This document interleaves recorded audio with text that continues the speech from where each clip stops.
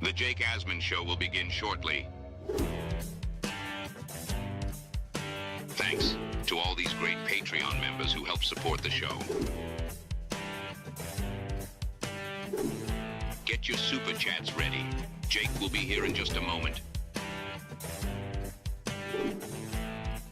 If you love the New York Jets, this is the place to be.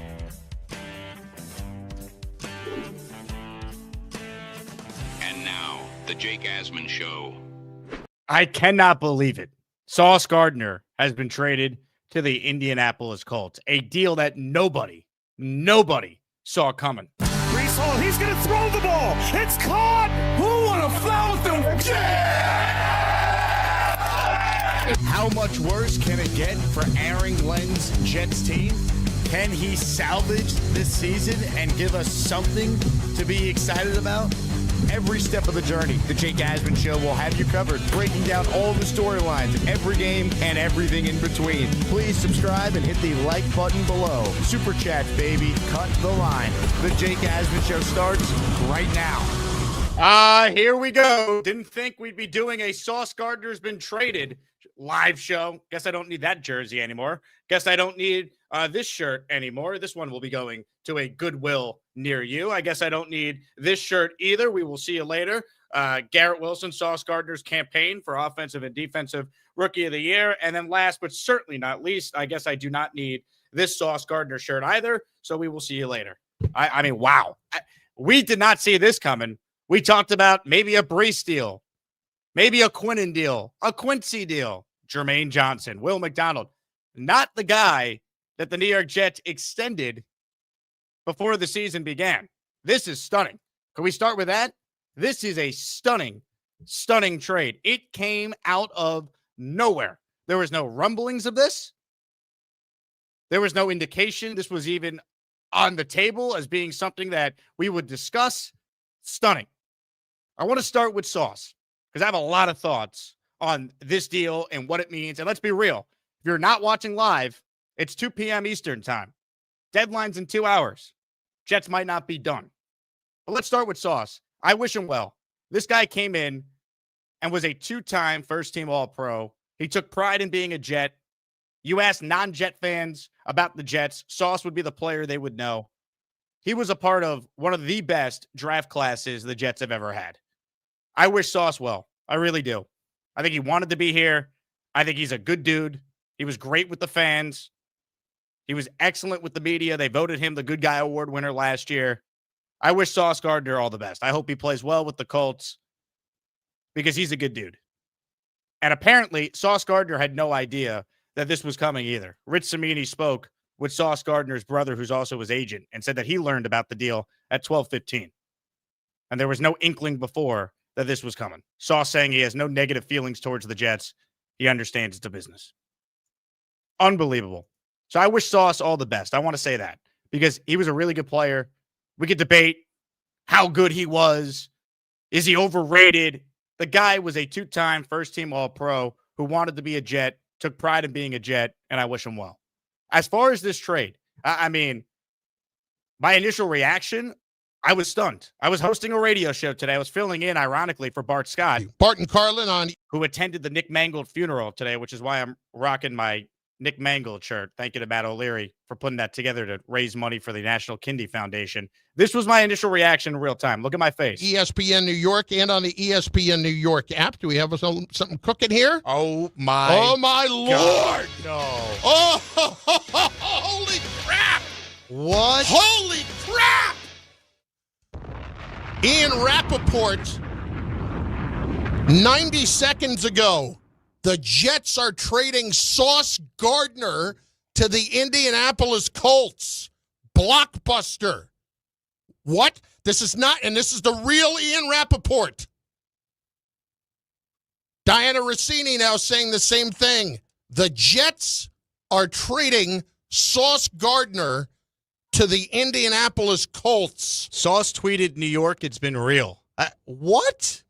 I look like I saw a ghost. Now that I've had about 30 minutes since that to try and compile my thoughts, I understand the deal. I do, right? You're getting 2 first-round picks for a guy. That is a huge return. Sauce is still an excellent player.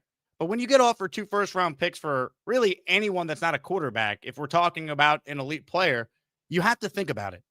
This deal reminds me a little bit of the Jamal Adams trade, where most Jet fans did not want Joe Douglas to trade Jamal Adams. But when you saw the return was 2 first-round picks, you understood it. What's complicated with this is you just extended Sauce Gardner. So what I need to know is what happened from when you signed him long-term, and Glenn, you referred to him as a foundational piece, to now you're dealing him, right?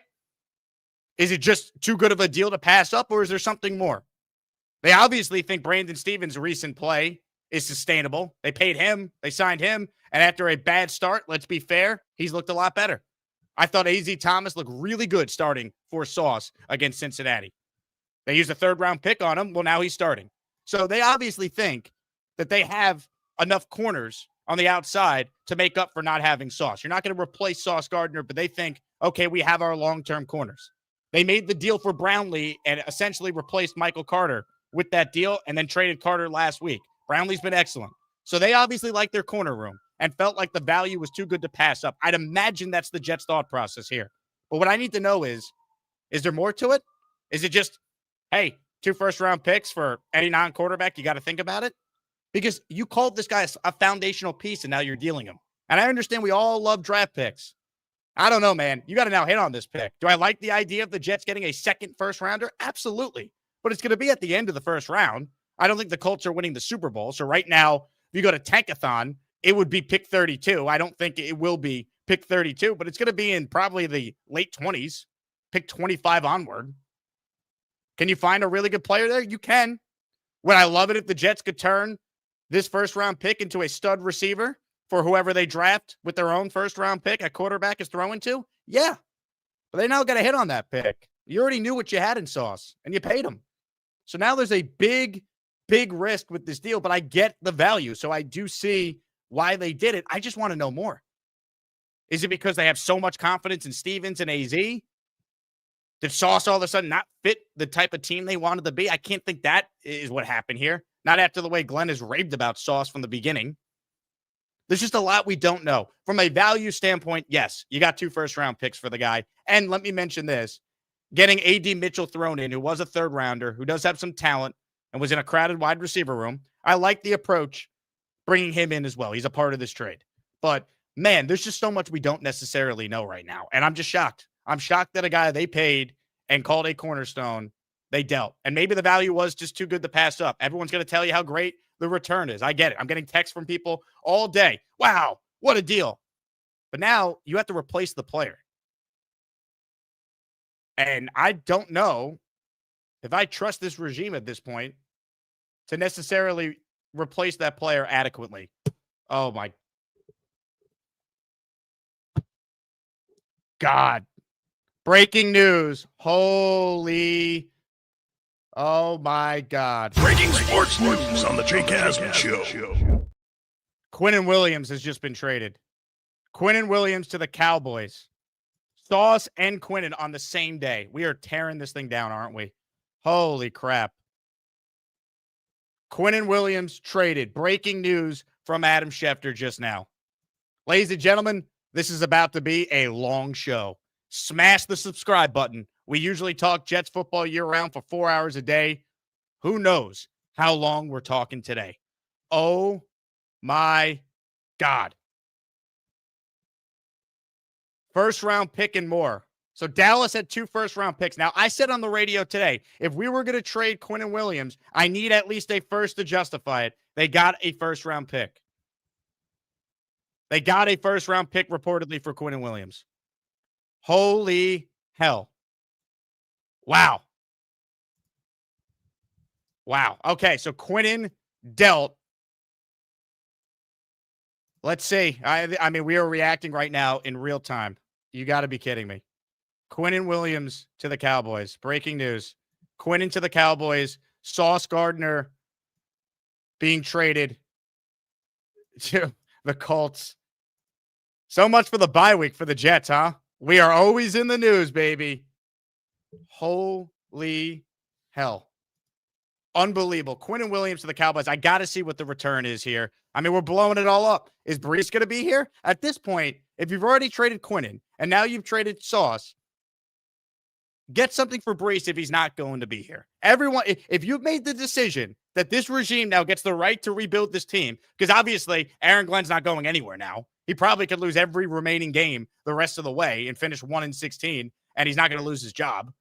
If you make the decision that you are going to completely tear this down, which you're doing when you trade away Quinnen, who's under contract for multiple seasons, and Sauce Gardner, who didn't even have his extension years kick in yet, and it wouldn't kick in until after 2026, you're blowing the whole thing up. So if you're blowing the whole thing up, then trade Quincy and get a pick for him.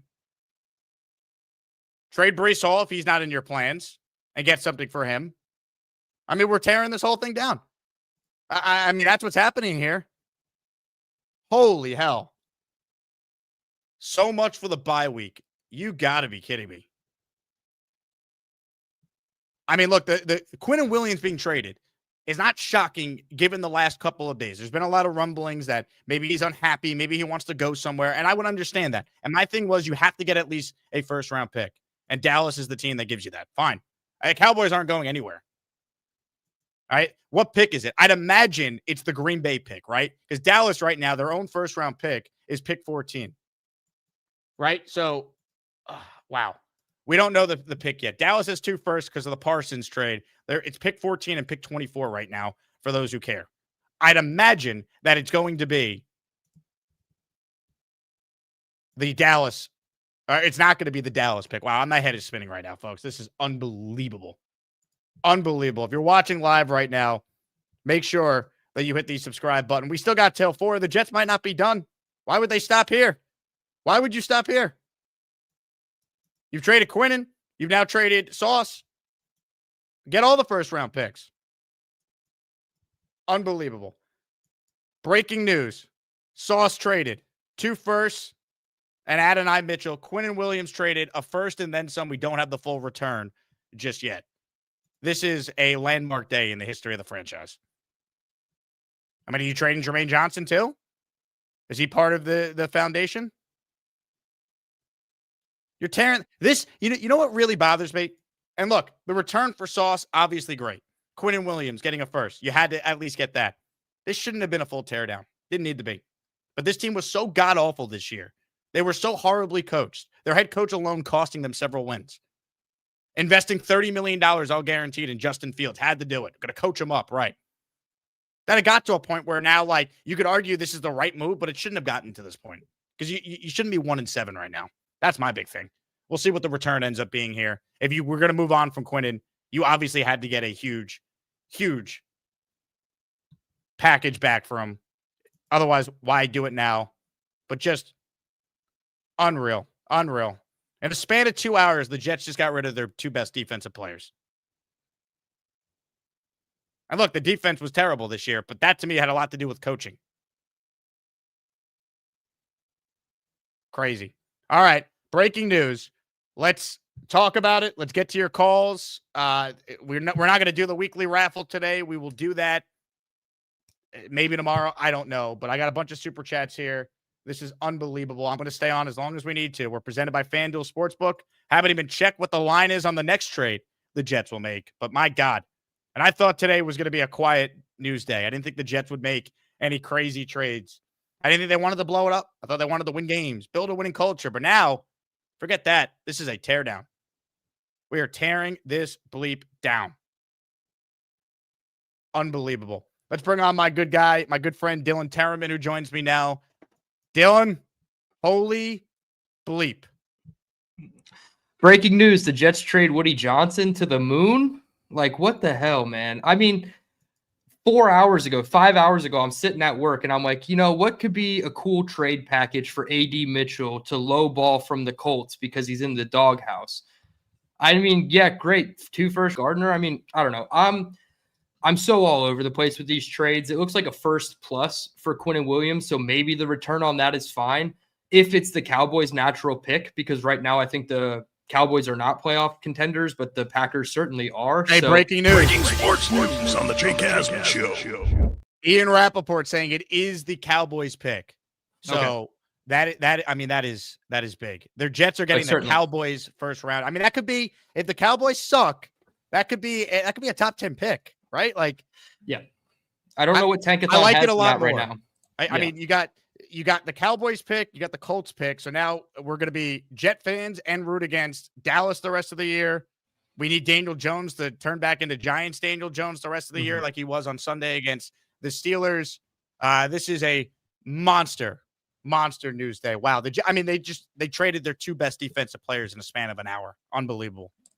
Yeah, this entire shelf is cooked. I mean, obviously Kobe's not going anywhere because he's passed and his legacy is solidified, but this football is signed by the Williams brothers, and this football card is Sauce Gardner's autographed rookie card. So that shelf is completely cooked.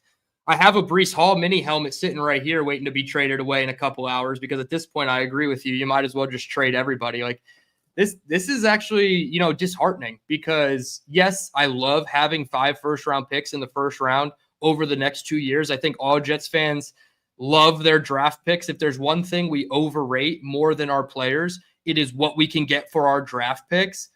The only thing I can say right now, Jake, is if they land their quarterback of the future, it doesn't matter. And that is the only thing that is on my mind right now as a Jets fan, is how can you use these to go get your quarterback and make it be the right quarterback, which is a very hard thing to do, right? You're not guaranteed to hit on your quarterbacks. We've seen this time and time again.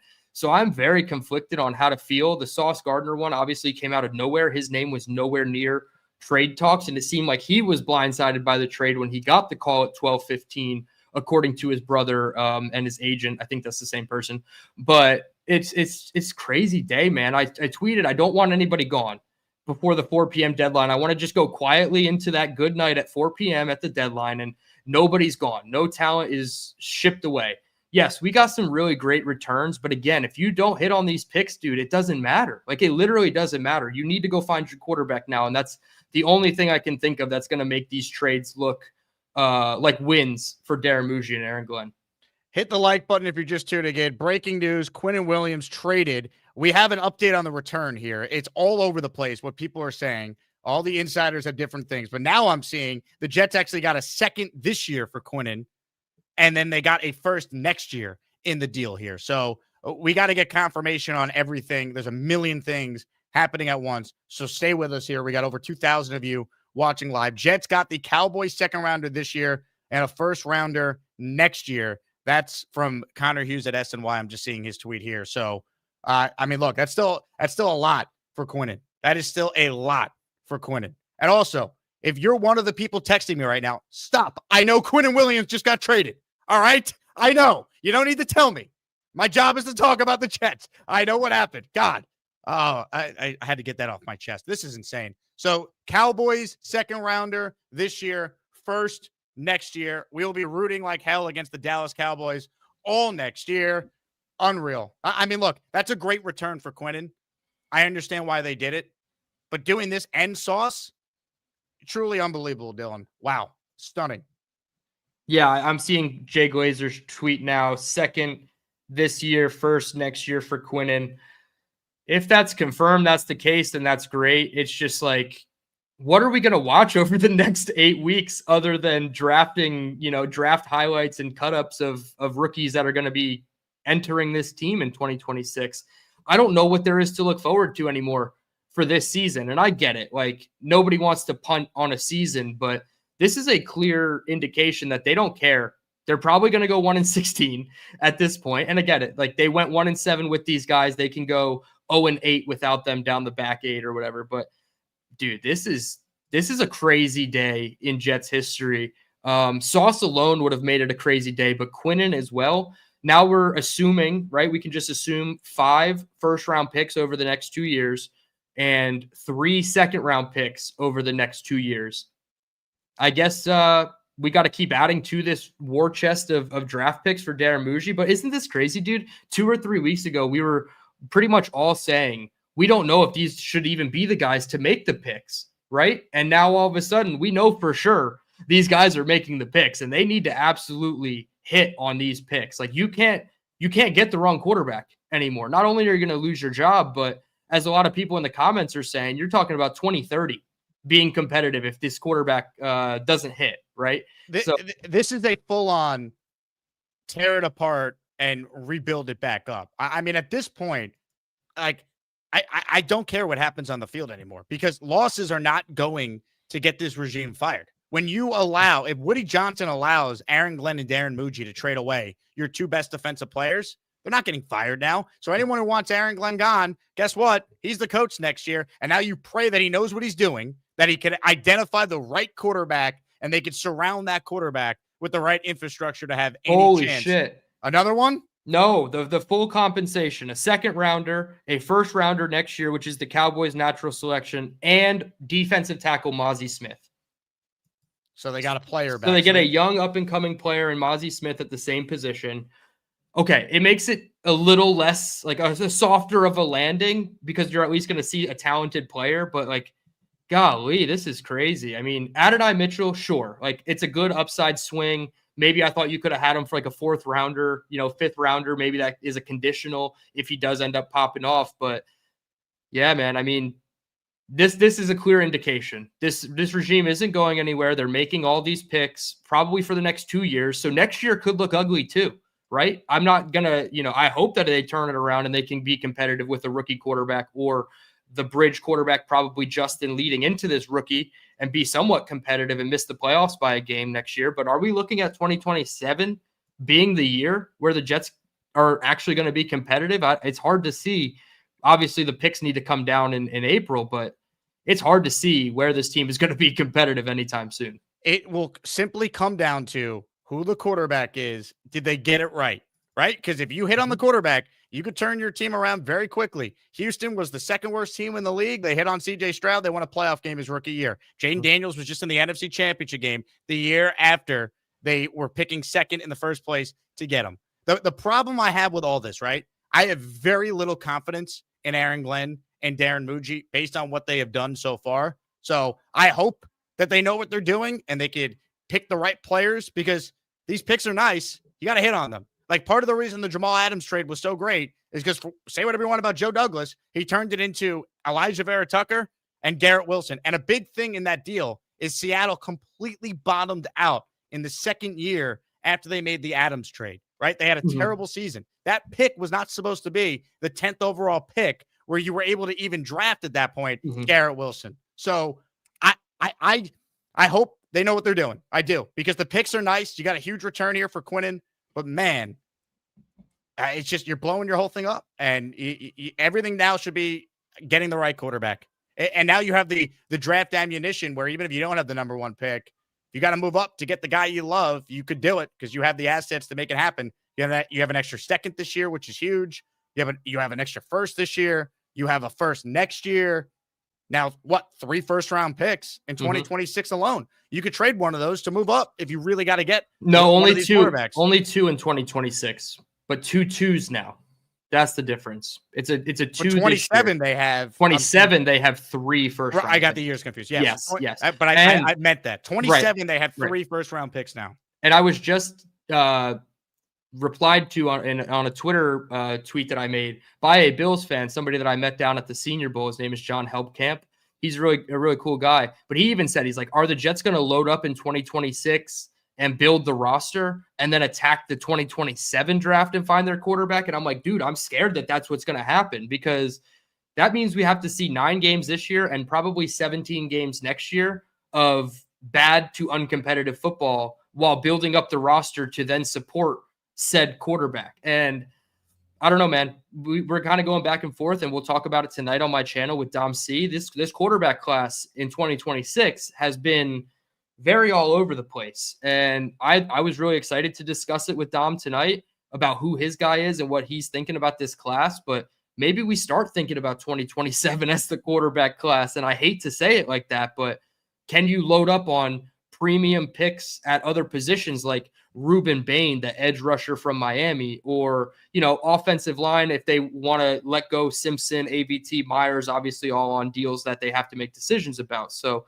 I'm just completely nervous about the future of this team for next year, because if they don't go up and get their quarterback this year, it's not going to look great next year at all. And AG is going to have just the same amount of, haters coming at him and rightfully so. But dude, this is a crazy day, man. I'm almost at a loss for words. It's hard to put into words this happening because this seemingly came out of nowhere with Sauce. Quinnen is not as surprising, but man, you're blowing it up. And I just didn't think this was a team that you needed to completely blow up. They're not 1-7 because of a lack of talent, but it's now being spun like, oh, well, we need to improve our talent. I thought Albert Breer, I just saw this. I thought he had a good tweet on the Jets thought process here. The new Jets brass is basically telling you the talent they inherited was overrated. Whether that's true or not, it's a matter of opinion, but dealing off 2 of your 3 highest paid players at 27 in Quinnen and 24 Sauce screams that. The problem is they're the ones who paid Sauce Gardner, right? So they didn't overrate the talent when they signed him. They believed in him. Glenn referred to him as a foundational piece. So now 8 games in, you've already changed your mind. That's why I think the Sauce deal, it screams it was just too good to pass up, and we don't have a quarterback, and we might need extra picks to get our quarterback and then surround him with the right players. Quinnen, I think they maybe did find overrated, or maybe Quinnen, they knew he was not going to request a trade, but they knew he was unhappy and they wanted to get something for him, and they completely won that deal. Like I don't mind the Quinnen Williams trade. I don't know how you feel, Dylan, but I think they got great value there for a guy that you were going to have to rework his deal anyway this offseason, and it doesn't sound like they wanted to do that. Just it didn't scream like that was going to be a big priority for them. So I'm fine with that. The Sauce deal, we just need to know more, because a guy you called a foundational piece 8 games in, you're trading him. Is it simply because too good of a deal to pass up? Do you really have that much belief in A.Z. Thomas, who's now starting opposite Brandon Stevens, who has played a lot better? Like, there's just so much of an unknown to these deals we don't know yet as we continue to react in real time to all of it. Yeah, and I was speculating on my breaking news video that I just put out on my channel about Sauce, and I said, hey, maybe if he went to the team and he was like, you know what, I want to be traded to a contender, I understand, and he sees that the writing on the wall is the Jets aren't going to be competitive till 2027, then yeah, obviously you have to, try to satiate your player and facilitate a trade of Sauce Gardner. But the fact that he was, I don't want to say blindsided, but unaware that the trade was even happening, that it makes me more inclined to think that Darren Muji just got an offer he couldn't refuse, right? And obviously 2 first-round picks and a wide receiver. I have no idea how the Broncos had A.D. Mitchell on their board that past draft, right? Obviously he went, I think, 52nd overall to the Colts. Maybe the Broncos really liked him, and that's something, Muji saw from his time with the Broncos and Peyton. So I don't know. It's the Quinnen Williams deal. Yes, I am more of a fan of it because you got 2 premium picks and a player back at a position where you have contractual obligation. You don't have to sign him right away. I think he has at least 1 more year left on his deal, and AD has 2 years left on his deal. So if they see these guys as ascending pieces for the long term, you can kind of swallow that pill a little bit more. But I don't know. The Sauce Gardner trade to me is he was going to be a second team All-Pro. Like I know Jets fans overrate players and they love to hate on Sauce, and maybe part of the bright side of this is we don't have to do the discourse of like saying Sauce Gardner is a good player while people just continually say he's shit. But I don't know. I can take the Quinnen one. I don't really love the Sauce one. But again, it all comes down to what these picks look like. That's it. I mean, if you have faith in Darren Muji and Aaron Glenn, God bless you. Why should we? Right. I mean, I don't personally. I hope they prove me wrong as a diehard Jet fan who spends 4 hours a day talking about this team year round, right? I can't escape this. Like, we're going to be talking about bad football the rest of the way, as this team is going to struggle to win some games now. And what sucks is now they have the built-in excuse. Oh, well, we traded away Sauce. We traded away exactly. We traded away Quinnen. Like, you can't hold us accountable for us only finishing now with 2 wins. No, we this needed to be a full-on teardown, and I just don't think it did. But they got to hit on the picks now. That's it. And the biggest thing above anything else, they're drafting a quarterback. We all know that. It better be the right quarterback, and I hope that they could actually not only pick the right quarterback, because in recent Jet history, the Jets have actually done that in Sam Darnold, but we're so bad at building a team around him and giving him the great Adam Gase as his coach that we didn't know they actually picked the right quarterback until years later. So, like, there's just so much unknown now. We just got to hope that they turn the haul of picks that they have now accumulated into real players. I mean, here's a look at the future picks now that the Jets have, right? They got a first rounder, their own this year, Indy's first rounder, their own second, Dallas's second. I mean, that's 4 players right there that you're adding to your team in premium spots. 2027, you now have 3 first-round picks. So this regime is going to get all of this year, all of next year, and they'll probably get year 3 because now they've convinced Woody this is going to be a 2-year rebuild and we'll be ready to win finally in the 3rd year. The way they set this up, they can't be fired next year because the excuse will be, well, you got to let us make our 3 first-round picks that we have. So we're now tied into this regime, and we got to hope like hell as Jet fans that this new regime knows what the F they're doing because they're not going anywhere now. The biggest takeaway from today beyond the returns of these players is Darren Muji and Aaron Glenn are here for this year and all of next year because they're going to be getting the opportunity to use all these picks. They're not going to fire Glenn even if he goes out there and wins 4 games in 2026. It's going to be, well, he's got 3 first-round picks he now has to use to build around his quarterback that he's going to take in this offseason. So we're now tied in to the Aaron Glenn, Darren Muji regime for the rest of this year and all of next year, no matter what. I don't care. They can win 3 games in 2026. It does not matter, DT. They are going to be able to make these picks. Yeah. Can you pull up that graphic again of all their picks? Because I have so obviously the Jets are picking 3rd right now. Indy is picking 32nd. Obviously, they have the best record in football. We're going to hope that Daniel Jones continues to look like he did this past weekend against the Steelers. Then the Jets have the 35th overall pick, right? The 3rd pick. It might be the 4th pick, so 36th overall in the 2nd round. And then Dallas has the 14th pick in the 1st round. So you're looking at roughly pick 46 or 47. So 3, 32, 36, and 47 as it stands today in the 2026 draft. I honestly don't know if they'd pick 4 players. They probably end up picking 3, right? They use one of those to trade up and probably solidify that quarterback. That's just my assumption. So you have to find 3 quality players with these picks. And then if you're not going to do the quarterback thing, you probably got to stay put, pick 4 players, and then load up next year to be in the same spot. And you also have to hope that Indianapolis in 2026 against a first place schedule, assuming they win the AFC South, which it looks like they will, they're playing a first place schedule. And you got to hope Daniel Jones is not looking good again next year or whoever their quarterback is.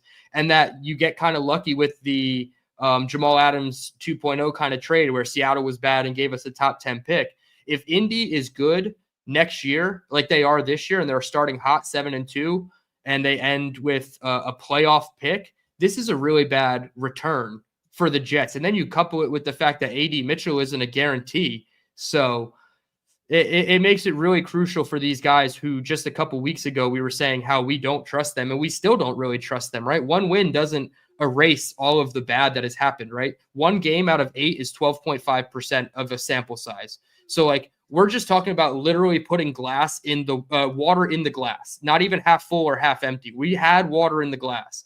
Now it feels like we just have a glass sitting on the table empty, and we really have to build it back up again. And I don't know, is Muji the right guy to do this? It's really hard to say definitively it is. And it looks like they have offers on the table for Jermaine and Breece as it stands right now. Just trade them. At this point, just trade them and get as many picks as you can, because what else are we going to see this year? We're not watching wins down the stretch. We're going to watch maybe 1 win down the stretch.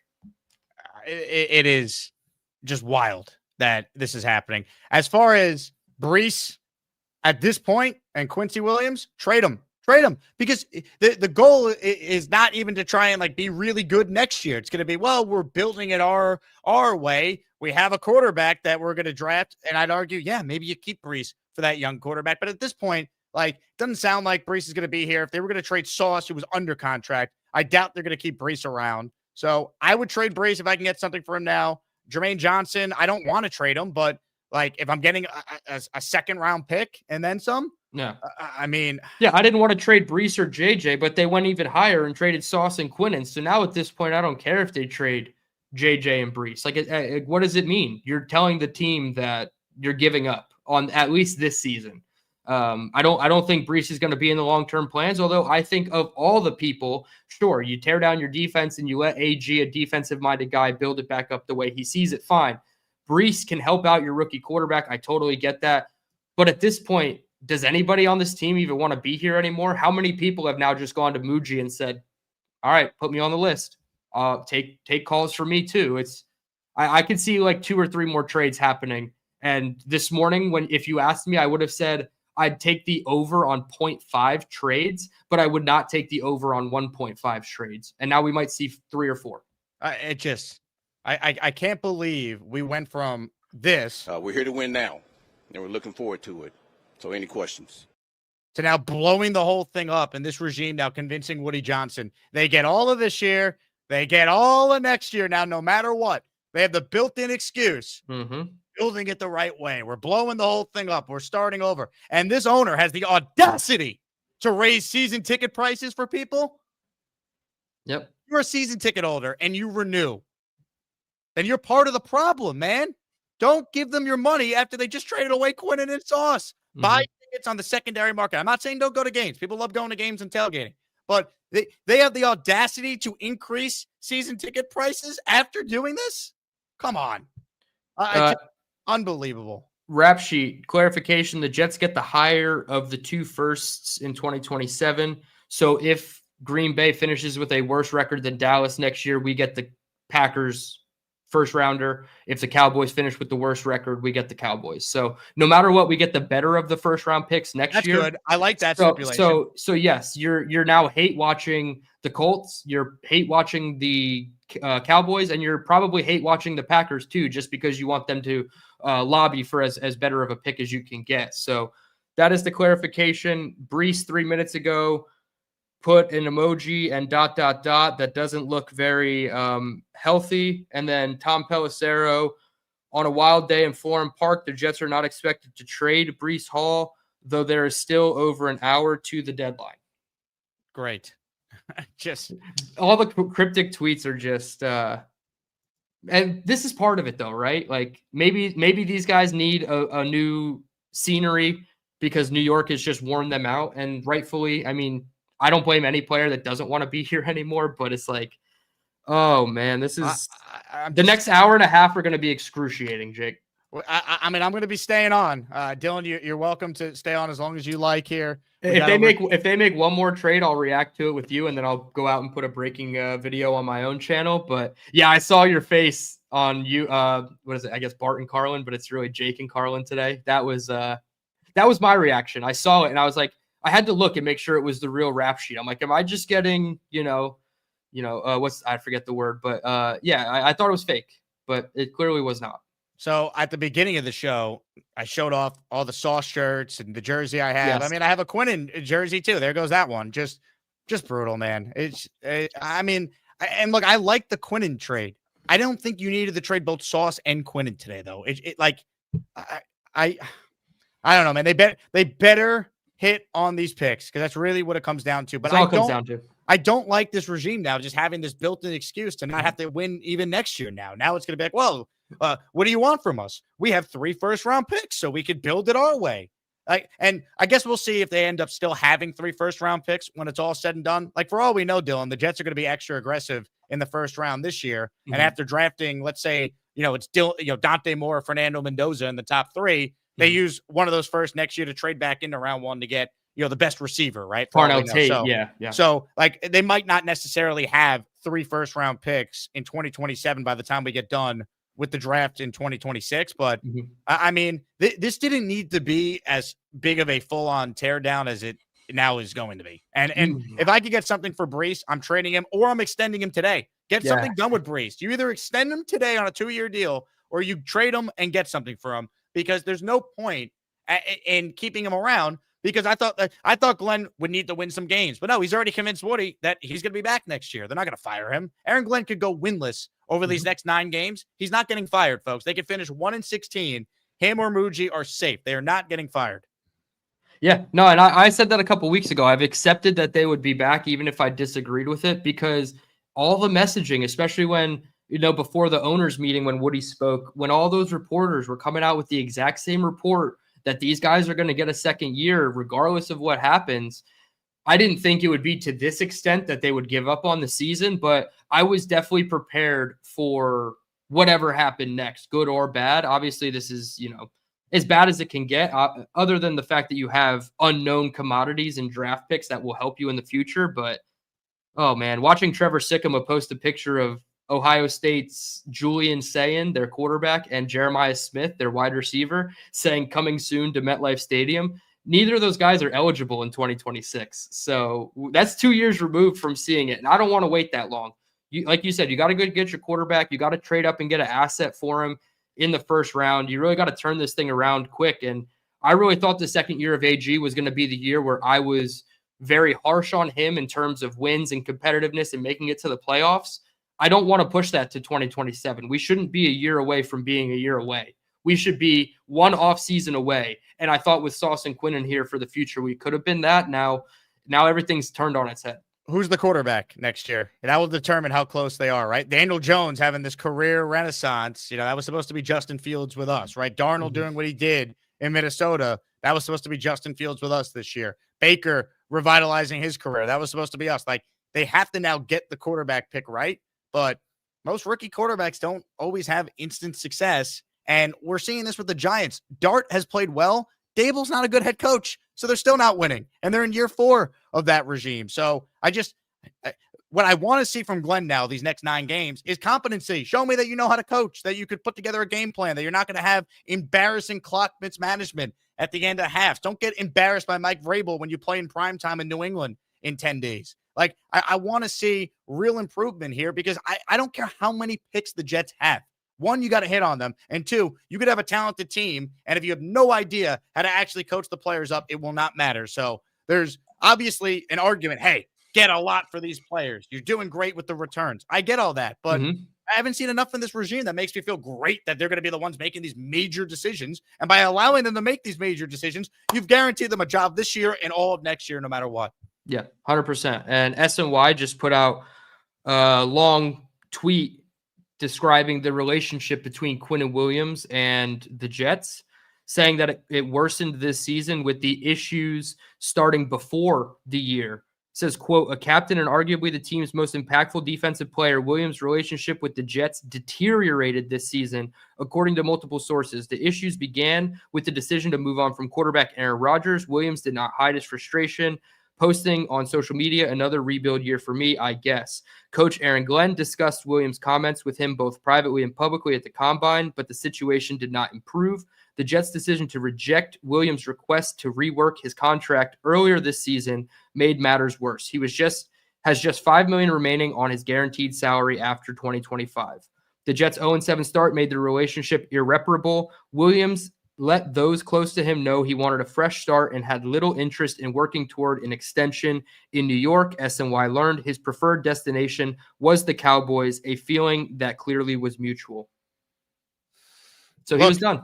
I wish the best to Quinnen Williams. Sure. He was a great Jet. It is unfortunate that Quinnen Williams never got to experience any sort of success with this franchise. The best longest tenured player, and the only success from a record standpoint he had was in 2022 when they got off to the 6-3 at 7-4 start. That was it. The best year from a winning percentage standpoint was actually Q's rookie season when Adam Gase started 1-7, but finished 6-2 to go 7-9. So guess what? Quinnen Williams 7-9, better than the other 7-10 seasons that he was a part of with Saleh in 22 and 23. So I wish Quinnen all the best. They got a huge haul for him. I understood why they did it. I'm fine with that. Sauce, to me, it's like you didn't need to do this full-on teardown. You better be right with these picks, man. And honestly, Breece is now tweeting, He clearly wants to be out of here too. If you could get a 4th or a 5th, I got to do it at this point because you're tearing it down. That's what this is. Why stop? Why stop now? If Breece is not in your plans for next year, if you're not going to go to him right now with an extension offer, then trade him. Because I'm not going to keep him around and then lose him for nothing. If you have no intention of keeping Breece, not using the franchise tag on him, if you have no intention of extending him, then get me a pick for him. And same for Quincy Williams, who's a free agent at the end of the year. Just get me all the picks possible, and we'll start doing mock drafts on the show tomorrow. I mean, seriously, what else is there? If you're trading Quinnen and Sauce in an hour apart from each other, then just get me all the picks possible if these guys are not in your long-term plans. And I have no reason to think Breece Hall is in their long-term plans. I don't even know if Jermaine Johnson is in their long-term plans. I have no idea. I think he should be, but I have no idea. They could be trading him too in the next 15 minutes for all we know. Yeah, hour 15. We have an hour and 15 to just slow grind this roster out. And I don't think anybody's safe at this point. Maybe Breece, and some people were saying maybe he was putting the sad emoji because he's staying with the Jets, or it's the sad emoji because his friends are getting traded. Either way, it's not a good look. I would like it if they kept Breece. I would get it if they moved on at this point.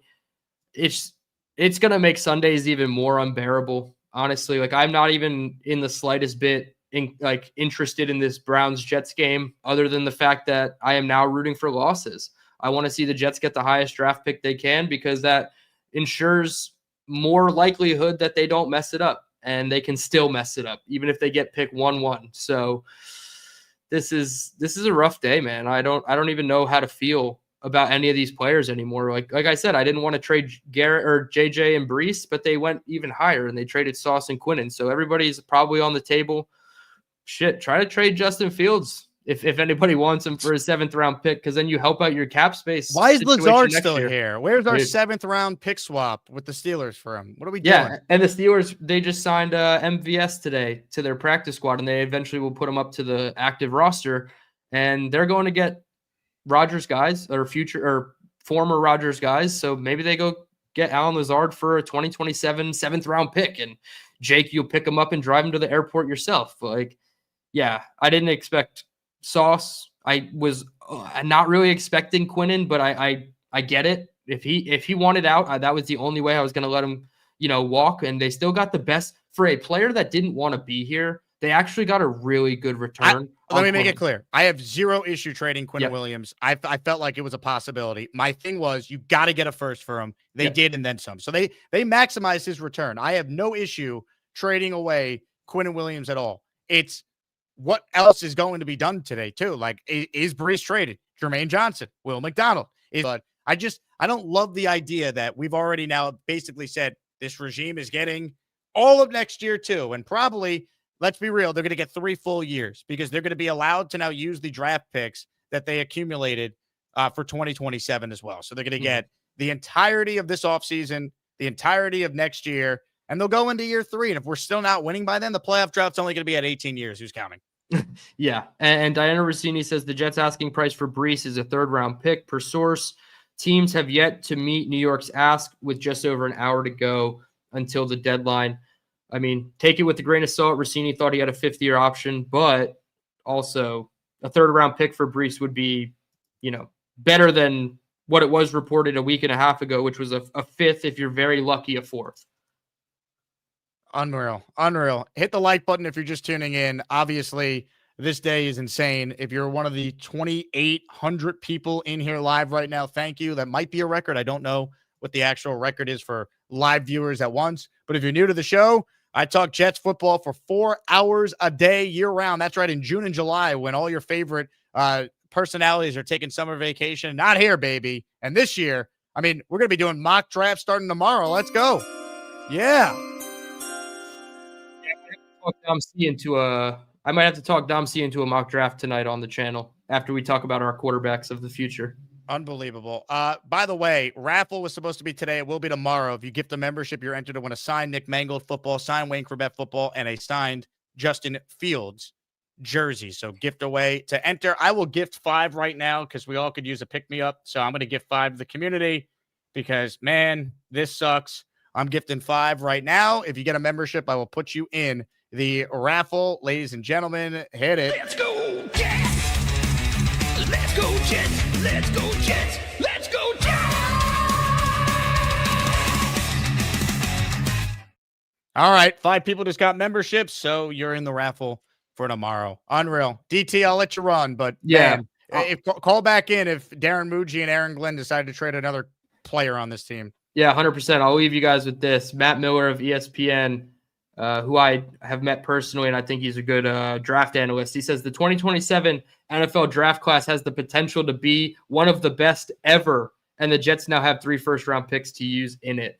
I mean, on one hand, can we stop doing that shit? Can we just focus on the draft that's coming up instead of bolstering up the class that could be in 2027? But on the other hand, if a lot of these quarterbacks go back to school because they still have some eligibility, I think there's like 5 out of the top 6 right now that have eligibility left in college, then yeah, it makes the 2027 class a lot better. But hey, man, it's a great time to be a draft enthusiast if you are a Jets fan. So we're right back to it. 2022, we had 3 picks. Now we have 3 picks in 2027, 5 years later. Can we repeat? I doubt it, but it'll be interesting. 2032, when we trade away, which star player to which team, you want to start previewing that live stream in 2032? Yeah, the Jets trade former All-Pro.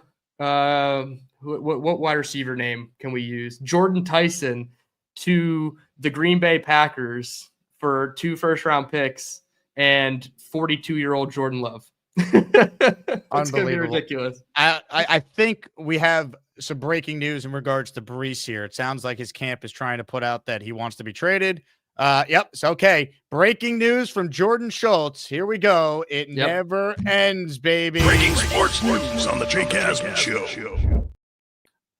Jets running back Breece Hall wants to be traded. I'm told a little over 1 hour till the deadline, but Breece wants to be out. Of course he wants to be out. He's tired of losing. And the Jets clearly have not come to him with any talk of an extension. So, yeah, he wants out. Do I think they should trade Breece? No. They should be extending him. He's going to help your rookie quarterback next year, not having to do it all by himself. That's the point.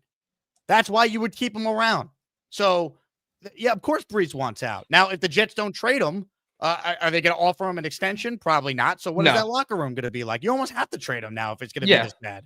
Yeah, because you can't, and somebody put this out on Twitter too, you can't tear down the team in terms of talent, and then your first move of building it back up is extending the least valuable position in the NFL. Now, if you kept all these guys and extended Breece Hall, it makes sense. You want to be competitive down the back 9, and you want to be competitive next year. You're not being competitive, unfortunately, for the next 9, 15, 18 games. I would say back half of next year, we're going to start seeing some competitive football out of this team. But again, you got to hit on your draft picks. I don't blame Breece. Good luck. My Breece Hall helmet is this whole shelf is just garbage today. It's just unreal. I'm going to stay on as long as we need to be on today, folks. So I will get to your calls. I know there's a bunch of super chats we've yet to hit on. DT, thanks for popping in, though, man. Call back at 4 after we see what the final damage is for this day. Unbelievable. The carnage, the Jets blowing it all up on the day of the trade deadline, man. Unbelievable. Absolutely. I'll be back most likely with you live still because you're going to be on for a while. I'm going to go do my breaking Quinnen video, the Breece video, and then tonight on my channel at Dylan Terriman, as you see it down on the screen, Dom C and I are doing about 30, 35 minutes on college quarterbacks. We're going to get all Dom C's thoughts. He's our guy. We waited far too long to get a draft enthusiast on the podcast, but Dom C is joining me tonight, and we'll be doing mock drafts by the end of this week, Jake.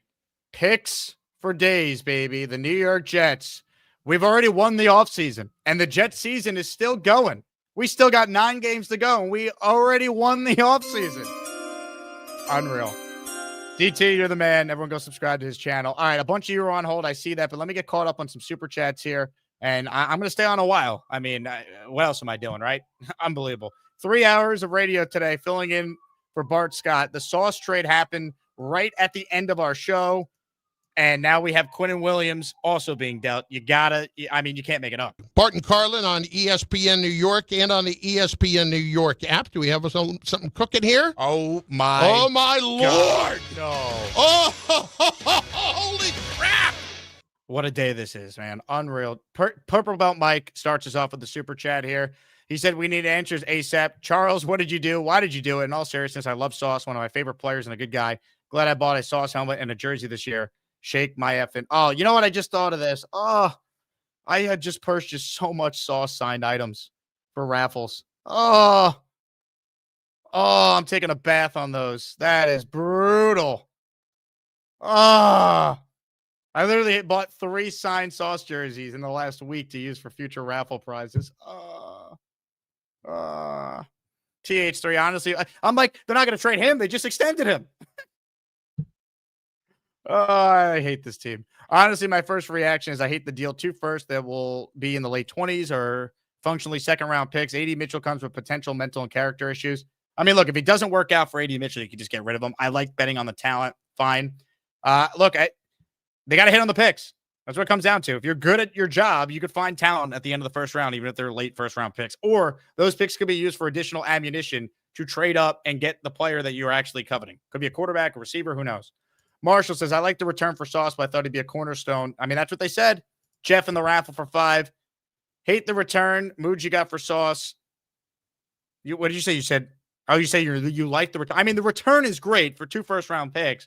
I just don't love this regime basically now being given like carte blanche to be here for all of this year, all of next year. They're going to get a year 3. Like, when are we making the playoffs, man?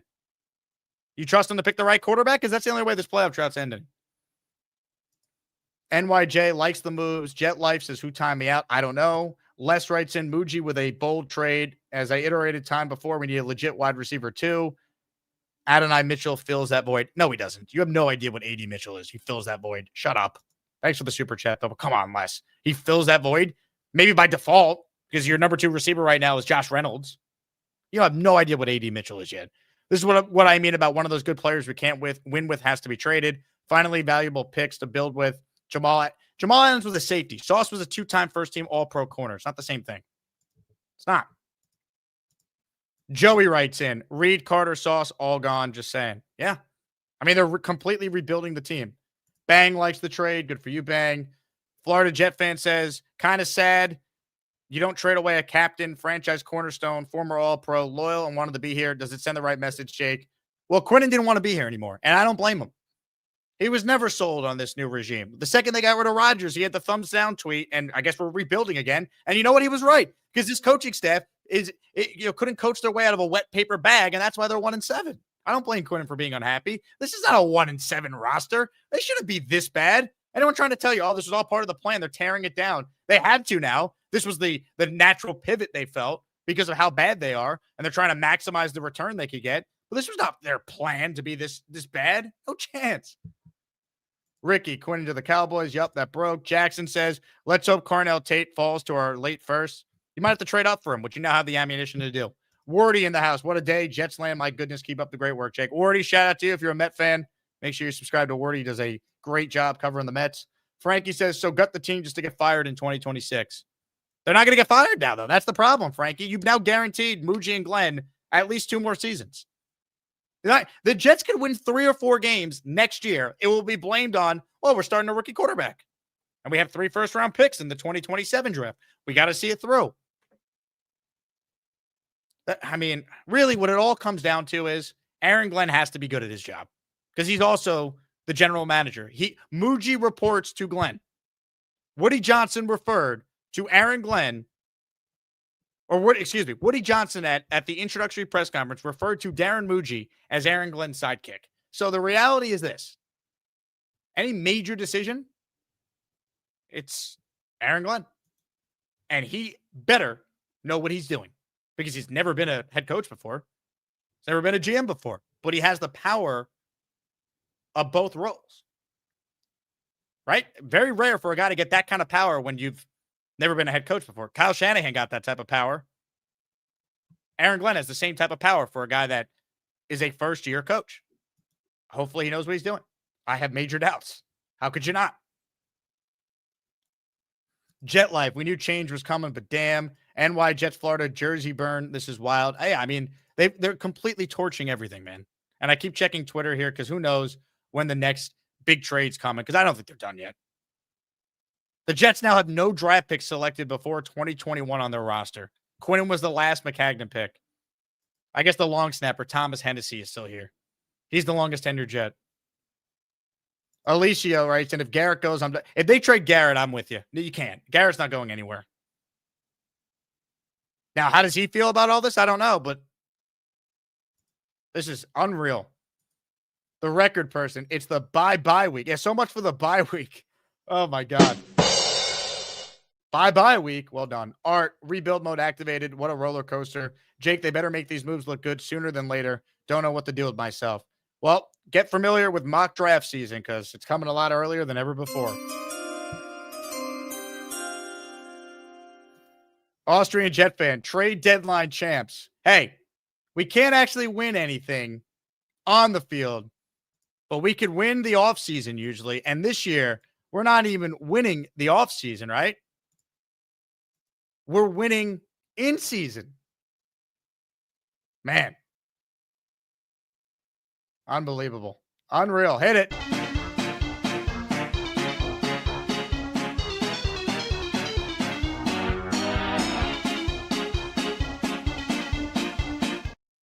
Barney, the bye week is now the bye week. Frankie, we want to win now. 1-7, blow it up. No, I mean, they're blowing the whole thing up. Andrew confirming that it's the Dallas pick. Yep, Rap saying that. So it's the Dallas second round pick. This obviously these super chats are a little dated because we were reacting in real time.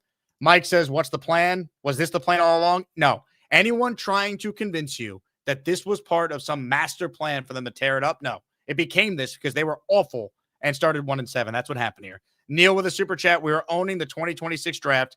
Let's all go, baby. Could not be happier. Quinnen 1 sack, wanted out. Sauce 1 pick in 2 years. How many games did these two win for us the last 2 years with Rodgers?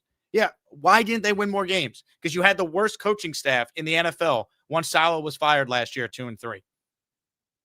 Quinnen and Sauce were all pro players with good coaching. Were they not? Like, that's what happened, Neil. What has Aaron Glenn done to deserve the opportunity now to basically get guaranteed 2 more years to make all these picks and trade away proven good football players? People love the idea of draft picks. You got to hit on the picks, and then you got to actually coach these players up. That's my fear with the quarterback. They picked the right guy in Sam Darnold. They failed him. They picked Justin Fields. Aaron Glenn said, we're going to coach him up. We're going to let him play quarterback. He's terrible. Outside of week 1 and the outlier game against the Bengals, he's terrible. So their ability to coach guys up has been terrible. Guys have gotten worse on the team this year, not better. That's why I have major doubts. Like the returns, I understand. I don't like giving this regime the power to make these deals. They don't deserve it in my mind. They've been awful. But they're going to get, I hope they're great at their jobs because we all benefit as Jet fans. But that's why I have major doubts. I don't want Aaron Glenn and Darren Muji getting guaranteed 2 more years now, which is what they have. Les says Fields has been a part of 2 teardowns. I mean, not really when they moved on from Justin Fields because they had the first pick because they made a smart trade with Carolina the previous year. That wasn't a worst team in the draft pick to take Caleb. They got lucky. Cactus says, what the F did any of us do to deserve this garbage? I hate Woody and what we become. Inflicting this nonsense on my 15-year-old son is/was child abuse. Arias says Hughes reporting JJ getting offers. I mean, look, would it shock me if they trade Jermaine Johnson? No. Muji is cooking. JJ, I'm going to send a video of me laying out all my Jet jerseys, the guys they trade today, and send to my ticket rep next time he contacts me. I mean, I could do that too. In my closet right now, I already tossed the Sauce jersey off to the side. Am I going to need to get rid of the Jermaine Johnson jersey too? I already got rid of the Quinnen jersey. Unreal. You know, why don't we do this? Let's do a giveaway. End of the show today. Let's do something that we all could benefit. I'll give away a jersey at the end of the show today. All right. And it's only a Jet Legend jersey. So these will never go out of style. Joe Namath, Joe Klecko, Curtis Martin, Wayne Corbett, Darrell Rivas, Nick Mangold. You pick the Jet Legend. I send it to you. But you got to enter the raffle to win by gifting a membership or sending in a $10 super chat or higher. I'll count them all up and we'll do it at the end of however long this stream goes because we still got an hour until the trade deadline is official. And my God, this is a landmark day in the history of the Jet franchise. NYJ, we are in the midst of a true rebuild. Yeah. Didn't need to be, but it is. Don't expect playoffs next year. They're going to now sell you on. This is going to take time. You know, it's an instant coffee league. Yeah, I heard the previous head coach who got fired say that too. Could always beat the narrative of same old Jets, but it's not. But I know this, they're not the same old Jets. Everyone wants things now. It's the instant coffee age. But at the same time, we're grinding. Here's what I do know. I know this is an instant coffee league. I know from the media to the fans, everybody expects this, you know, when you just start, okay, we're going to the Super Bowl. But we've all played Legos before. We'll watch the tape. Watch the tape. Unbelievable. Unbelievable. Here we are. Rebuilding again, baby. Big fella. I'm throwing in Gorman as compensation for AD. Free. Yeah, Charles Gorman's Colts today, man. Loaded up by acquiring a 2-time All-Pro corner. Team Curry, how come we didn't get 2 first-round picks for Gorman? He was a 1 seed, trade them all. Jay Sylvester said he wanted to be a Jet for life. Yeah, I know. I wouldn't have traded him. I would have kept him. I get the return is amazing, but I don't like this regime being the ones to be able to blow this up, especially after they paid Sauce. They inherited him and paid him. I get it. Like, the return is amazing, but now it's like you're trading Quinnen too. So, like, to me, it makes no sense to keep Breece. Once you make the decision you're blowing it up, then fully blow it up. Trade Breece Hall. He's clearly not in your plans. If you're not offering an extension today, then you know what? Trade him. Breece wants out. Trade him. Apparently, Quinnen Williams requested a trade 3 times already this year. So I think part of the reason Quinnen's not having a typical Quinnen year is he's not motivated to play. He's like, I'm doing this again. And honestly, I get it. He's a professional and all that. And I don't think he's dogging it. But I do question how exactly motivated Quinnen Williams was in the first place, right? Once again, the best year he ever had from a winning percentage standpoint was 2019, his rookie season, when they won 7 games. They were 7-9. Every other year, they were 7-10 was the best. Right? Like the only year he got to experience what winning in this town could be like was 2022 when they were 6-3. So Quinnen was unhappy. I don't blame him. I really do not blame Quinnen. I understood trading him. It makes sense to me. But Sauce wanted to be here. You could have, if they just traded Quinnen today, I'd get it. And then you keep Sauce. You have plenty of draft capital. I don't like trading both of them. That's my big thing. The returns are excellent.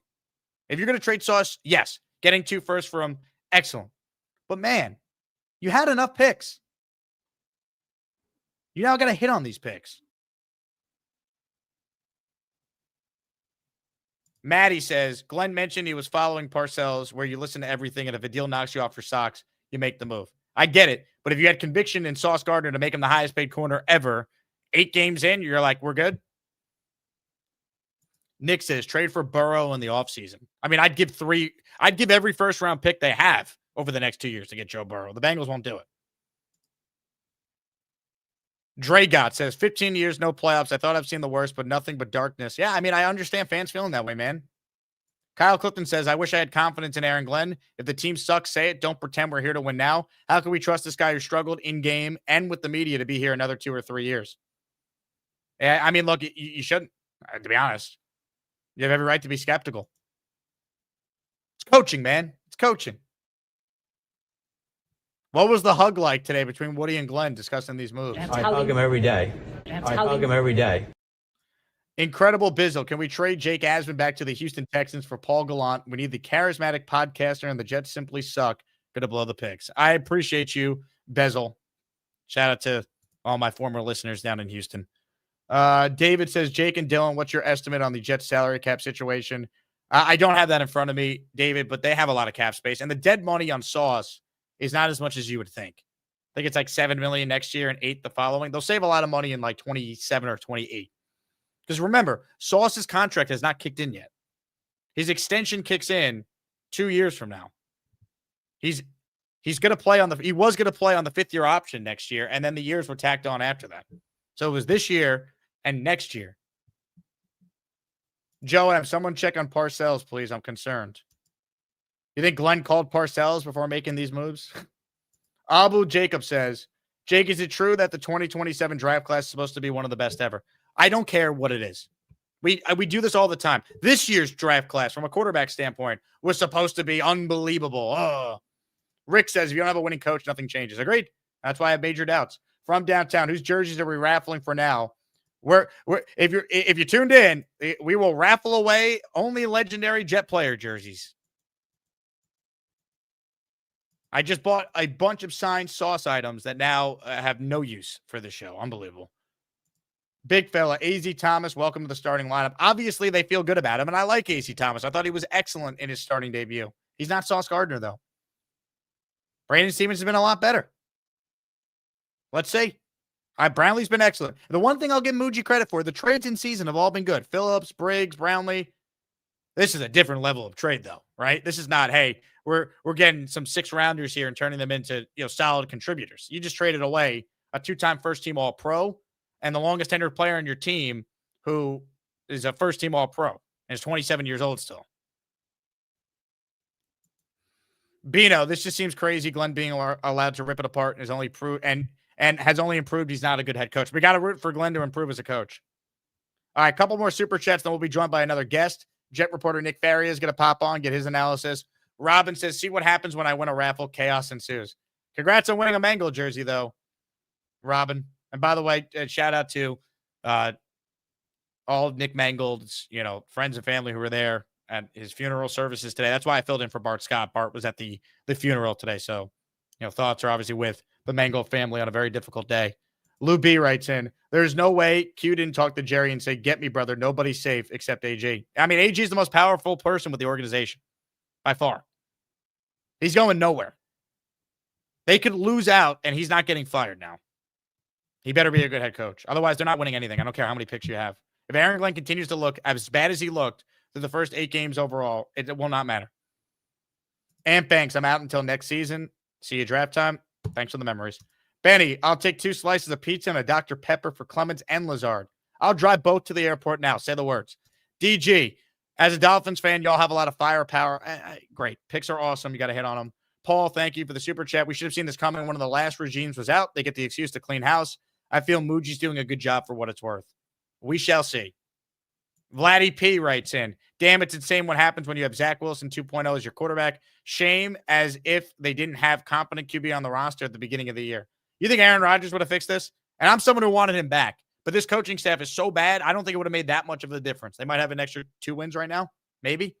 And then all the blame would be directed at Rodgers. Let him go to a real organization like he is in Pittsburgh, and he's winning.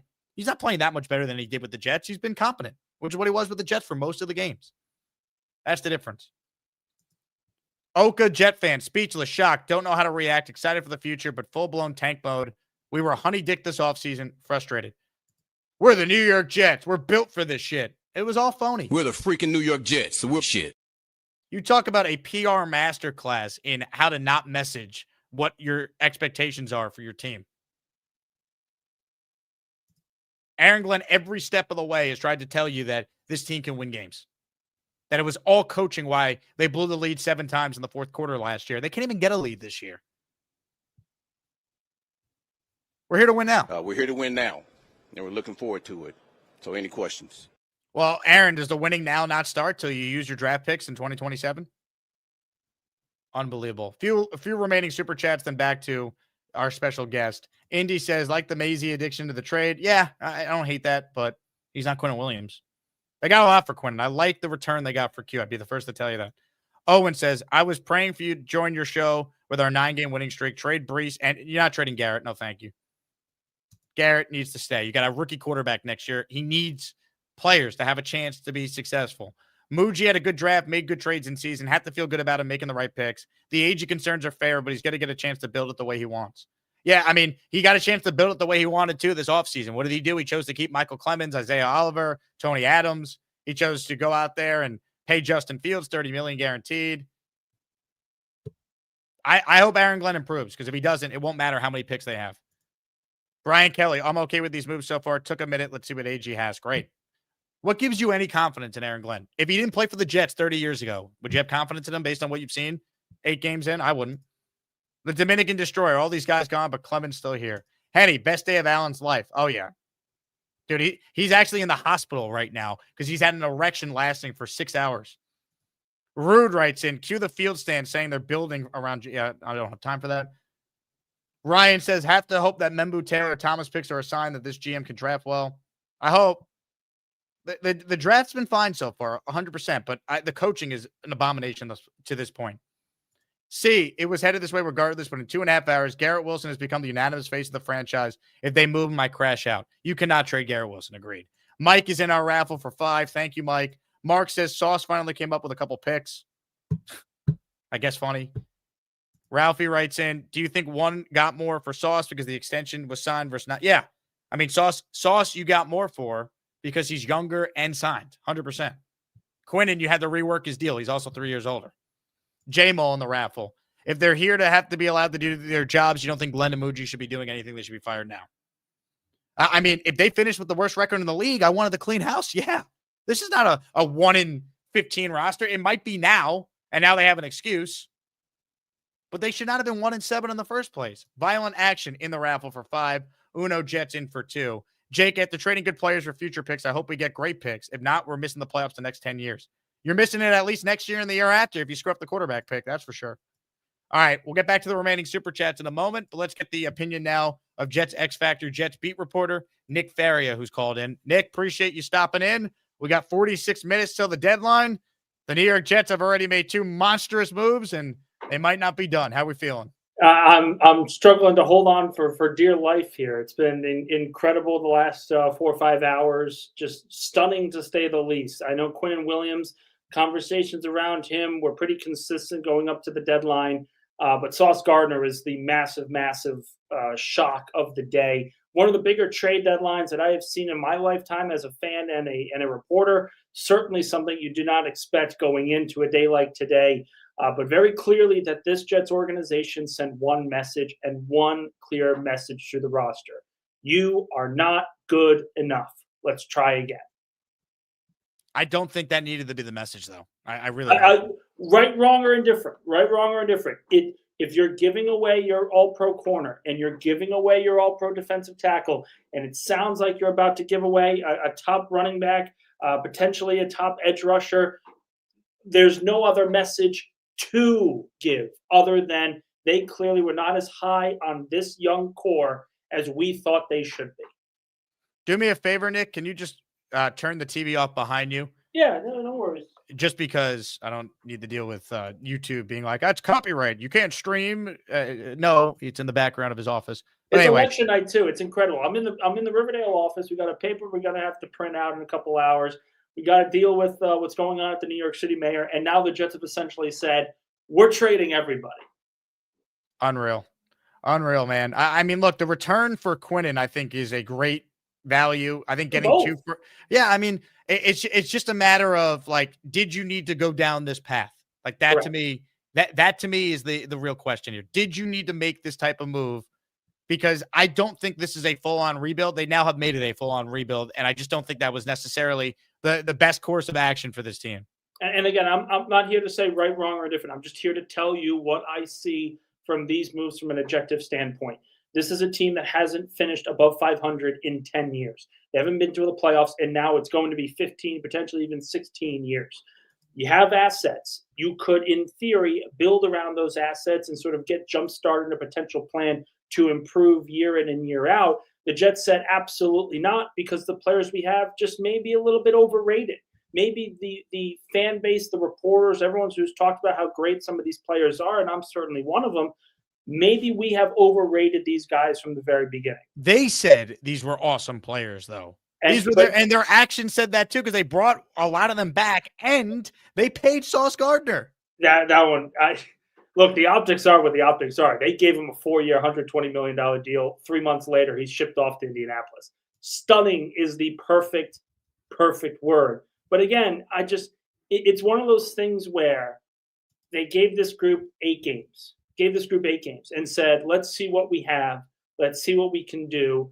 And as the losses piled up, again, part of the reason was not because of this core, is because of quarterback play, poor coaching, a lot of those other issues. But at the crux of the day, what it comes down to is they do not feel that this core is going to be good enough to be able to actually compete for a championship. Right, wrong, or indifferent, you do not make these moves otherwise. They better get the right quarterback, because that's what it comes down to now. You're blowing it up. The other thing is this, right? So I saw Diana Rossini say, like, oh, they gutted a top 5 defense in the league. Well, you need a good offense if you want to win in this league. You need maybe it was top 5 in talent, but Steve Wilkes and Aaron Glenn have done a terrible job with this defense overall. So that's why they're nowhere near where they should be from a talent standpoint. Sure, but they also need the quarterback. They also need the offensive pieces. And the focus should not be on building a top 5 defense to win a championship. The focus should be on building a top 5 offense and a good enough defense to help out along the way. In the modern NFL, you cannot be led solely by defense. It has to be a balance. You need the offense to be competent. And for the Jets, they have not been. And they essentially said, we're going to shift that way of thinking. We're going to shift the way we operate from a front office perspective.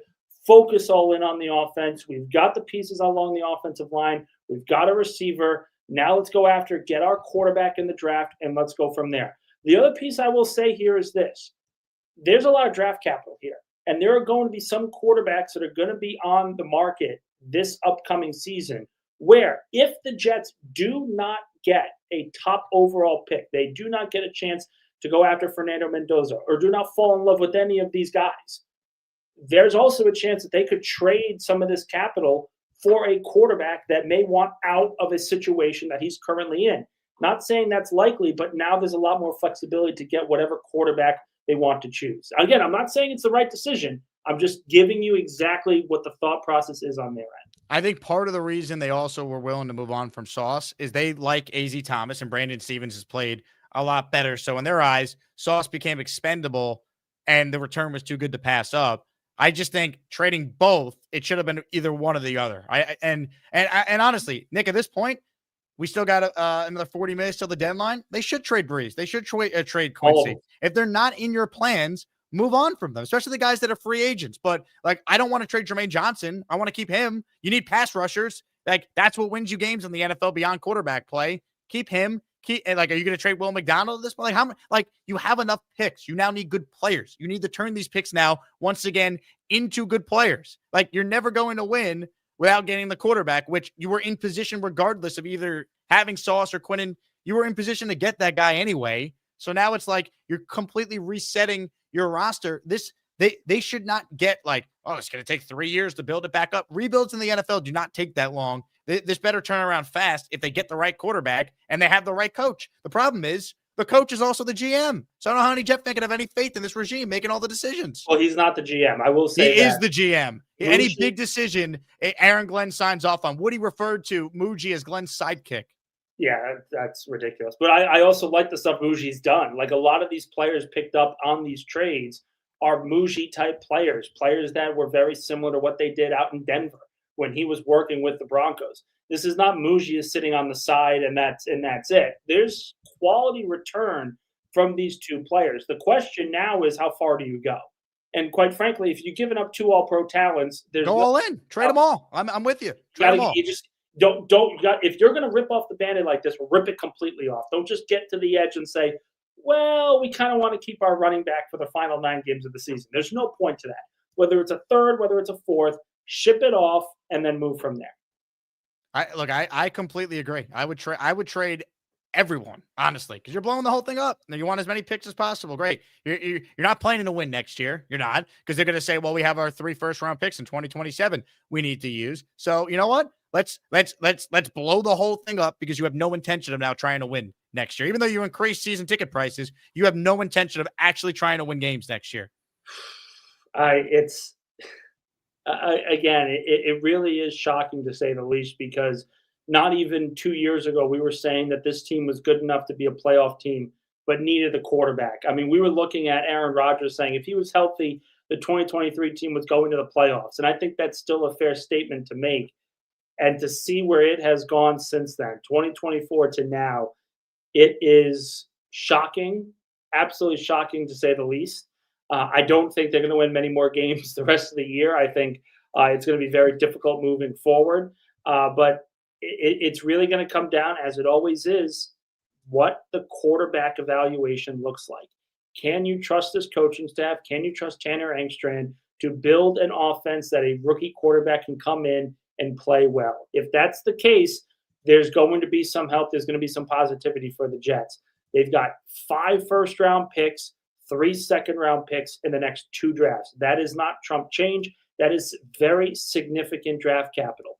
They are going to hope that they can get the kind of quarterback, the kind of players that the 2000 draft class had, that the 2022 draft class has, that they just shipped off. But it's starting all over again. They have begun a rebuild, and there's no sense in holding it off anymore. It's a full-on teardown. Now, there is one caveat to that teardown. Breaking sports news on the Jake Asman Show. Garrett Wilson not be a part of the teardown. According to Connor Hughes of SNY, he spoke to a team that called the Jets about Garrett, with Sauce dealt feeling around the NFL as anyone could be had. Not the case with Wilson. Conversations did not progress. He's untouchable. They cannot trade away Wilson. That, to me, is malpractice, because you could say what you want about Sauce and Quinnen. They're still really good football players. They're on defense. This Jets regime is now going to be defined by the quarterback they draft, in all likelihood, in the top 3 in April. And Garrett Wilson has proven to be quarterback proof. He can ball with anyone throwing to him. We've seen it. So you need to give that number one quarterback that you're taking every opportunity to not be failed like Sam Darnold was. And that's why Garrett Wilson should be untouchable. So that I don't trust this regime, but I do agree with the idea that Garrett's untouchable. That's at least smart. He should be untouchable. The only guys that I think are going to be fully untouchable are the entire offensive line, the 2 tackles, and Garrett Wilson. Outside of that, there's really no argument to be made. The tackles are untouchable. If someone called you about Tippmann or Simpson, you would think about it. Yeah, no, I'm saying the offensive. I think the offensive line in general, but specifically the tackles, they're not getting moved. Garrett Wilson not getting moved. I've consistently said if you want to win in the National Football League, you have to have 5 things. You have to have 5 positions of value that you have great players in: quarterback, wide receiver, left tackle, defensive end, or defensive tackle, and then cornerback. The Jets had close to it, but couldn't find the quarterback. Now they are essentially saying, we'll keep the receiver, we have the tackles, we'll regroup on the defensive end and the quarterback and start from there. It's a gamble. The Jets still need to find a quality number 2 wide receiver. I think they're hoping that A.D. Mitchell becomes that number 2 guy, but it's very, very clear that this team, the way that this team was built before with the previous regime, is not going to matter anymore. It needs to be a complete front office overhaul in how they are acting and how they are planning, and you saw that today. If we can just complete a pass, it would look good. Is it still going to look good if you trade away your entire team, Woody? Is it just complete a pass and they'll still be fine? I like the Saints to beat the Jets this year. I saw a comment. I like the Saints to beat the Jets in the next few weeks. I'll just put that out there. I think this is crash course for the number 1 overall pick. I don't know, man. The Jets easily could win a game they're not supposed to, even with the talent now being stripped down. Sure, but I actually trust Kellen Moore as a coach a little bit more right now, based on how he handles and how he's able to build an offense and try to build a functioning offense with such poor talent around him. Hey, let me ask you something. What do you think the hugs were like between Glenn and Woody today? I hug him every day. I hug him every day. Oh man! Listen, it's going to get a lot worse before it gets better. I'll put it that way. There's still. Yeah. I mean, I don't want them to win another game this year. I don't care. I mean, they've now told you that this regime is not going anywhere. So would it be nice to see some wins? I guess, right? But like Aaron Glenn could be the worst coach ever. He's not getting fired now. So like my hope was that if I was going to have to go through a season of hell, 1 or 2 wins, at least it'd give us the first pick and an offensive coach at the end of it who wanted to be here to take a quarterback. Now they're not going anywhere. I mean, Aaron, the only thing that could change of significance for the Jets in the offseason is the coordinators. That's it. Glenn's not going anywhere. Muji's not going anywhere. They're all going to be here. And I don't think Engstrand should go either, because I actually like what I've seen from him so far this season. I want to see him with a competent quarterback. But again, a couple of years ago, we talked about at the end of the 2023 season when the Jets won that game against New England in Foxborough. And the argument was, should they tank? Should they try to lose? And everyone was saying, well, it's about building momentum for the following season. That's completely different. There is no momentum to build when a large crux of this roster is not going to be returning, or there are going to be new pieces that are coming in free agency, in the draft. It's just, quite frankly, where we're at right now. The Jets had to make that decision. They made it, and now they're going to have to live with the fact that, quite frankly, there's going to be a lot of empty seats at MetLife Stadium for the rest of the year.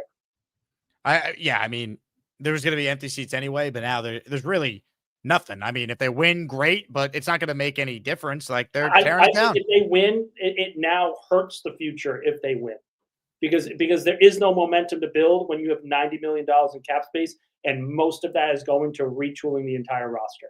There's no point to it now. I mean, if they're winning because the O-line's playing great and, the younger players are making plays, that to me is a little different. If Glenn has a great game plan and the defense bounces back, or there's things you could point to where I don't want to say winning means nothing, but I mean, at the end of the day, they're not going to win that many games. They're not good enough to win enough games. Their coaching is terrible and the roster now is a lot worse. So they're not going to win that many games anyway. Yeah, I like you get the number 1 pick. And if you want to trade that number 1 pick for assets, if you don't trust Fernando Mendoza. Why not? Let's just make all the trades. Let's just keep trading down so we have every pick ever. All right. We'll do what the Thunder have done. It's about falling in love with the right quarterback. So if they don't like the quarterback from this class and they've got a really high draft pick, then you want to be able to maneuver around and develop and pick some good players and keep yourself versatile moving forward. If they fall in love with a guy, then you want it to be with the number 1 overall pick and move forward with that. It's just it's too early to tell, obviously, and all we know, just based on what we've seen, is that the Jets are going to have a lot of maneuverability on draft day for day 1. What a day for the New York Jets. And we're not done yet, folks. 30 minutes till the trade deadline. Hit the like button. Make sure you are subscribed to the channel. Aaron Glenn is wheeling and dealing. He does not care about any of your favorite players. He is saying, get the hell out. We want all the picks. Who want to fly with them?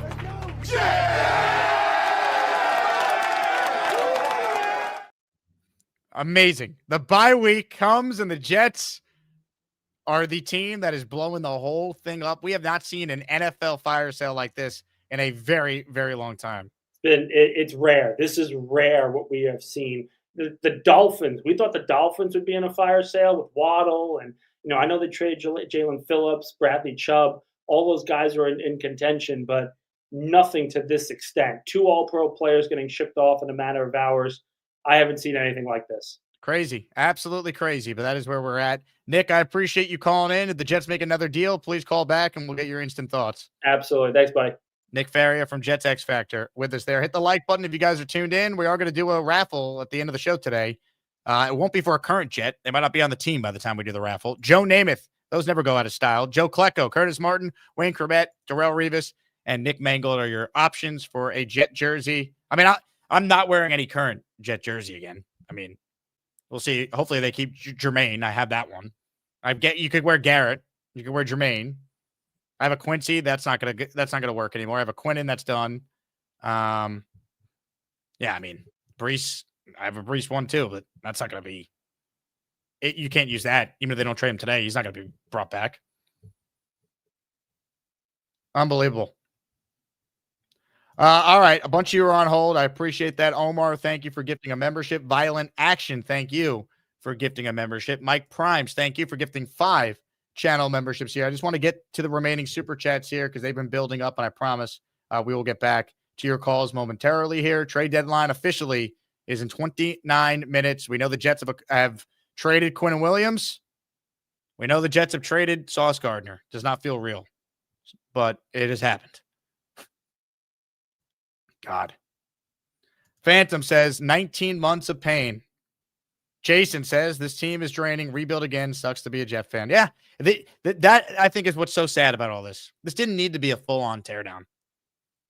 If they actually had competent coaching, this team could have won games.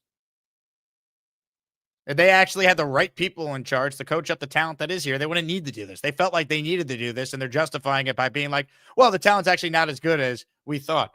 Woody Johnson came out last year and said it's the most talented roster he's ever had. Aaron Glenn took the job and brought back a lot of that talent.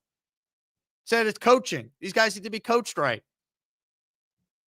Right? The Jets last year led the NFL in blown fourth quarter leads. That's coaching, right? They had the lead. They couldn't hold the lead because they're poorly coached. This year, they can't even get to the fourth quarter with a lead because they suck. They're horribly coached. And they obviously downgraded that quarterback, but they shouldn't be this bad. Uno says, Jake, after trading good players for future picks, I hope we get great picks. If not, we're missing the playoffs. Agreed. 25, as much as I love Q and Sauce, the haul from the trades are good. However, it's all contingent on the players we get. Yeah. We all love the picks. I don't like the people that are in charge of making the picks, and that scares me. I hope they're great at their jobs. So far, they've been horrendous. Clem's Corner says, long time no talk. Jake, my heart hurts. I get it. Love the returns, but come on. In the words of Beningo, oh, the pain. Joe might be happy. The 2 players he calls the most overrated are Sauce and Quinnen, so I don't know how Joe's going to feel. I will call him tonight and see if we can get him on the show tomorrow to get his thoughts. I know Joe didn't want them to trade Breece. Let's see if they do trade Breece. They should trade Breece. If they have no intention of keeping him, then they should trade him. It makes no sense. Hollywood Real, player reaction again. I love the trades personally. I mean, why not? Can it get any worse? Then again, it's the Jets. It could always get worse. Got to keep Breece, though. Yeah, I mean, you don't keep Breece if you're not going to extend him. Get rid of him. You're blowing it up. You want my reaction to the Sauce trade again? Here it is. Do we have something cooking here? Oh, my Lord. No. Oh, holy crap. What? Holy crap. Ian Rappaport, 90 seconds ago, the Jets are trading Sauce Gardner to the Indianapolis Colts. Blockbuster. What? This is not, and this is the real Ian Rappaport. Diana Rossini now saying the same thing. The Jets are trading Sauce Gardner to the Indianapolis Colts. Sauce tweeted New York, it's been real. What? They just signed him to an extension. They just gave him an extension that has not even kicked in yet. There's 2 years left on his rookie deal. They picked up the 5th-year option, so it's this year and next year. The extension does not kick in until the following 2 seasons. And we don't have the return yet, because that's how I'm going to. No, we don't have the return yet. But you got to keep in mind a couple of things. I'm not talking about just about the Colts side here, but the Colts are desperate for a corner and a high-level corner, and the Colts, because Charvarius Ward was hurt earlier in the year. They had the guy from Miami who retired, so they are in a mess here. The Colts are trading 2 first-round picks. Wow. According to Adam Schefter to the Jets for Sauce Gardner. Wow. You feel better now? I feel a lot better, but I don't necessarily love it. Like, what's the plan? You just gave this guy a huge extension. He's a 2-time first-team All-Pro. I understand he doesn't have an interception this year, but if you watch Sauce, he's still been their best defensive player. He covers guys as well as anyone, and any advanced stat you want to look at. It's 2 first-round picks. I mean, the Colts right now, it'd be pick 32 technically, right? Like, it's going to be a late first this year. But I have to tell you, I love this trade for the Jets. I love this trade for the Jets, and I know what you're saying. I would look at a couple of things here. You did just pay him. This defense has been bad this year. Nowhere near as good. I know he's a very good corner. They just maximized him, and they get the money off the books too, and you get 2 first-round picks for him. Like, even though it's a late one, if they do have a deep run in the postseason, I think this is a great trade for the Jets. They do have depth at corner. I'm trying to put myself inside the Jets and their thought process. Brandon Stevens, after a brutal start, who they paid from the Ravens in free agency, has actually played pretty well. He's been good. They drafted A.Z. Thomas out of Florida State in the 3rd round. He was excellent in his first game starting for Sauce, who had a concussion and didn't play in the game against Cincinnati. So I think they look at it like, okay, we already made a Brownlee trade earlier this year from the Titans. He's our new nickel. We traded Michael Carter. We have Stevens, who we paid, and we like A.Z. Thomas. Sauce, in their eyes, I think, became expendable, and they maximized his return. But, man, my initial reaction is I don't love it, because this is a guy that was supposed to be a foundational piece. You paid him, and this quickly you changed your mind and said we're good. I don't love it. So if you're just joining us, the Jets, according to Adam. What a day. What a day. Now, we figured out what their plan is, right? Because this is before we knew Quinnen was being traded. Their plan was to blow the whole thing up. So I guess I won't be needing this jersey anymore. See you later.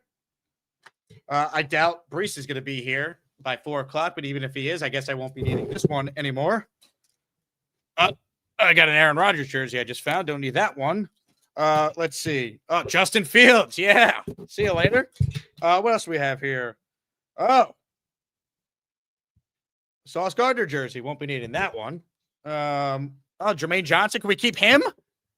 He's really good at a premium position. Can we keep him? And they better keep Garrett, which I think they're going to. I mean, that's it. We're down to 2 jerseys that are wearable. Wonderful. The good news is all these jerseys I'm holding in my hands, they cost me $30 a pop, so I'll survive. But God, just brutal. If you subscribe to my Patreon and message me on the Discord, I'll give you the link where you could get your jerseys for $30 as well. Because if you invest in actual jerseys as a Jet fan, you get screwed over. You get screwed over. Because this is what happens. We get excited about these players, and then they're gone. See you later. Who wanna fly with them?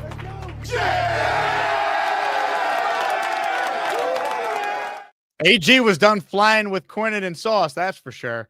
All right. Super chats and then your calls. Let's get to them. Let's say hello to Rick, who's next. Hey, Rick. Oh, man, Jake, I I'm getting too old for this, Jake. We just had the rebuild when we had that wonderful first round with Garrett and JJ and Sauce and AVT. And now, such a short time later, we're doing this again. This is insane. You know, I've been preaching about the coaching situation. I understand your point. You want to give him to the end of the year. But he has really demonstrated in a very short period of time that he's just very poor in his football IQ. And I don't think that, there's certain things either you have it or you don't. So what I anticipate's going to happen is, like you said, we're going to make all these draft picks, and you can make another great draft like the Jets did in whatever year it was, 21, 22. You could do that again, but if you don't have the right coach, it's the same old story. And how if you put in a phone booth Justin Fields, Aaron Glenn, and Woody Johnson, my question is, what would the over-under be on their football IQ?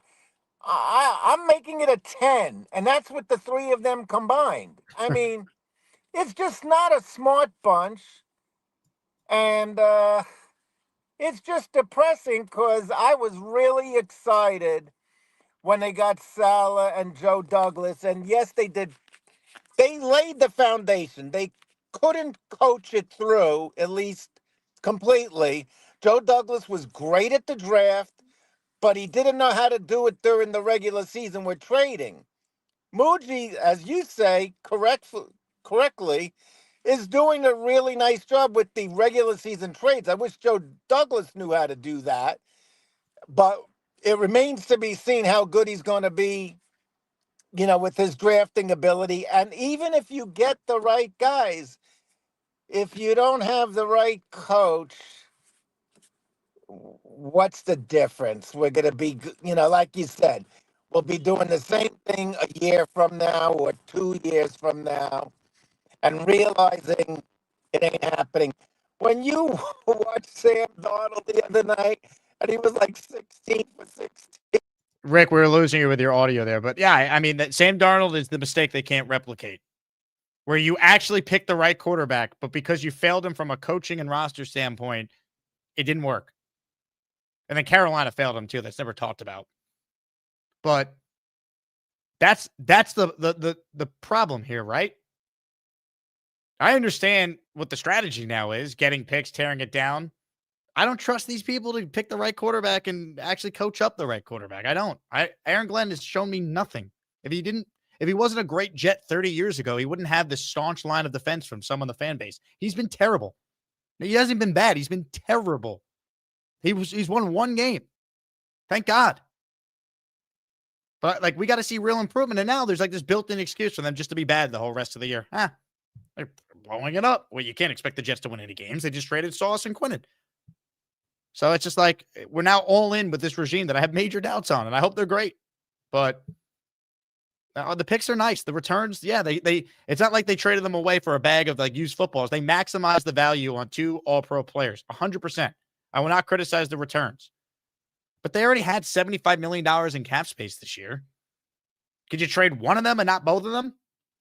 You either trade both of them? Some of these picks are going to go to, guess what? Replacing Sauce Gardner and Quinnen Williams. Unless they found a legit star in A.Z. Thomas or Brandon Stevens continues to play this well after a bad start. The one thing I'll give Darren Muji credit for, the in-season trades have been very good. But this is a different level of in-season trade, man. These are all pro-level players you're getting rid of. So hopefully they know what they're doing. But everything the Jets do now going forward has nothing to do with the remaining 9 games this year. It's all about the draft. All about the offseason. Really, next year doesn't even mean that much in the regular season. Sure, they could catch lightning in the bottle if they draft the next Jaden Daniels or CJ Stroud, who has his great rookie year, but they now have a built-in excuse to not even try and win next year. Well, we're laying the foundation. We have 3 first-round picks in 2027. Great. So next year will be 16 years without the playoffs, and we'll go into year 3 and make or break year 3 for Glenn and Muji, where if they don't make the playoffs, the playoff drought will reach what? 17, 18? I'm bad at math, but it sucks. Niall says, good riddance. Bottom line, those guys aren't winners. See, you say they're not winners. They're now going to go elsewhere and win. Watch. It happens all the time. Aaron Rodgers is not a winner either, right? Oh, he goes to the Steelers. Guess what? He's winning all of a sudden. All these guys, they go elsewhere, they win. All these guys.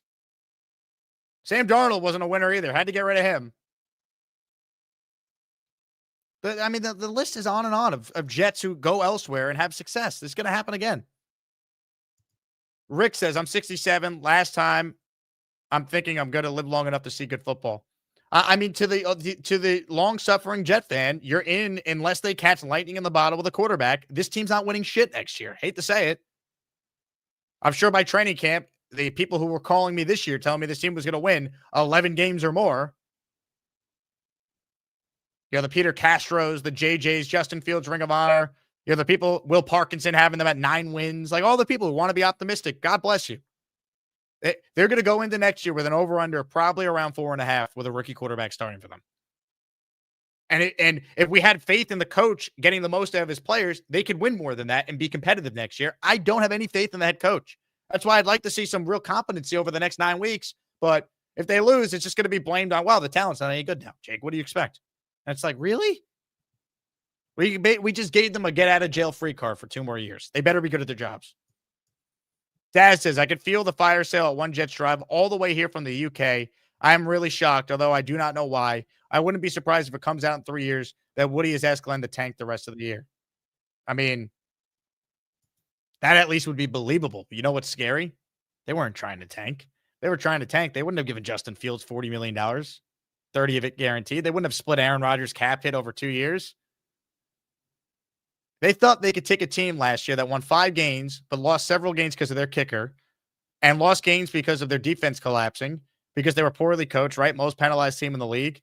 They thought they could come in and they could be competitive with this roster. That's why they signed Fields. Play good defense, run the ball. That's how we're going to win. Remember Glenn was asked, hey, can you really do that in today's NFL? And he goes, well, the Eagles just won the Super Bowl. You're not the Eagles, bro. So, look, we hope he improves, gets better, learns, all that. That's what every Jet fan should be rooting for. But I have major doubts about the coach is also the GM. The coach has looked inept for a lot of this year. He's now overseeing this full rebuild. I hope it works. I do. People think I don't like Aaron Glenn. No, I don't like losing. And this guy has only been a part of losing since he's been here. And his decision-making has been highly questionable. He's the GM and the coach. He's never done either role. Woody has never given a guy this much power that has never had previous experience before. He didn't hire Parcells. That's the last time the Jets had a coach who was also their GM, de facto decision maker. He inherited the Parcells regime, if you will, right? In 2000. That wasn't his hire. Aaron Glenn might be awesome. I don't know. What I've seen so far as a coach, that's not very good. Now he's also the GM. He's choosing to jettison our talent and pick new players. Great. He's also the same guy that chose to pick Justin Fields as his quarterback, to retain Michael Clemens and Tony Adams, to pay Sauce Gardner, to pay Jamie and Sherwood. Sherwood's been terrible. And Sauce, they just traded. So I have doubts. The picks are great. It's not about the picks. I didn't think this needed to be a full-on rebuild. They had to now pivot to this to justify their record being 1-7. Oh, well, the talent's actually not that good, Woody. We got to break it down and we'll show you how it's done. They have not earned the opportunity to do that. But now, I mean, we got to live with it. They made the decision. I just hope they're good. I have doubts. Jason in Jerusalem says, Jets are always a year away from being a year away. That's how it feels. Donna says, maybe it's time I root for my husband's favorite team, the Browns. Big Jets-Browns game on Sunday, huh? Any Jet fan who has extra tickets, I'd be happy to donate them to listeners who can actually use them if there's people who actually want to go. Peter W. says, it all comes down to Glenn's ability. Regardless, man, I don't want to suck for 2 more years. They're not going to be good next year if they do not get lightning in the bottle from the rookie quarterback they're taking. They won't. What's the path for the Jets to be good next year? They drafted Jaden Daniels or CJ Stroud. And you know what's scary? See, they could draft a quarterback that shows you something, but Glenn doesn't improve. He's still a bad coach, but he might still get a third year because it's going to be, we need more time. We have 3 first-round picks in 2027. We got to use those picks. I don't know, man. I hope Aaron Glenn is a great coach and general manager. But now we're tied with him for 2 more years, so he better be good. I'm rooting for him to be good. Mickey, I've been the biggest AG hater, but this is the first time I'm excited about the team in a long time. Never been a Sauce guy. Love the moves. You're going to love the moves if this team wins 4 games in 2026? I don't know. Really, it comes down to the quarterback. Also, if there's another breaking Jets trade, write it in the comments here. We're 10 minutes away from the deadline. The latest for those tuning in late, I know we got 2,000 of you in here. Breece wants out. We'll see if the Jets actually trade him. If they don't trade him, they better extend him. Because if you lose him for nothing in the offseason, that defeats what you're doing today. If you've made the decision to blow it up, then blow it up. You don't be half pregnant. Either you're blowing it up or you're not. But keeping Breece Hall and then losing him for nothing, I don't think you're going to get a comp pick for him. They're going to spend money in free agency. It's going to cancel out the comp pick they maybe would get. Shifty Niners talk says, moral victory. How about Jermaine to the Niners for a third? I need at least a second before I consider trading Jermaine, and I don't want to trade him. He's a pass rusher who's a leader who said he wants to be here, is made of the right stuff. Why are we if this team's ever going to be good, you know what they're going to need? An edge rusher who could stop the run. Quinn and I understood trading. Sauce, too good of a deal to turn down. You could argue it. I get it. What you can't, Jermaine for a second? Really? You have enough picks. Everyone loves the idea of picks. You now have to take a player with those picks that's as good as the player that you just traded away. I already have 2 second-round picks next year. I don't need to get rid of Jermaine Johnson. Let's keep him. Jermaine Johnson's the guy that should be here. Do not trade him. I'll be very upset if they traded Jermaine. More upset over Sauce, honestly, and Quinnen. Because at least those returns I could justify. Jermaine for a second rounder when I already now have 2 2s this year and 3 1s next year. I'm good on picks. You know what I need? Good football players. I probably need a good head coach. TBD if we have one or not. Not feeling great about it. But I don't want to trade Jermaine Johnson. Barney says, breaking, Jake Asman traded from YouTube to ESPN. Just trolling you, Rock, today. I appreciate you, Barney. Thanks for tuning in. Thanks to all the Asmaniacs who were in the comment section. A couple of you called in. We had a Bobby Midnight call on ESPN New York today, which was funny. So, shout out to everyone who tuned in. Bart's back tomorrow. He was at Nick Mangold's funeral today, which is why I was filling in with Carlin on ESPN. Bernard says, R.I.P. Nick Mangold. Amen. Amen. Phantom Lights in the raffle for 1. So is Bronx Jet Fan. Tomorrow morning is our weekly raffle. We got 3 signed prizes, including a signed Nick Mangold football, a signed Wayne Corbett football, and a signed Justin Fields jersey. I have a bunch of Breece signed stuff that's no longer going to be any good in maybe 8 minutes, and some Sauce signed stuff that is now not going to be any good either. So I'll deal with that in future raffles. Macy says, my Quinnen shirt in the mail already. Absolutely, before it arrives. So these trades mean 100% Glenn is back guaranteed. No 2 ways about it. He's safe, it seems. Yeah, apologies to anyone who recently won a Quinnen Williams jersey on the show. The 2 safest Jets we thought were Quinnen and Sauce. Right? Garrett, a defensive players. Obviously, Garrett's the safest of any. If you can own any Jet player's jersey, Garrett Wilson is probably the safest you can own right now. Maybe Armand Membo. Crazy. Frankie Castle, can't trade Breece, rookie quarterback, going to need him. Agreed. I would pay him. I don't know if they're going to. Big fella. Lock this in. We are winning Sunday. That wouldn't surprise me. Wouldn't surprise me. The Browns stink. Jets have to include therapists with PSL packages. Could you imagine increasing your season ticket prices and now doing this, saying you're not trying to even win now next year? Because winning's not the goal next year. It's developing a rookie quarterback. And they'll use we have 3 first-round picks in 2027, so we're building it. This isn't year 1 for Aaron Glenn and Darren Muji. This is year 0.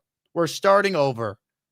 Year one is actually next year. That's going to be the new thing that you hear someone put out there who's the mouthpiece for this regime. This is actually year zero. We're starting over. We're not here to win now, even though we said we were going to from the very beginning. We denied this being a rebuild. Remember that, Aaron Glenn? I do. We're here to win now, and we're looking forward to it. So any questions? Yeah, the winning, exactly. When does that start? Not the moral wins, the actual wins.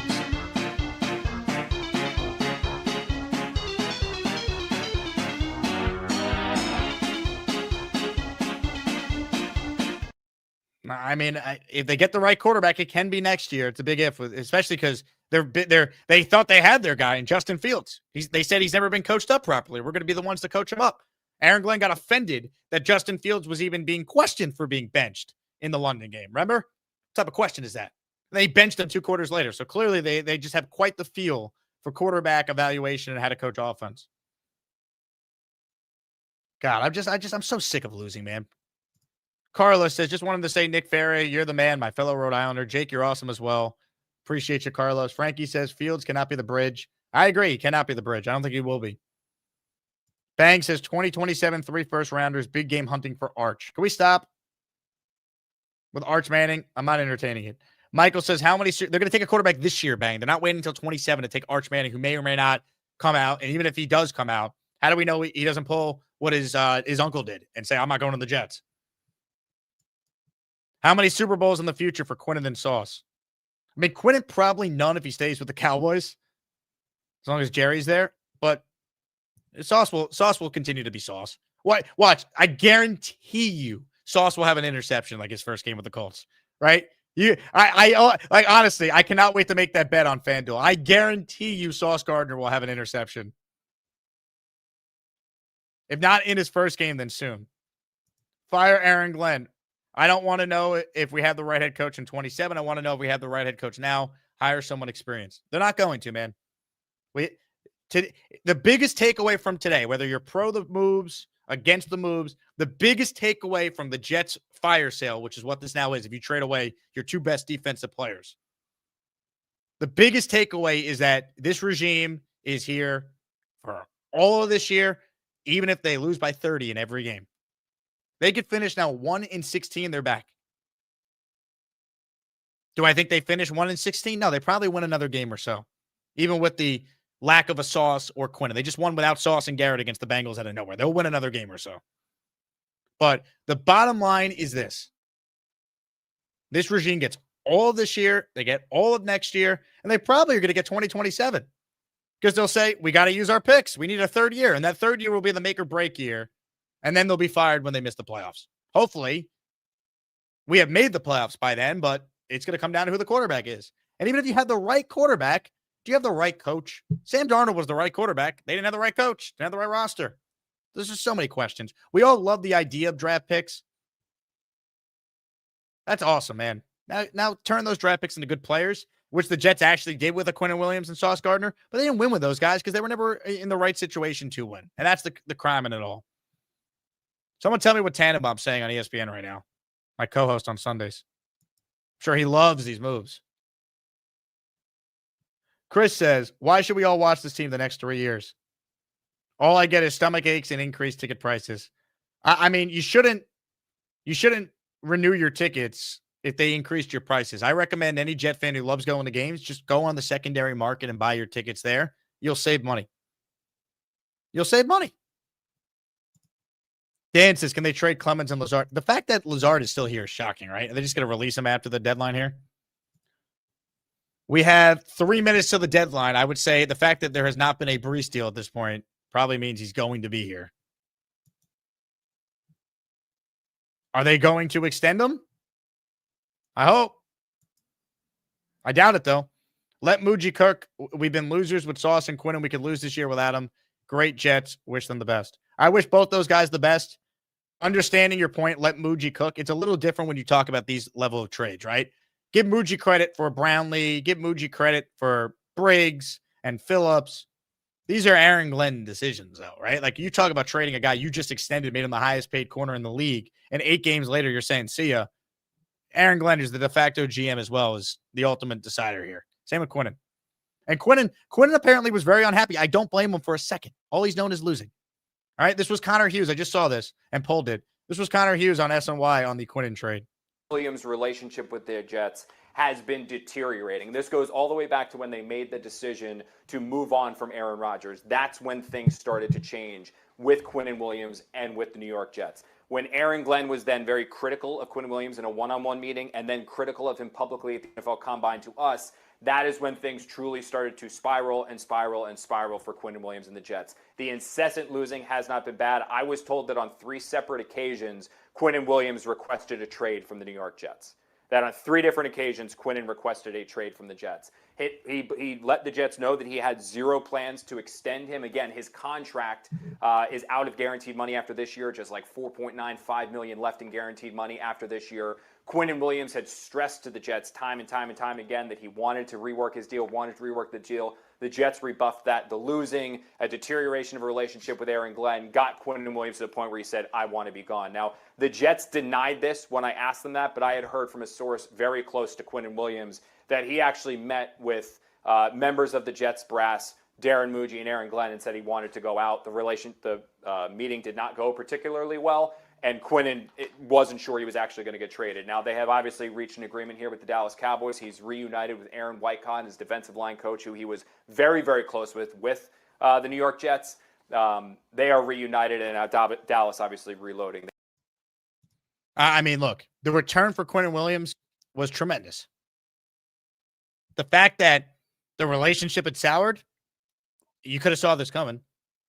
The guy's been here since 2019. He's been through Gase. He's been through Salah. He's been through Obrick. He's been through Glenn. Glenn telling him this is not a rebuild. And then the team goes out there and they start 1-7. I get why Quinnen wanted out. I wish him well. He'll be happy in Dallas. He's going to a team that certainly it's not great, but at least they'll be in the mix. They'll rework his deal now after what they gave up. So I wish Quinnen well, man. He was a great Jet that unfortunately this team was just bad for so long. Eventually being a Jet was too much for him. I don't blame him. The returns they got for Quinnen and the returns that they got for Sauce are excellent.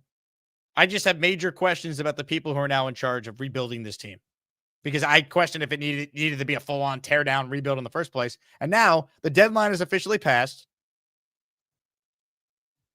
I have no idea why they didn't trade Quincy if you were going to trade Quinnen. I think that's a mistake. I have no idea why you didn't trade Breece. It better be because you're going to extend him. But the NFL trade deadline is officially over, and I keep checking Twitter to see if we get like a last second, like, hey, this was just filed at 3:59 and now it's being announced. Baseball fans remember Justin Verlander when he was dealt. That happened to the Astros years ago, and Greinke the same thing. But it feels like Breece is here, which I think means you better extend him. Don't lose him for nothing. Quincy's still here. Lazard is still here. Clemens is still here. JJ is still here. Will McDonald is still here. So the biggest moves were Sauce and Quinnen. And when I say big moves, I mean gigantic, seismic, franchise-altering moves. Unbelievable. Hit the like button if you're one of the 1,900 in here live. Let's get over 1,000 likes. We're doing a jersey raffle at the end. It won't be a current Jet. Nick Mangle, Darrell Rivas, Wayne Corbett, Curtis Martin, Joe Klecko, Broadway Joe. Paulie in the raffle for 5 by gifting 5 channel memberships. I just might play the draft sounder on loop now. Kyle Clifton, except now people know you're blowing it up. Good luck getting a third you wanted for Breece, which was always going to be tough. They were never going to get a third for Breece. I hope, Kyle, and this is probably me being selfish, I hope it means they're going to keep Breece. Right? You didn't trade him. Don't lose him for nothing. You're not going to get a comp pick for him. You're going to spend too much money. The comp pick might be like a 6th rounder. Extend Breece Hall. Keep him. Now, if he wants out, he wants out. But if you want it out and you still didn't trade him, then that's just bad GMing. So we need to get the full story there. Robert, Super Chat. We're the New York Jets and we're built to rebuild. JD, 50-plus year fan. This could be our first rebuild. Only concern is AG as a head coach. What do you mean their first rebuild? What, were they not rebuilding in 2021 and 2022? They tore it down in 2020. They finished 2-14, had the 2nd pick in the draft, had 2 first-round picks that year, and the top of the 2nd round. They took Zach Wilson. That was the rebuild. They got it wrong. It set them back. 2022, they hit on their draft picks. They nailed the 2022 draft. Sauce, Garrett, Jermaine, all in the first round, trading up for Breece. They were 6-3, 7-4. It fell apart because they missed on the quarterback. And then Rodgers, to try and fix the mistake, was the move in 2023. And he got hurt 4 plays in. That was a rebuild, JD. That was a full-on rebuild. They tore it down to the studs. They traded Jamal and Leonard Williams. They tore it down. Douglas picked his coach in Salah. It didn't work. So just because they now have a bunch of picks again, this is not the first time they're doing a rebuild. And you wrote your only concern is AJ. That's the problem. He's also the GM. If he's great at his job, then yeah, we have all the picks we need. Great. But I don't know, man. I hope they get it right. Otherwise, this losing will never end. Don't think we should be mad about Quinnen. He's only seen losing and kind of wipes us clean of the McCagnon regime, even though it was a while ago. Q's past few seasons haven't been as strong. I have no issue dealing Quinnen. None. It's the Sauce thing that I just go, I don't know. And now not trading Breece as well and Quincy. Why didn't we do full fire sale if we're already going to trade away our 2 best players on defense? That's my thing. Dan, Dallas trading MP for 2 1s to trade for Q is funny. Jerry Jones. Bang. Jake, you're sounding like me. I'm just going to call it how it is, man. Bang, your takes are always the worst, though. Never change. Bino, Jacob, last time they made the playoffs, I was in my 20s, my 30s, nil, 40s, nil. To think I'll be in my 50s before they make it back. Oof. I mean, I was a sophomore in high school the last time the Jets made the playoffs. I just filled in for Bart Scott on the radio today. He was on that team. Like, you can't make it up. Rob V, they're trying to do what the Lions did after trading Stafford. Yeah, but the Lions and the Jets situation is completely different. It's completely different. The Lions rebuilt it, and they had Goff, who they got in the Stafford deal. The Jets are drafting a quarterback. Steven, Quinnen asked for a trade. I'm not a fan of the head coach, but it's good to clear out players that didn't want to be here. Breece, too. But they didn't trade Breece, right? That's my issue now. They didn't trade Breece. He's still here. ISU, this kid that went viral for saying I hate the team was wearing a Quinnen jersey. How do you think he's feeling now? I'm sure he's thinking I may never see this team win. I don't know. He might be right, by the way. Aaron writes in, how's Garrett feeling? You don't think he wants out? Look, he signed and they're not trading him. So I think Garrett's a professional and you want him here for the rookie quarterback. I hope Garrett gets to experience what Mike Evans got to experience, right? His loyalty was rewarded. He finally got a real quarterback, a real coach. They won. We can only hope. Gator says, I get your frustration about the value of picks, but we can also use these for trading up for a quarterback or player trades considering our great cap space. Sure. You trust this regime to make those decisions, though, Gator? Mike, I genuinely think the Sauce trade was too good to pass up. Q most likely asked for a trade. He did. So it looks like a fire sale. I like the comp. 5 first, 3s. 5 first, 3, whatever you're talking about. The comp. Get a quarterback and Jeremiah Smith, load up on D. No, load up on offense. I don't care if the defense is not good next year. Do we have a quarterback? Help him. Mark in the raffle for 5. Thank you, Mark. David Atkins in our raffle for 5. Ablab in the raffle for 10. Appreciate the super chat, Ablab. I hope you're doing well, my man. I know you're a diehard fan of this team. 5 first, 3 seconds over the next 2 years. I'm not mad. I get it. Look, the return is excellent. Do you trust Aaron Muji and Aaron Glenn? And if you do, tell me why. That's the concern. And I just don't like that now they get a built-in excuse to lose for 2 years. They could finish 1-16 this year. They're coming back. They could go 3 or 4 wins total in 2026, and they're getting a year 3 now. You realize that, right, everyone? Like, everyone who likes the picks now, if you call into my show next year when the Jets get off to a 1-6 start, and you'd say, man, we got to get rid of Glenn because Fernando Mendoza is struggling. We got to hire a real offensive coach. I'm going to say to you, you're not getting rid of Aaron Glenn. He is now convinced Woody Johnson that he needs to get his players in here. He's got 3 first-round picks in 2027. He needs to be able to use them. So we cannot, if you're a Jet fan, you cannot expect your team to now win until 2027 at the earliest, like that season. Obviously, the rebuild could be completely expedited if they take the next Jaden Daniels or CJ Stroud, who instantly are great year 1. But that's my concern. It's like we are now committed to this regime that has already made a tremendous amount of mistakes from the very beginning when they split Rodgers' cap it over 2 years and told us that it was all coaching why this team was bad. And that Fields, by the way, has never been coached, and we're going to be the ones to coach him. I'm going to let him play quarter. Like, there's just so many, man. That's my big concern above everything else. Glenn's handpicked quarterback was Fields. He said he didn't think Fields was ever coached up. He said they'd be the ones to let him play quarterback, maximize his potential. He's never played worse. His game management has been horrible. He keeps repeating the same mistakes. The end of the first half against the Panthers, didn't throw the Hail Mary for the second straight week after saying he made a mistake, not doing it against Denver. He promises coaching would elevate players. Everyone on this team defensively looks worse. Will McDonald, it's coaching, man. It's coaching. Nowhere close to as good as he was a year ago. So I have doubts on this regime being able to identify the right quarterback and develop them. And now we've just guaranteed them the opportunity to do it and get an extra year on top of it. So I'm very, very worried because I don't believe in the people making the decisions. And I hope they earn back my belief by being good at their jobs, because that's all we want as Jet fans, the team to not suck. Cash Money Mike says, everyone's mad we traded 2 top defenders, but AZ can replace Sauce, and we'll add a vet or rookie to replace Q. Mike, respectfully, you think you could just add a vet and replace Quinnen Williams? Not a rebuild. We're keeping G-Dub on the O-line. We'll be fine if we nail our quarterback. Great. Frankie, talk to me in 2027. I don't see it ending well. Probably not. I hope I'm wrong, but probably not. Trig says, please seriously consider making the draft pick sound as a super chat / gift sub alert noise. Thank you for your time. Also, RIP to the jersey I won. Did you win a Sauce jersey, Trig, or a Quinnen? I forget which one. Ugh. Get used to this, Jeff fans.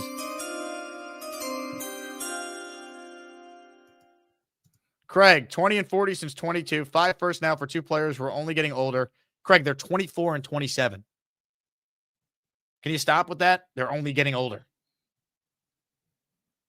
The Indianapolis Colts just gave you 2 first-round picks for Sauce Gardner. You don't think, they might know something? What if they're such losing players? Why would the Colts, who have the best record in the conference, be willing to trade what you just got back for? You know what I mean? Like, we don't need to act like these guys were bad players.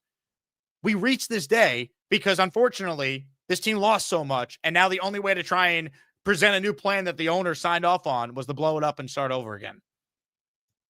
Wrong verb. F this franchise. Hope they move to London. I don't, but I understand your sentiment. A bear on YouTube. Dude, you keep saying AR was Glenn's decision. It was Aaron Glenn's decision. It was. Let's not have revisionist history here. He was fully on board. I'm sure Woody was too. But let's not act like Aaron Glenn was forced to get rid of Aaron Rodgers. That's not what happened here. And once again, you traded away Quinnen and you traded away Sauce. Why didn't you trade Quincy today and get a 6th rounder for him?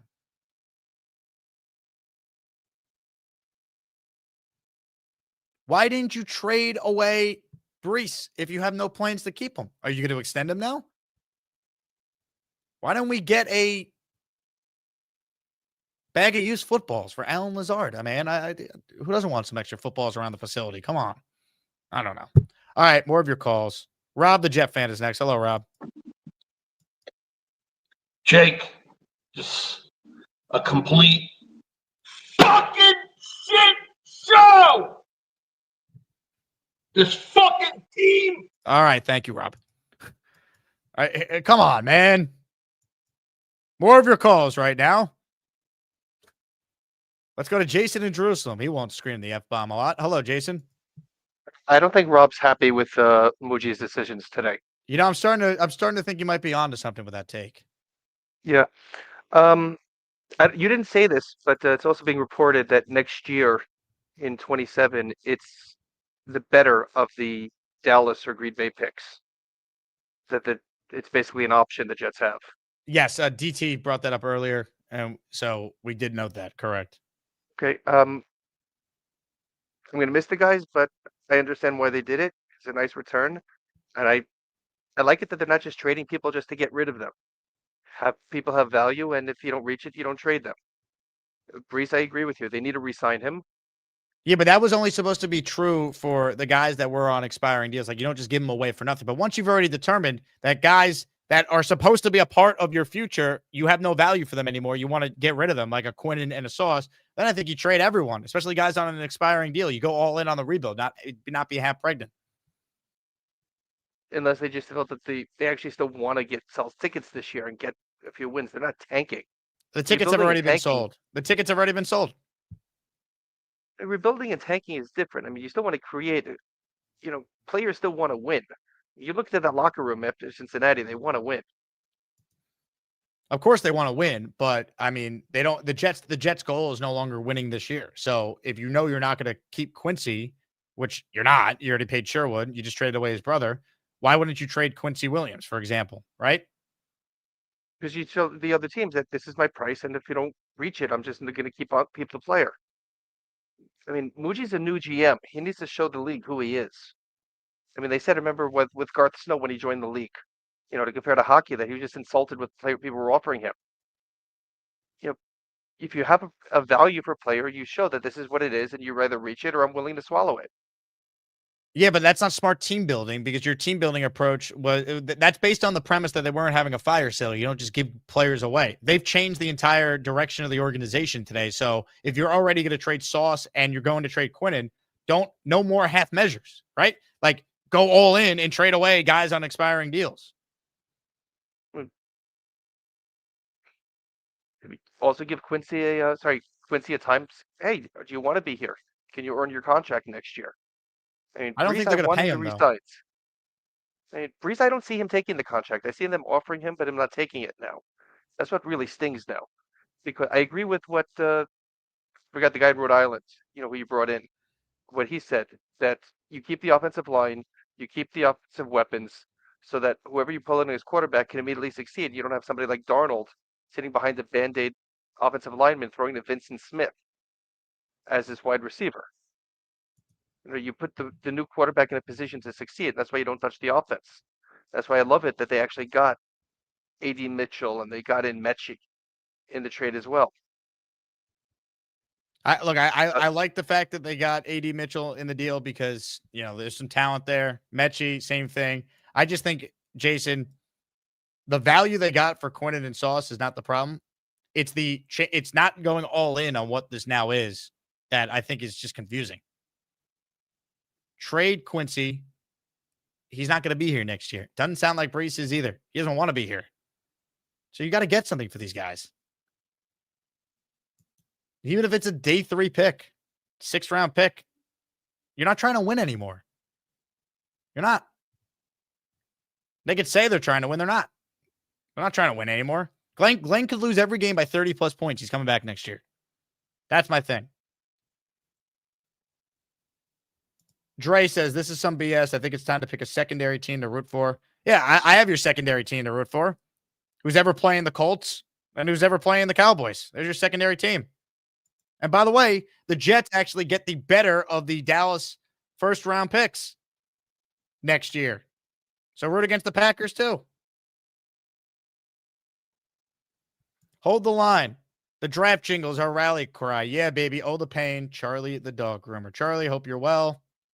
Hit the draft sounder. Right now, the Jets are currently 3rd, but they've also played one less game than the teams in front of them. Wrong verb. Charles was right switching to the Colts. Yeah, Charles' first month as a Colts fan, pretty good. Now he gets reunited with his buddy Sauce. Ablab in the house. Thanks again, Ablab, for the super chat. The free agents they brought in so far have been solid.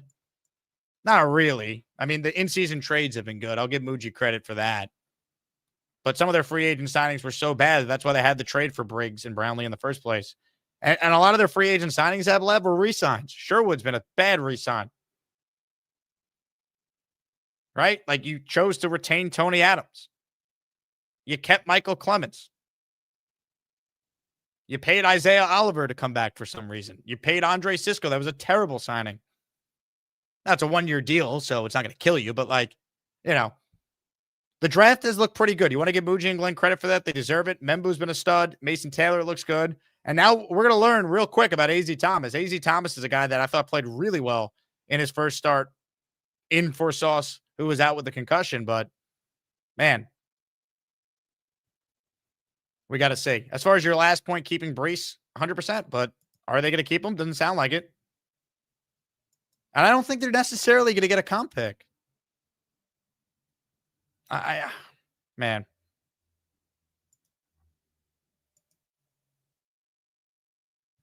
Wow. It's hard to believe we got here. Blue, yellow, blood. I'm amazed at people that are surprised the team's bad. Also, one of the Jets developed a quarterback. Sorry, I don't trust their drafting. JD had one. Well, Douglas didn't draft Darnold. McCagnon drafted Darnold. Problem was, Joe Douglas evaluated Sam Darnold and chose to move on to take his guy in Zach Wilson. That obviously was the wrong move. But to be fair, like, it was such a bad situation for Sam. He had like 9 touchdowns in his last year. Like, I understood why Douglas was like, I don't know, man. Like, if I start the clock on my quarterback, it does buy me some time, which it did. Right? If he kept Sam and it didn't work out, he could have been fired a lot sooner. He had plenty of time. Frankie says a bad owner gives a first-time head coach all this power. I mean, the Niners did it with Kyle Shanahan, and it worked for them. But is Aaron Glenn Kyle Shanahan? See, coaches having this type of power is pretty common. It's the fact that Glenn's a first-time head coach having this much say in personnel. That's what's unusual. John says Sauce will pull a Revis and hold out soon. I will bet you $1 million he will not, considering his extension does not kick in until after the 2026 season. So, not happening. Gene says, let's fight back, boycott concessions and TV games. I mean, look, the revenue the Jets and the NFL teams make from season tickets is very minuscule compared to the TV contracts. But if you don't renew your tickets, you know, that's one way for ownership to take notice that you're unhappy with what you're doing. Like, why anyone would now renew for next year, I don't understand. You'll be able to save money if you just buy tickets on a per-game basis. Big fella, I'm feeling about Muji how Bonesy felt about Joe Douglas. Really? All right, well, let's get to your calls right now, ladies and gentlemen. We have 1,600 people watching live right now, so I'll tell you what. We don't have time for all 13 of his points, but let's hear at least a few of them. Get ready for Neil. He will make 13 points about the New York Jets and maybe hump a Patriots jersey. Get ready for Neil. He's probably smoking a big fat cigar and burning his house to the ground. That's Neil.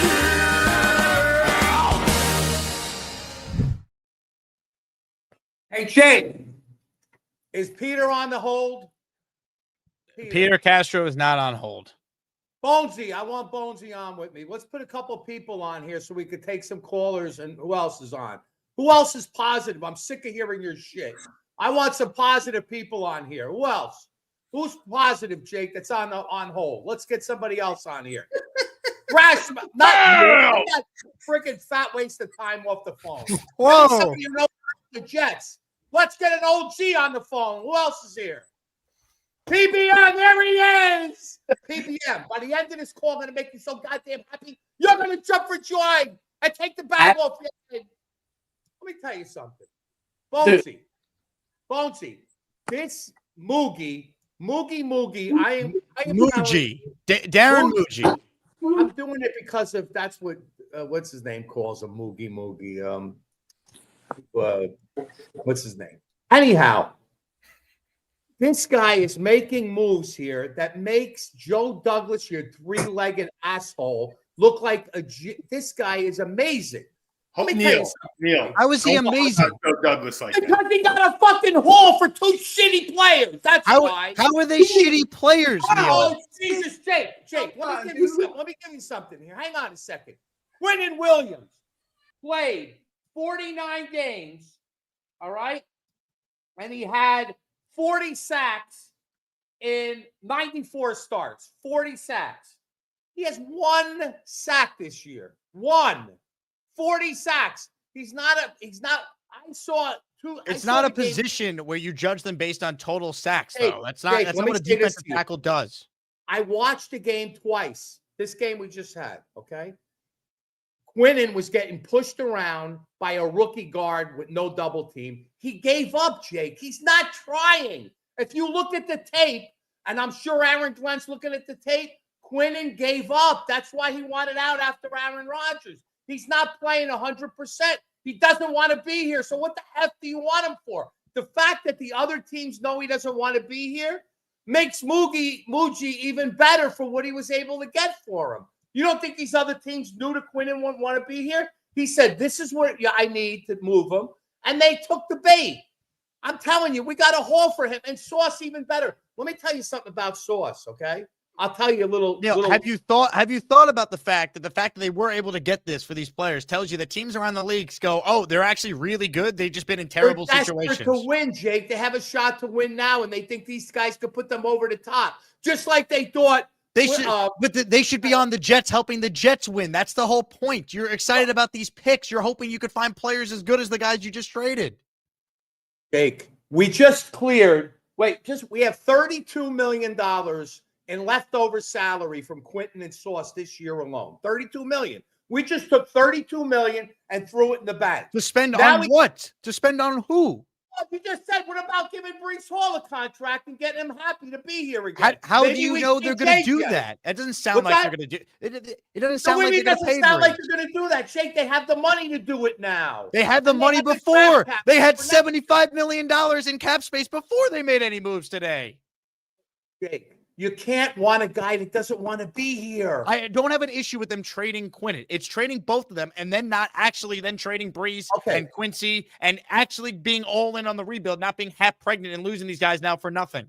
Okay, let me tell you something. They shouldn't have had to do this in the first place. Should they be 1-7 right now? I know you feel good about this head coach? I know you're in love with Sauce, but let me tell you something. I'm not in love with Sauce. He's a really good football player that just got you 2 1s because he's really good at football. Okay, he is really good at football. Okay, great. Okay, and he's got great stats. Rob always tells me about his stats.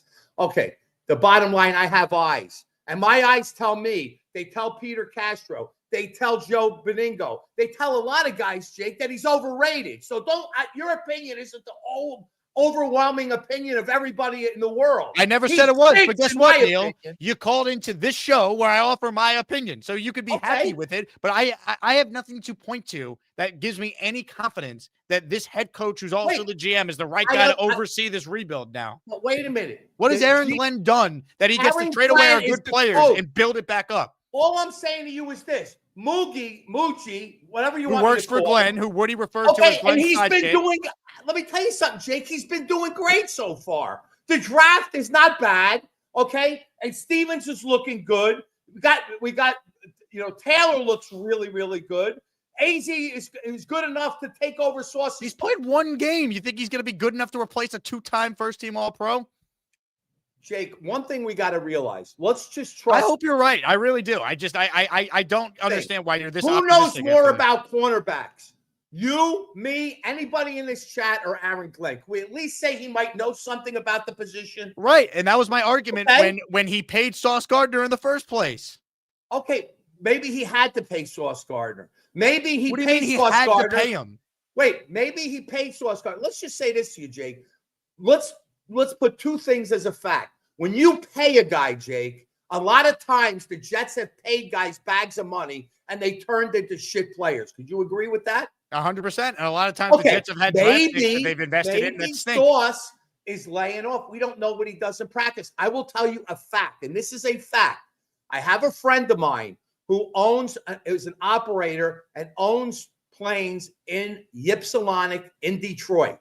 He flew Sauce Gardner on a jet, not this week, last week, when he was in concussion protocol with his girlfriend down to Grand Cayman. I just read something. Here, if you have a concussion. Oh, God. Neil, I'm not doing this, right? It was the bye week. He obviously got clearance from the Jets medical staff if he's allowed to travel. And trading Sauce Gardner has nothing to do with what he does during the bye week when he could have cleared the protocol by then, for all you know. How do you know he was even still concussed when he got on the plane? You could be excited about the trade. You think Sauce is overrated. That's fine. All I know is the reason why you got this return is because you had really good players. And this is not like when they traded Jamal, for example, that was clearly a rebuild and we all knew it needed to be. We saw what was happening, right? You were going to fire Gase and get a coach that was going to come in and work with the quarterback you were going to draft. We saw the teardown coming. This was not sold to be a teardown going into the year. Maybe the reason why Quinnen Williams, to quote you, was dogging it is because the head coach lied to his face when Quinnen said, I guess this is another rebuild, and Aaron Glenn said no. Because it wasn't supposed to be. They were trying to win games. They thought they could come in and take a team that had the lead in the fourth quarter 7 times last year and had the worst kicking situation in the league. Well, they fixed that. Give Glenn and Muji credit. Nick Folk's awesome. Gee, who could have told you that one? And they thought they were going to win games. And now, like, the pivot is now to blow the whole thing up because for job security, they now guarantee themselves at least 2 more years by doing this. It's coward stuff. Hopefully, they are good at making the right picks, but it comes down to the quarterback, man. They got to get that pick right. It's just, it's so frustrating. I'll get back to your super chats in a second. Let's keep rolling with your calls. Adam is next. Hello, Adam.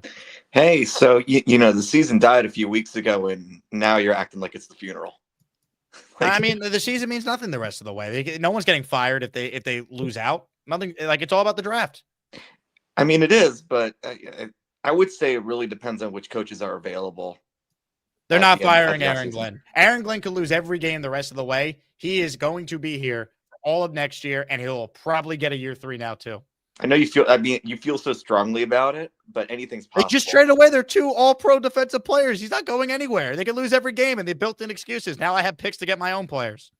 I mean, Woody signed off on these moves. You could also say that they already knew the season was toast, and they no longer need to evaluate Glenn. They know what he is, and so they thought, okay, build the cachet. You think Woody Johnson is smart enough to say, trade these guys? I'm not really worried about evaluating you. I know you're terrible. I'm just going to fire you at the end of the year anyway. No, I mean, with that shot, I mean, broken clock can be right, twice a day. There's no chance Woody blamed the season being bad on Fields 2 weeks ago. Oh, because he's a consistent, is he consistent at one thing? Adam, you know what it is. It can't be that they're going to fire this regime after all this. There's no way. My take is you think he's invincible and he's not. He is invincible. He is. He's not getting fired now. If Aaron Glenn was worried about his job, he's not trading away Sauce or Quinnen Williams today. So that being said, I think we can disagree on that one, and it's fine. I think when we look at the rest of the season, it is an evaluation of how the offense will improve.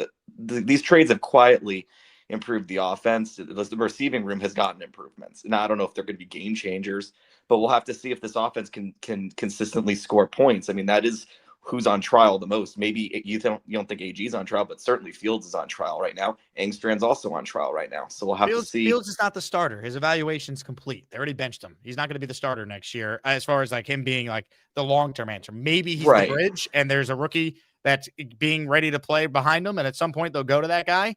But like, we're not evaluating Fields at this point. Like, we know what he is. They're going to draft the quarterback. Yeah. I hope that they do, and we got a lot of picks now, and we will certainly land one, and we'll see where that goes. I'm pretty optimistic about that because at least we knew this like halfway, a quarter through the season that this wasn't it. So like, why would we want to like not start stocking up on picks and rebuilding, right? If we knew this was a collapse, and I know that it was marketed a certain way, but they've pivoted. And why does your analysis there need to include trading away both Sauce and Quinnen necessarily? And then if you wanted to be on board with that, why didn't they go all the way with it and trade Quincy, who's not going to be here next year? Well, you and I both, I don't think you and I knew that Quinnen was like a severe malcontent, as what was reported. I mean, that's pretty bad. If he had 3 different occasions asking for a trade, that was not public to anyone. And good on Quinnen for keeping it quiet, but like, he was malcontent. So he was unhappy because they lied to him. That's why he was unhappy. They told him it wasn't going to be a rebuild and they were going to try and win. And here are the New York Jets at 1-7.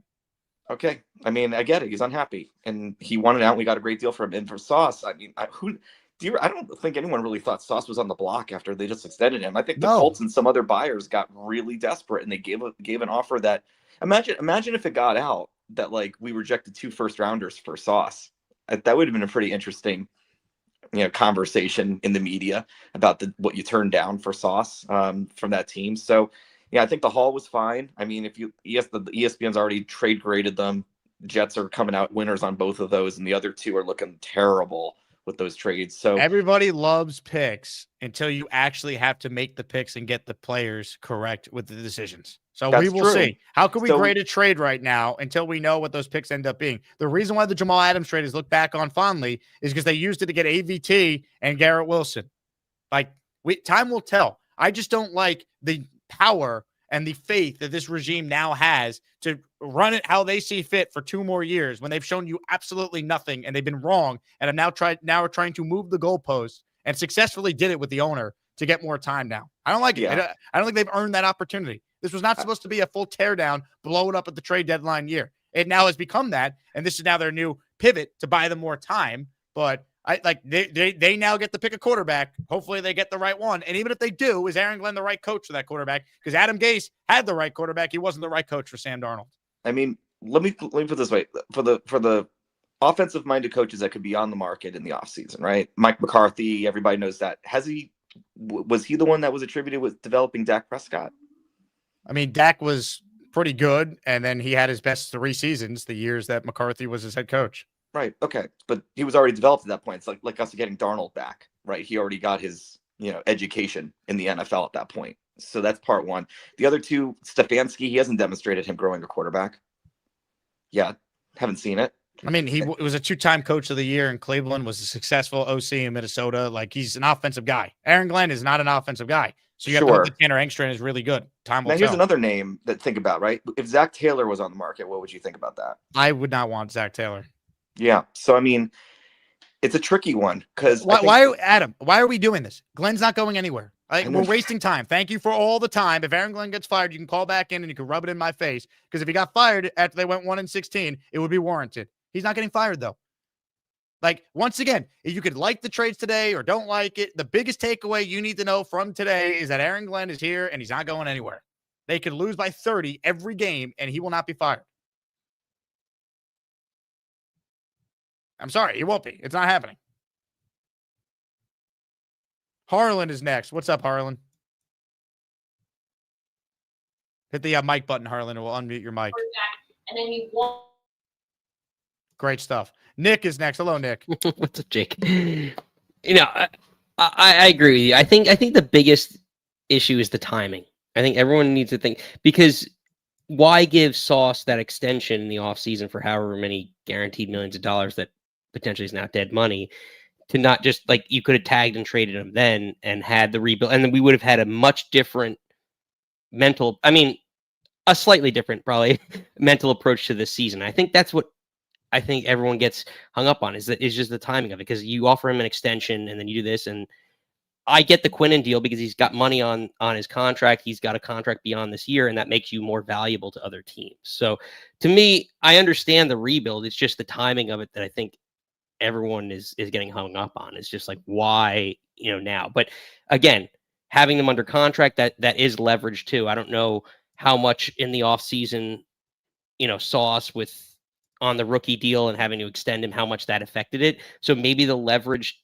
kind of slightly to Neil's point, maybe the leverage was a little bit more there now than it was in the offseason. But again, I think the timing is what everyone gets a little weary on. It's hard to believe, but I mean, they made the decision to tear it down, but they didn't even fully tear it down properly. Like, why? Quincy's gone, and they're not. I hope they pay Breece. I do. I am not. How could you feel good about them actually extending Breece based on anything that has been put out there today? I agree with you on Quincy. The only thing I would think about Quincy is just that, like, and again, it's just like kind of like 6 in one hand, half dozen in the other. Like, what are we looking at defensively? But like, maybe they don't have anyone that can step in theoretically. I mean, maybe you have to bring up a linebacker from the practice squad. I know they had that rookie played well in that one game or a couple games where Quincy was out. So maybe that's what we all kind of have saw in that short span. But yeah, that's the only thing that kind of confuses me about that aspect is like Quincy should have probably, like, it seemed like it would have been a package deal with Quincy and Quinnen just kind of going. And I just think that they don't have anyone potentially that could step in and keep it, as I laugh and say this tongue in cheek, like, respectable. Yeah, but you know what? Trying to win and looking respectable doesn't matter. What do you care? You just traded away Sauce Gardner and Quinnen Williams today. It should be about getting as many picks as possible. Once you make this decision, you go all in with it. You should have traded Quincy Williams today. Should have traded Breece Hall today, unless you're going to extend Breece Hall, which I hope they do. But the Jets usually have done the last year. They've done the opposite of basically everything I've wanted, so I'm not counting on it. It's amazing. I did not expect a fire sale today because I thought Glenn was going to try and value winning games and building winning habits, but he's in year 0. He's convinced ownership of that. So why bother? Ryan says, so now we have to trust AG to pick in the draft. Yeah, for better or worse. Let's hope they take the right quarterback. Bobbleneck. Only good thing is if and when it blows up next year, a new GM and head coach has to. No, I don't think so. I think the 3 first-round picks in 2027, I think that's going to be used now as year 3 is going to be the year it all comes together for us. Like if the Jets win 4 games next year, right? If they go 4-13 in 2026, I think it's going to be used as, well, we already have our quarterback. Now we got 2 more first-round picks in addition to our own. We're going to surround them with whatever we need to finally make the playoffs. And then if it doesn't work, they'll be fired. If it does work, they'll be extended. That's how this is setting up to be. They're going to get all next year now, too. Kevin wrote in, Uncle Neil now cooking. Blue and yellow, what does Jaime do to keep his job for this long? Nobody knows. Knob says Neil's 100% on point today. I got to acknowledge greatness when I see it. Taylor writes in, Q asked for a trade 3 times. We got 2 picks and a player. I have no issue with trading Q. It's the fact that it got to this point because you sold him on false promises that this wasn't a rebuild. And you now had to turn it into a rebuild because you were really bad at your jobs. So now we're going to entrust you to pick the next quarterback and rebuild the roster? I don't. The value they got is not the issue. It's why does Aaron Glenn have this much power for a guy who's never even been a head coach before? Omega Man says, these picks only make sense if they draft offense. Any defensive player selected is an abomination. QB, receiver, O-line, running back, tight end. I mean, the premium picks, right, should go towards the offense. You're going to take a quarterback with your own pick this year. That second first-round pick should go towards a wide receiver. Or if you're not bringing back AVT and Simpson, the best interior offensive lineman, right? Maybe it's a center and Tippmann stays a guard. Maybe it's a guard and Tippmann's back at center, whatever. The extra first-round pick they have should go to a player that is going to help your young quarterback. The second-round pick they got from Dallas should be focused on offense, 100%. Ablab, Jake, if they didn't want Breece, he'd be gone. I guess. I hope you're right. I hope they extend him. He will help a young quarterback, regardless who it is next year. Third man, if they were going to get rid of the guys they just signed, why wouldn't they offload Sherwood to a team? Because I don't think anyone wanted Sherwood. He hasn't played well. People don't want to pick up that contract. How they couldn't get the Niners have 4 fourth-round picks. How they couldn't get one of those picks for Quincy Williams is wild to me. Saleh didn't want Quincy back. Green Empire says the roster was not broken when Glenn came in. Now he comes in a year of busted first-round picks to elite players you cannot replace. That's my big thing.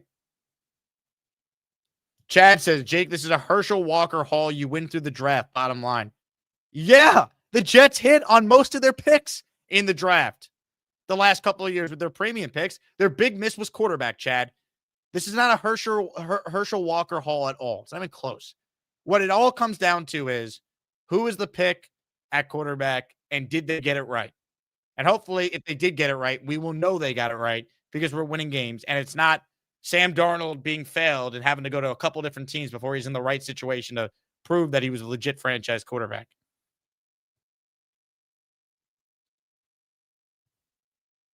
That's it. And it's not even about where you pick in the draft. It's picking the right player. Most of the time, the quarterback that goes first in the draft is not the best quarterback from the draft class. Jet Jarl, Jake, as much as I agree with you on Glenn, let's be real, he ain't going anywhere. I know.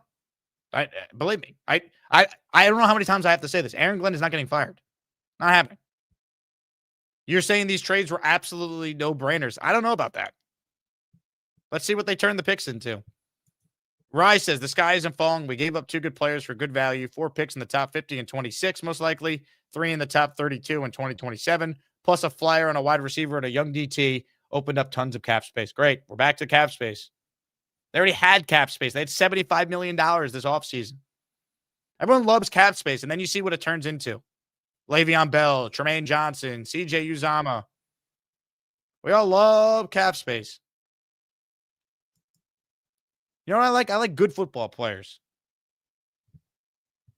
Do you remember the 5-game losing streak, the 7-game losing streak, the Mike White t-shirts, burn the whole thing down, bad vibes, good riddance? Yes, the Jets have sucked because of the Mike White t-shirts. The bad vibes, sure. John, if the Jets beat the Browns, will you change your tune? No. The game means nothing. Who cares about the Browns game? Hamburger up next, then we'll get back to more of your calls. We got the champ on the line. We'll get back to PBM, who was on with Neil too. What's up, Mr. Burger? What's up, man? Wow. What a day. I called 3 players out yesterday, and only 2 of them went.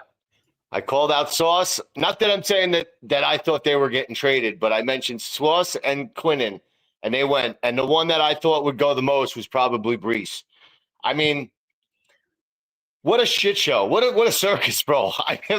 What a circus. We are committed to Glenn, and that is full on in the tea leaves today. He's not going anywhere. We could be the worst team. We could not win. We can get blown out every game the rest of the way, and it doesn't matter. He's going to be here.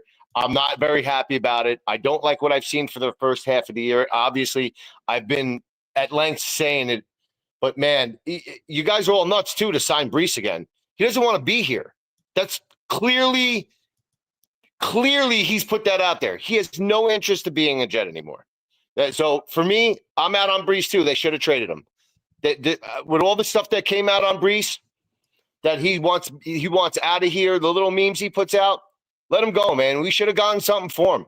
They should have traded him. They should have traded him if they have no intention of offering him an extension right now, because you're not going to use the tag on him. He's owed $16 million on the tag. Correct. Way too much. No. So it's either 100%. They should have gotten rid of him today. I don't know, man. We're screwed. I have a pile of Jets jerseys upstairs now that I'm going to go and just throw out. I mean, it's stupid to burn them, but I'm going to go donate them to some people that have no idea who the Jets even are. It's just man, we are just the butt of every joke. Do I like that we got the first rounders? Do I think we got good value for it? Yeah. But who's picking our freaking players? Who's coaching our new quarterback? Aaron Glenn and company. Dude, I have seen nothing this year. Nothing that shows us that this is a coach that's going to last. We are in another, at minimum, 2.5 to 3 years with this guy again. He's getting all of next year, and he's probably going to get 2027 as the make or break. Like, we have all the picks we now use, and this is where it all comes together. Yeah, I would agree with that. 100% I would agree with that. And to those that are happy about this and that are all riding high on Glenn, man, remember that I said this. He's going to screw this organization for another 5 years after 2027. We are screwed. You can call me negative. You can call me whatever you want, but it's right there. You see it. You see it on the field. You see it now, the indecision of the coaching, the indecision of upper management. Our owner sucks. We suck. Period. End of story. So enjoy this next 3 years because it's going to be misery for 5. Guaranteed. I hope that he improves, man, because right now everything you're saying is fair because he's looked terrible as a head coach so far. And he's also the GM. Right? If it was if the GM was good and the head coach sucked, well, it's easy to make a change. The guy has full autonomy over the roster, and he's the head coach. So, for better or worse, Aaron Glenn's got all the power. It's tough. I mean, I don't know what else to say. It's just, let's hope it gets better.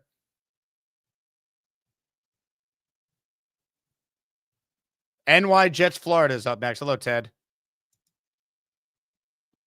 Good talk. Ted, I see you now. Your camera wasn't on. There we go. Ted, you there? Yeah, sorry, I was flipping my phone. So I actually thought we would have had a fire sale last year. But let me say what Muji turned Sauce into, because Sauce was basically, if we had to flip him last year, he was having such a bad year, we probably would have a second round or third round for him. For Muji to get 2 firsts, maybe it was just an offer that maybe he didn't want to trade him, but it was just too good to, not turn down. But I did want to say one thing, Jake.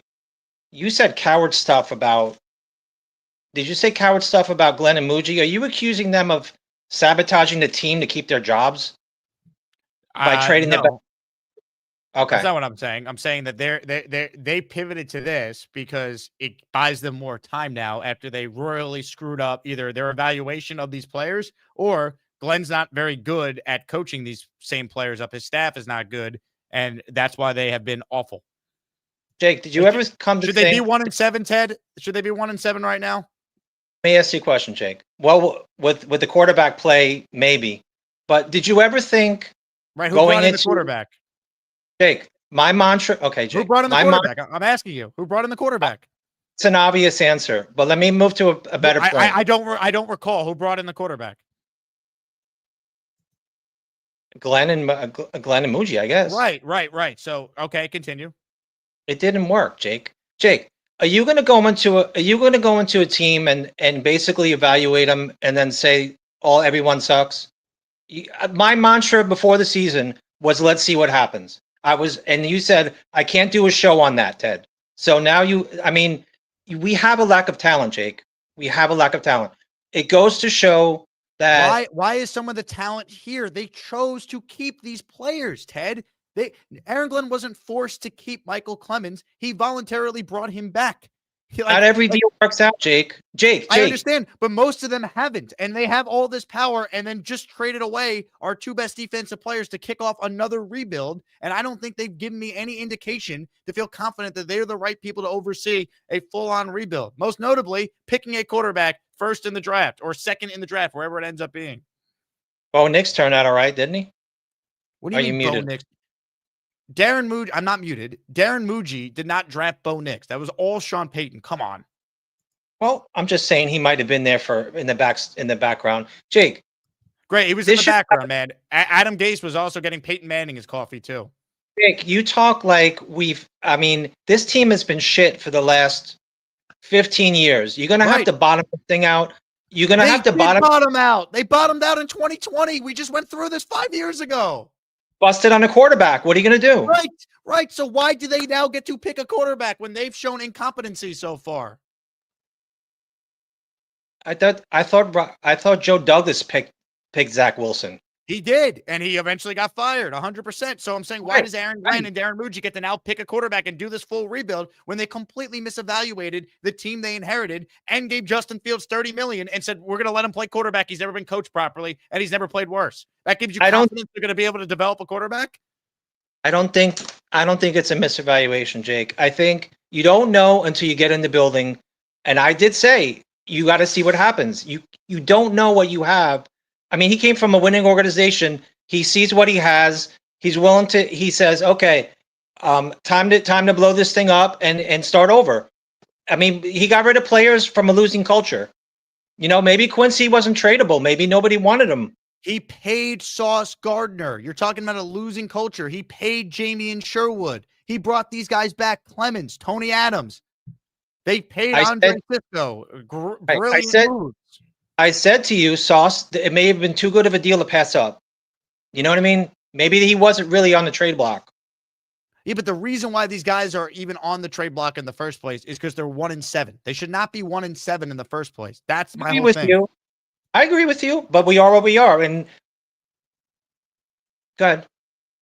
I mean, it is what it is. We can't go back. So the only thing I can do is you're going to have faith, because the only other alternative is to bring in who's going to do what with these picks. The alternative is that if you finish as the worst team in the NFL, you do exactly what the Patriots did. You one and done your coach and get a Mike Vrabel. Mike Vrabel's available? No, he's not available, because Woody Johnson, if he was going to make a real move, should have cleaned house after 2023, and Mike Vrabel would have been the Jet coach last year. Instead, everyone got a mulligan, and that brought us to where we're at. Do you think Aaron Glenn's done a good job, Ted? You're telling me to be so hopeful and optimistic. You think Aaron Glenn's done a good job since he's been here? Yes or no? Maybe with the talent he has, he did. You don't know that. You're not a professional. What do you mean I don't know that? Jake, I know you don't I'm know not what- a professional evaluator, Ted. I'm not an NFL scout, a GM, or a coach. I'm a Jets fan who's watched every snap of every play for 15-something years, 20 years now, whatever it is. And guess what? I can form an opinion, as can you. So I'm asking you for your opinion. Do you think Aaron Glenn has done a good job in his first year? Yes or no? I don't know what the talent he has. I'm going to go back to that. I don't know, Jake. I don't know what he has to work with. Obviously, great. a lot of these Awesome. players.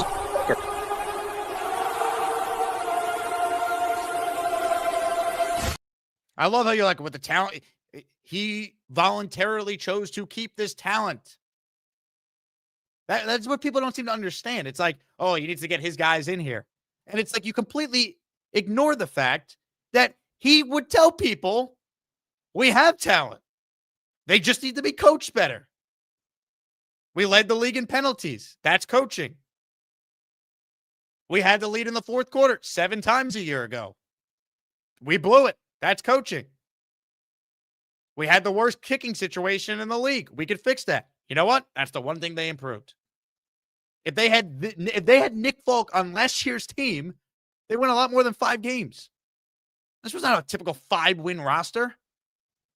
So now, yes, they're making the pivot to tear it down, and they got great value on these deals. But I don't care how many picks you get for the players if the guys who are making the picks aren't good at their jobs. And I have major doubts with this regime. That's my point. I hope they're great, but I'm not going to sit here and blindly, talk about the jobs they're doing as if it's been a good thing when Aaron Glenn's been awful so far. Hopefully he improves. It was a great win over the Bengals. Was it an outlier? But now the problem is if they just suck against all these teams down the stretch, there's going to be a lot of you just excusing it, being like, well, what'd you expect? They traded away Sauce. They traded away Quinnen. And they shouldn't get to use that excuse. But they're going to be here, so I'm rooting for them because I want the Jets to not suck.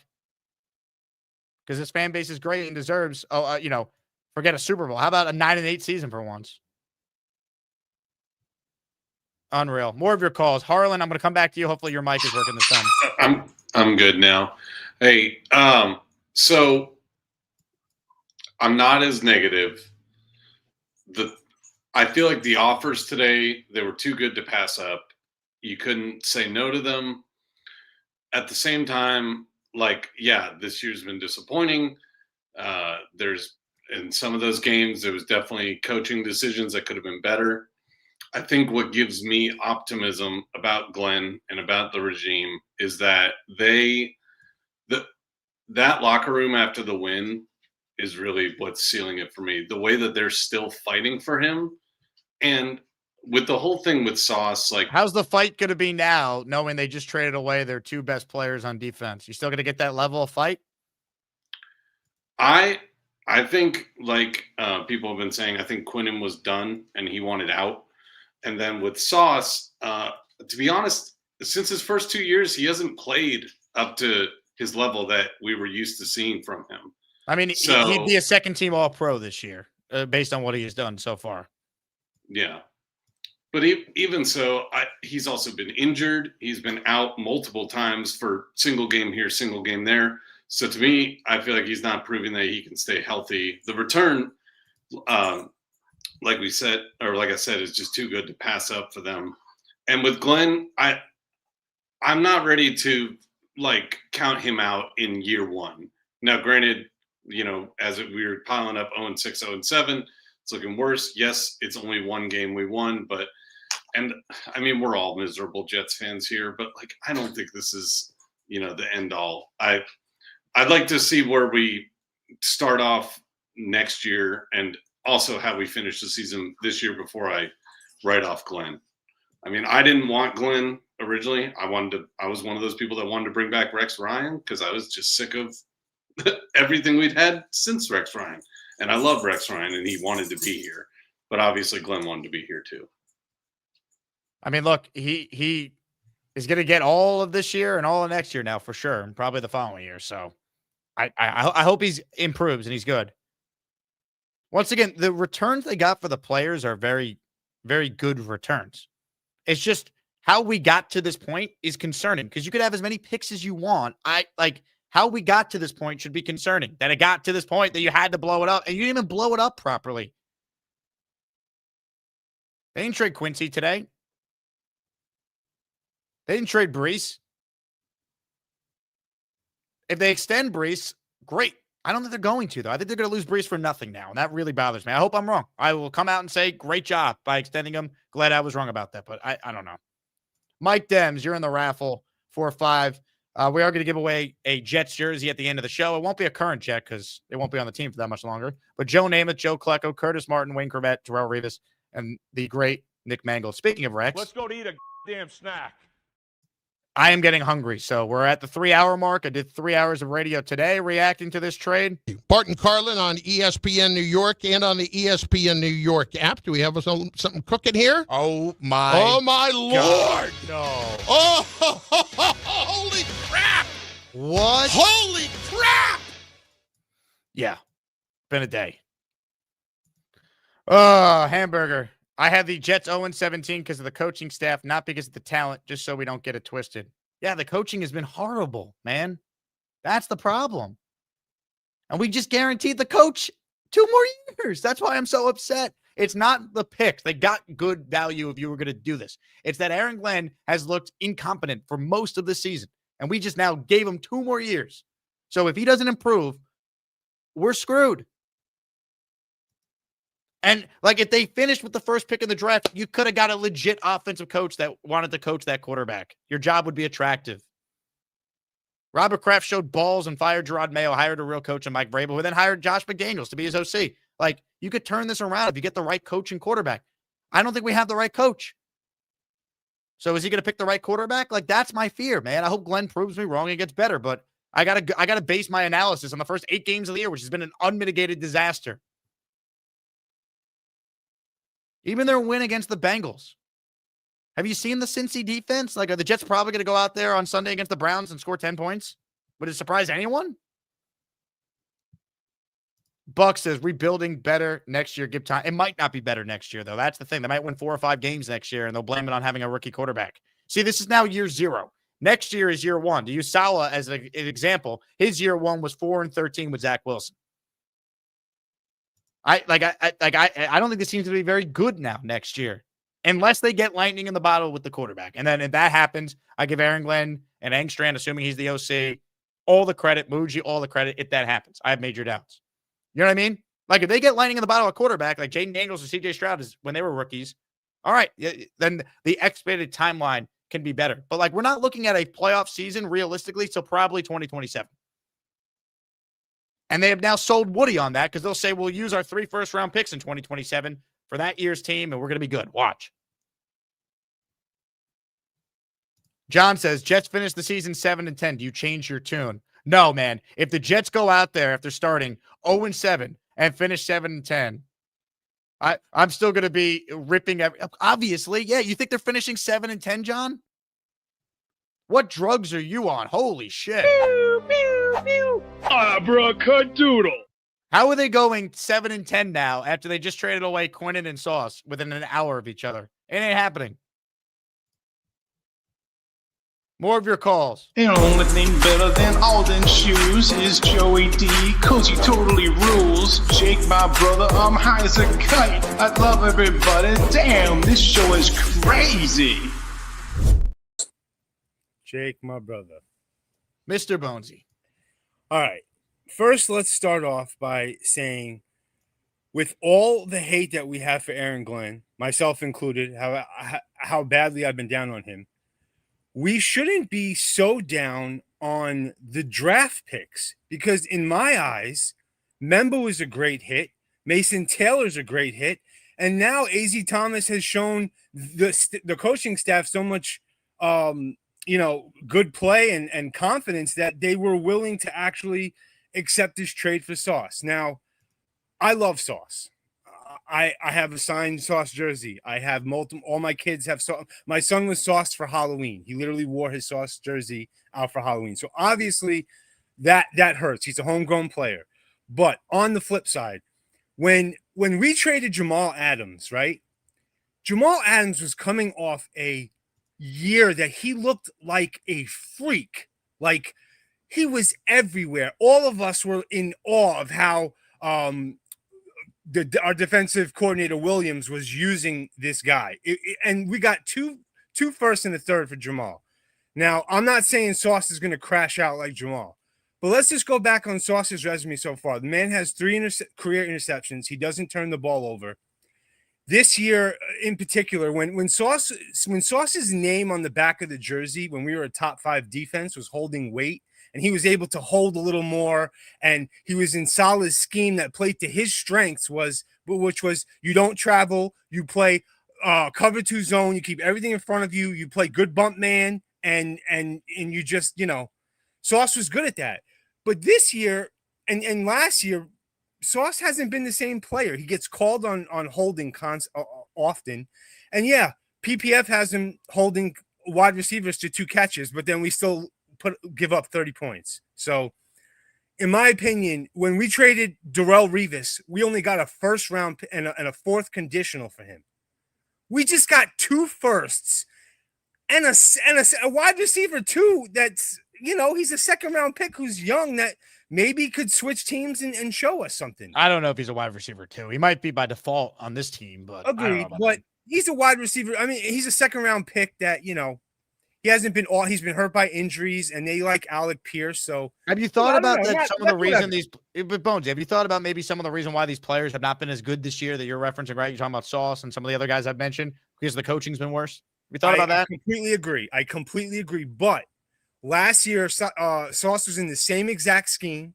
He was just, when Salah got traded, he just kind of checked out. I think the entire defense got immediately worse the second that they fired Salah. And we saw that all the guys that we were the only player who overachieved last year, I think, was Will McDonald, and Sherwood came out of nowhere, right? And now Sherwood's awful this year. So it's like, yeah, it's just I look, the returns itself are fine. They got the right value. I'm not upset with the trades because they didn't get enough. I'm upset that we're just here and it guarantees, without this regime doing anything to warrant the belief that they now just got from the owner today. Like to me, if the Jets finished with the worst record in the league this year, it was justifiable to clean house and get a real offensive coach for the quarterback you're going to take. Now they could be god awful and nothing's going to change. They're going to get to oversee the picking of a quarterback and all the other moves around the quarterback. And they haven't done anything to me that warrants that if they're this bad the rest of the way. But now there's a built-in excuse for them to be this bad, even though they shouldn't be. I don't think it's a built-in excuse, though. I do think that they aren't throwing this season and trying to flush it and lose out.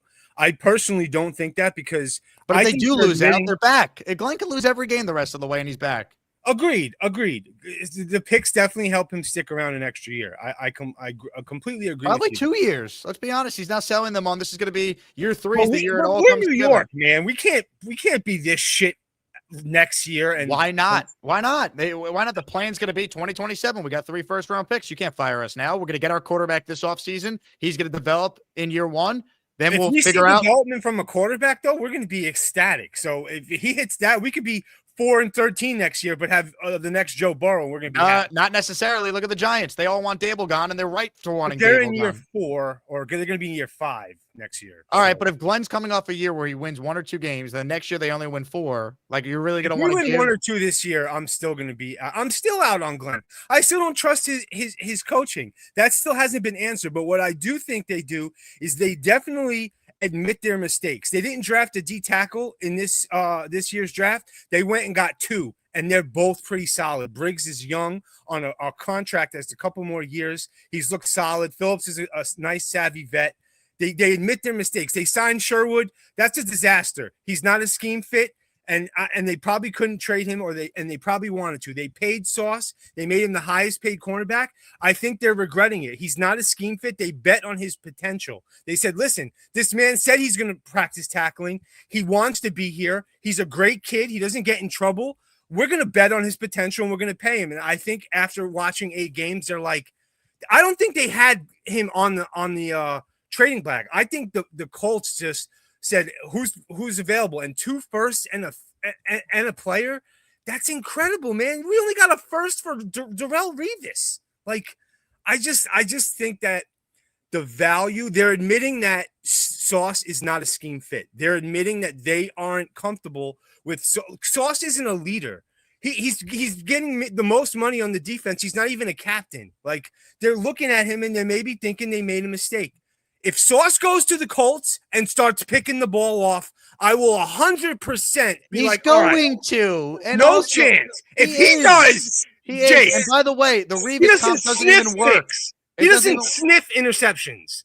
He doesn't sniff them. He doesn't get them in their hands and drop them. He doesn't come close to interceptions. If he, doesn't goes get, to the he doesn't Colts, get targeted. That's why we just like that. Like you're watching the he games, still you put see up what 30 on us. You know, like I love Sauce, but 2 firsts is something that I get the value is not the issue, but it's the fact that we're here in the first place. They should not be 1-7 right now, and now it's like, oh, well, they got to trade these guys. Fields' fault, though, right? I feel like, but that's that's Glenn's fault. The defense sucked at the beginning. You're That's right. Glenn's fault. That's Wilkes' fault. His handpicked DC. Name me a defensive player that has gotten better under Steve Wilkes. They've all gotten worse. Brownlee.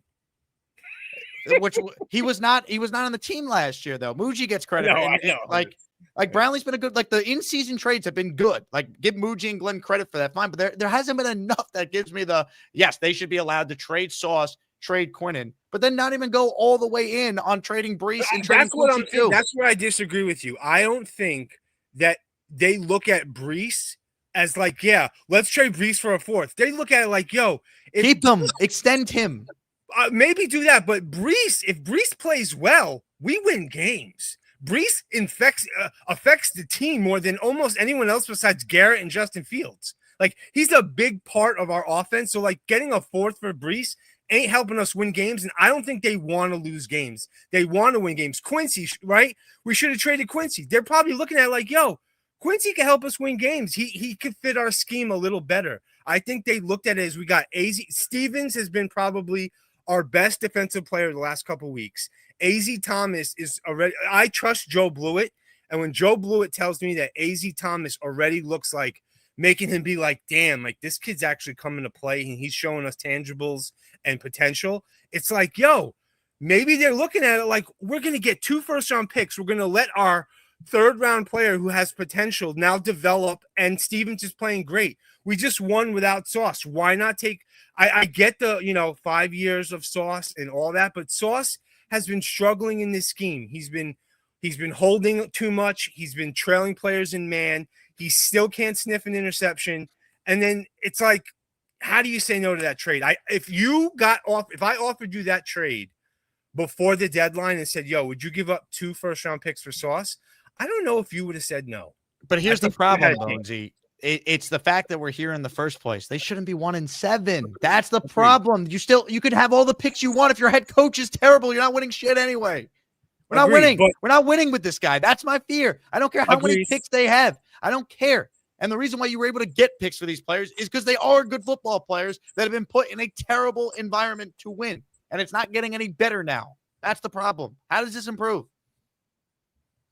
It improves with winning. That's the only thing that can warrant anything Glenn does. Glenn needs to he cannot finish this year with us losing games that, like, you got to admit, though, this year, right, we haven't been blown out too many times. I think it's been twice where it's been ugly, right? It's like both Fields' fault.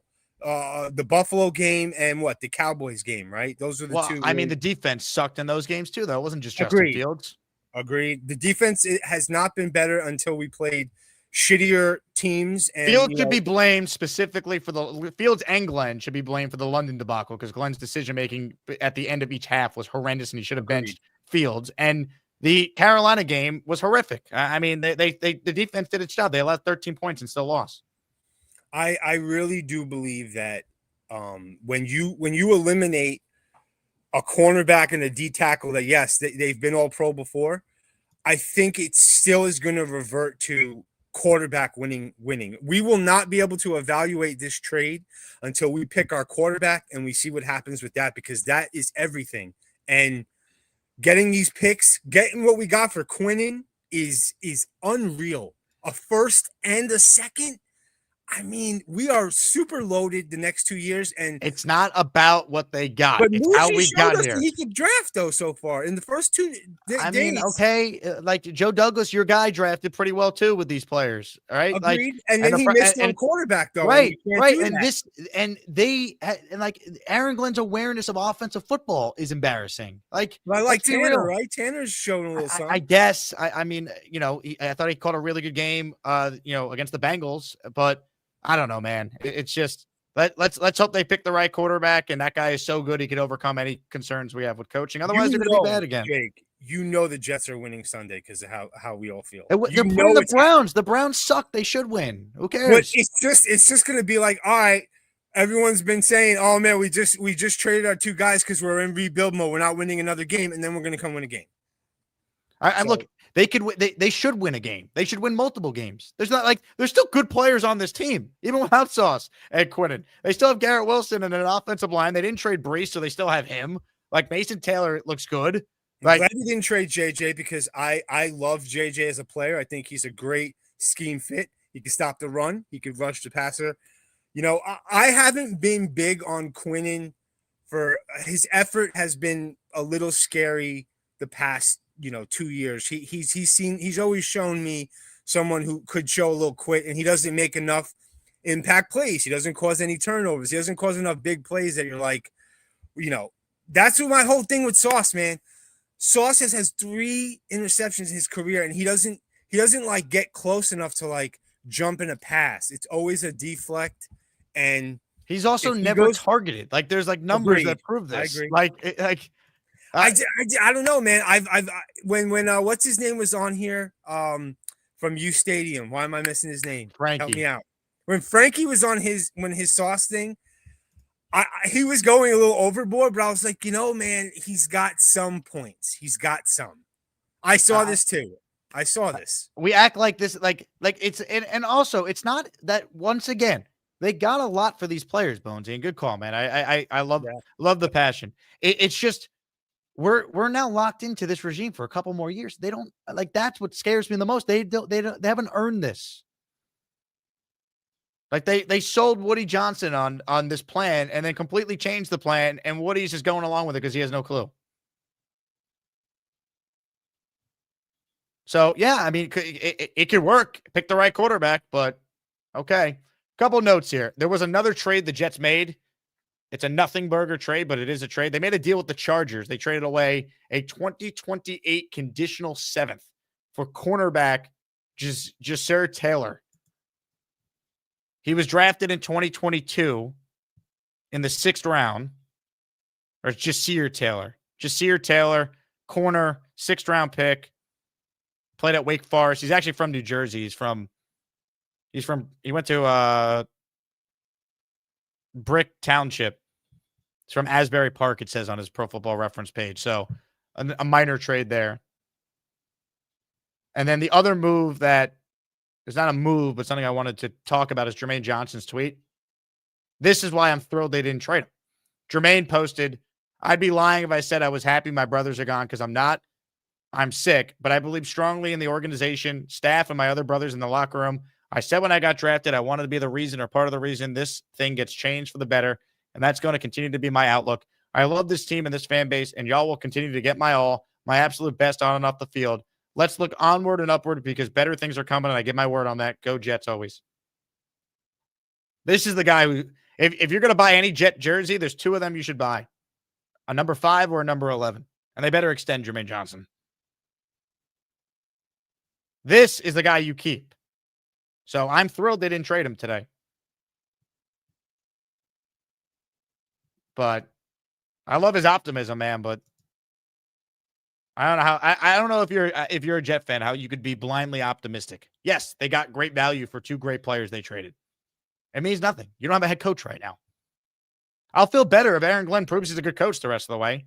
But if they lose, you guys are all going to say, "Oh, Jake, what did you expect? They're supposed to lose. Look at the talent." And it's like, nice. Here you have your built-in excuse. Congratulations.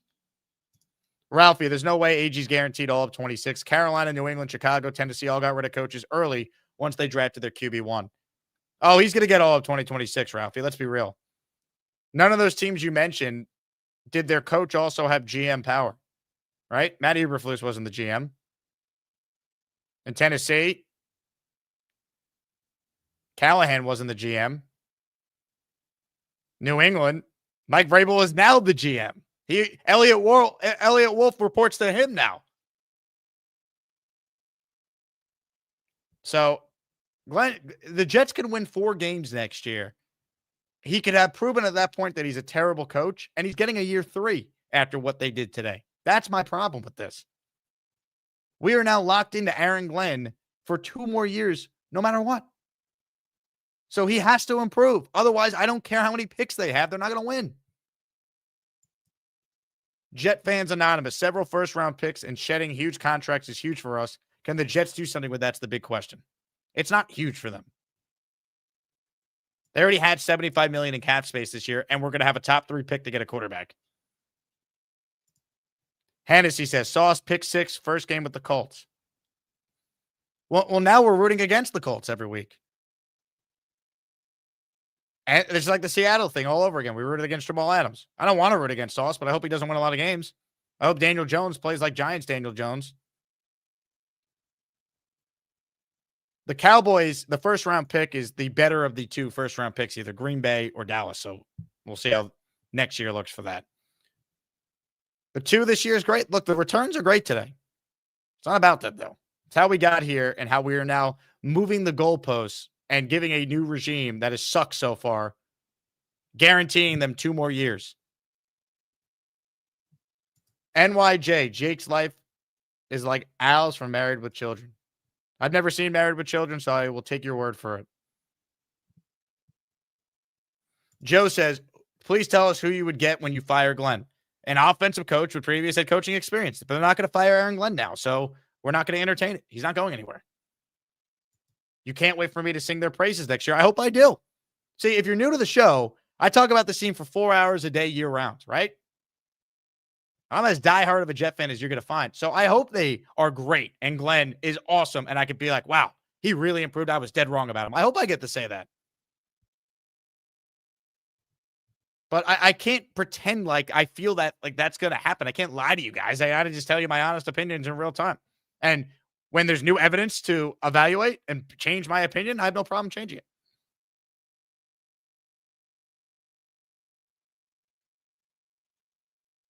But I don't know how anyone could look at what has happened this year and be like, yep, they got a real plan. This was not part of it. More calls. Jack is next. Hey, Jack. What's up, Jake? Not sure if you remember, but 8 days ago, I called you and Robbie Sabo, and I floated a trade proposal that would send Sauce to the Eagles for 2 first rounders. You did. I said there was no way that the Eagles were going to do it or the Jets would do it because they just paid him. But here we go. Yeah, got the team wrong, but I think you obviously know where I stand on this. I think the problem from your end is that I think you probably hold Sauce and both Williams in a bit higher regard than a lot of Jet fans do. I mean, I agree with you. I think they're both good players. I think the problem with Sauce was always the amount of money that he made. And I think the league agreed with me, though, Jack. That doesn't concern you? Like, the fact you were able to get this because other teams are like, yeah, they're not being used properly. They're in a terrible environment that's not conducive to winning. We'll bring them here, and they're going to be successful. Like, that's the problem. 100%. I mean, I argued that Sauce was better served on a contender. I think these are the prime years. The next 3 years for him are the prime years, right? Age 25, 26, 27, 28. I think where the Jets are, he'd kind of just be wasted here. By the time the Jets plan to be good, like Sauce is probably on the back end of his prime. They got the quarterback. Look at the Patriots. I mean, it's all true. I just don't think. Look at the Commanders last year. Like, it doesn't take that long. We're now being sold on this long rebuild again. It shouldn't take that long. It really get the quarterback right. Problem is they could get the quarterback right, Jack. And my big fear is if they get the quarterback right, we might not know because the coaching is so bad. I also wouldn't rule out. I mean, you've got 5 first-round picks in the next 2 years. If the Jets are picking at the top of the draft, it's possible they trade down and acquire more first-rounders. I'm going to float another little trade possibility your way, which I'm sure I'll be shot down on. But to send a rookie quarterback, you say anymore, Jack. I mean, you had Sauce Gardner being dealt before anyone. quarterback the Jets are going to now trade for? Joe Burrow. And hear me out on this. You've Okay. got Trade my entire draft for Joe Burrow immediately. It's not going to happen, but I hope it does. I hope you're right. I believe. I just think that he's in a situation in Cincinnati. He's in the middle of his prime. He's been injured a bunch. They've had quarterbacks go in there and perform at a really high level. I mean, you wouldn't notice the difference statistically between Joe Flacco and Joe Burrow.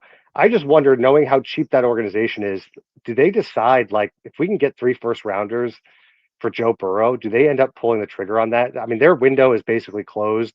I'm just wondering from their perspective if like that is a possibility that they would do it. I just think from the Jets' perspective, if you did go the rookie route, you're in a much better position than Sam Darnold ever was, where you've got a receiver, you've got a couple of running backs, you've got a solid offensive line, you now have the draft capital to go get some more receivers. Like, you're putting them in a better spot. That would obviously be my preferred route. But like, if you think about what Aaron Glenn has done, he's trying to copy like the Lions playbook, right? Where I think he would prefer to have like a Jared Goff veteran quarterback that he can just pair with an offensive coordinator and not have to worry about that side of the ball. I don't think he has the time to bet on a rookie quarterback, because the early results on a quarterback are never good, with very rare exceptions. The Jets' history has obviously been terrible with rookie quarterbacks. Finding a veteran who might be on the market, I think, could be what they're gearing up for. But that's a wild card prediction. I don't stand by it if it doesn't work out. Yeah, I would love it. I don't think it's going to happen. I don't.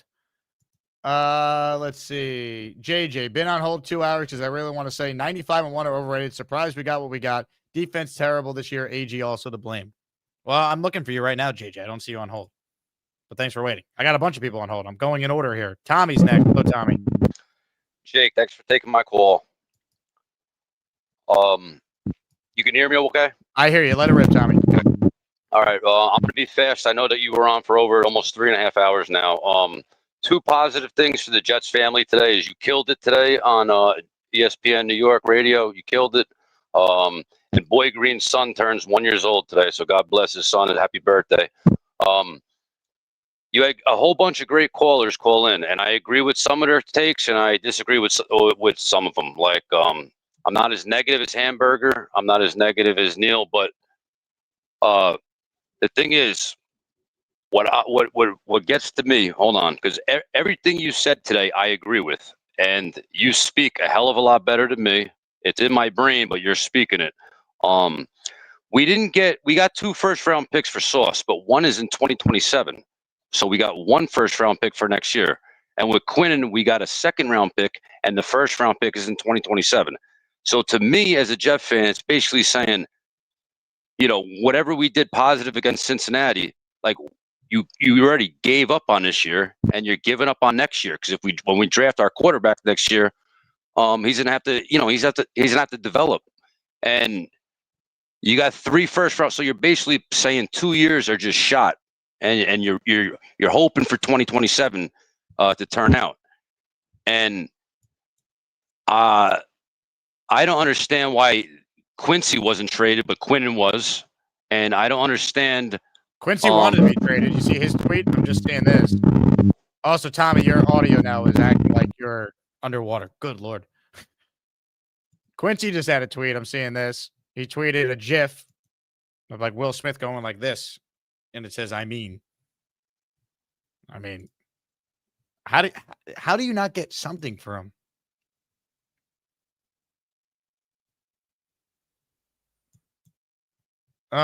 Just the pain never ends. JJ's next. Hello, JJ. You're Mr. Jake Asman. I will say this, man. You've built a heck of a platform on YouTube, and for the most part, people usually agree with you. I think today is the first day that you're getting significant pushback. I think the day they got rid of Rodgers and I screamed that it was a bad decision, I would have kept him. That was probably the most. But I once again, I don't care if people agree with me or disagree with me. It's my authentic opinion, and everyone's entitled to their own. That's it. That's true, but I for the first time ever, I never agree with Neil, but I kind of agree with Neil. I do believe that Sauce Gardner and Quinnen Williams are overrated. I'm sorry, but when you look at Quinnen Williams, the excuse everyone gives me for him is, oh, he gets double teamed. I mean, so what? Aaron Donald got double teamed. Okay, let's not compare him to Aaron Donald. Fine. Chris Jones gets double teamed. Dexter Lawrence gets double teamed. What's his guy's name? Vita. I probably said it wrong, but he gets double teamed with the Bucks. All the good defensive tackles get double teamed, and they still find a way to make it an impact on the game. And I'll say this: I mean, our defense has been worse than our offense overall this year, in my opinion. They've had flashes, but overall they've been worse. And at the end of the day, you have Quinnen Williams on the defense, you have Sauce Gardner on the defense, and they haven't made any impact. They haven't caused any turnovers. And you would think if you have a stud D lineman and a stud corner that you would have more sacks on the season, because the corner should be doing his job, not allowing guys to get open, and you get more coverage sacks or something. No, we haven't seen it. So us losing these two players and getting what we got from them is shocking to me, that we were able to trade and get what we've gotten for them. On the flip side, though, with that being said, our defense shouldn't be this bad. If you're able to get first round picks for these players, so I'm going to be a little contradictory here. If you're able to get first round picks for these players, then your defense should be a lot better. So that's where we have to talk about Aaron Glenn. And I don't remember the caller, but there's a caller who was arguing with you and trying to tell you, hey, listen, Aaron Glenn shouldn't be, an untouchable next year. I agree with you that they aren't going to fire him. I just don't like how you're kind of like okay with it. I'm not okay with it. I'm not okay with it. I don't want them back next year if they finish with the worst record in the league. I've been on the record saying that they shouldn't get to pick a quarterback first overall. This is not a first overall roster. Like, they shouldn't be 1-7 in the first place. We should not have gotten to this point where, trading these guys ended up being like a move you can argue makes sense because they've done such a bad job taking a team that did have talent and making it worse. And now we got to blow the whole thing up again. Like, that's my concern with all this. We've now guaranteed this regime 2 more years. They're not getting fired if they win 3 or 4 games in 2026. They'll blame it on a rookie quarterback that needed to go get through the growing pains. And then they're going to go out there and use their 3 first-round picks in 27 to supplement the roster and make the playoffs that year. That's now the pitch. We're now signing up for 2 more years of this regime, and it only gets better if Glenn improves and if they hit on the right quarterback. Otherwise, they're going to be bad again next year. We're not winning. Well, Mr. Bonesy was on earlier, and I always like to throw shots at Mr. Bonesy because he thinks Joe Douglas was great. But you kind of shared a sentiment that, this is going to be year 0 for them. And this was the same sentiment you guys shared when Joe Douglas first stepped into the building with Robert Saleh, that 4-13 season shouldn't count because they were playing with, practice squad players and all that stuff. In my opinion, right, I feel like this is the same story that we've already seen where, a new regime is coming in and they're saying, hey, the players that we have aren't good enough to win and we have to rebuild. And in the past, you guys were open to it. And now you guys are all so against it.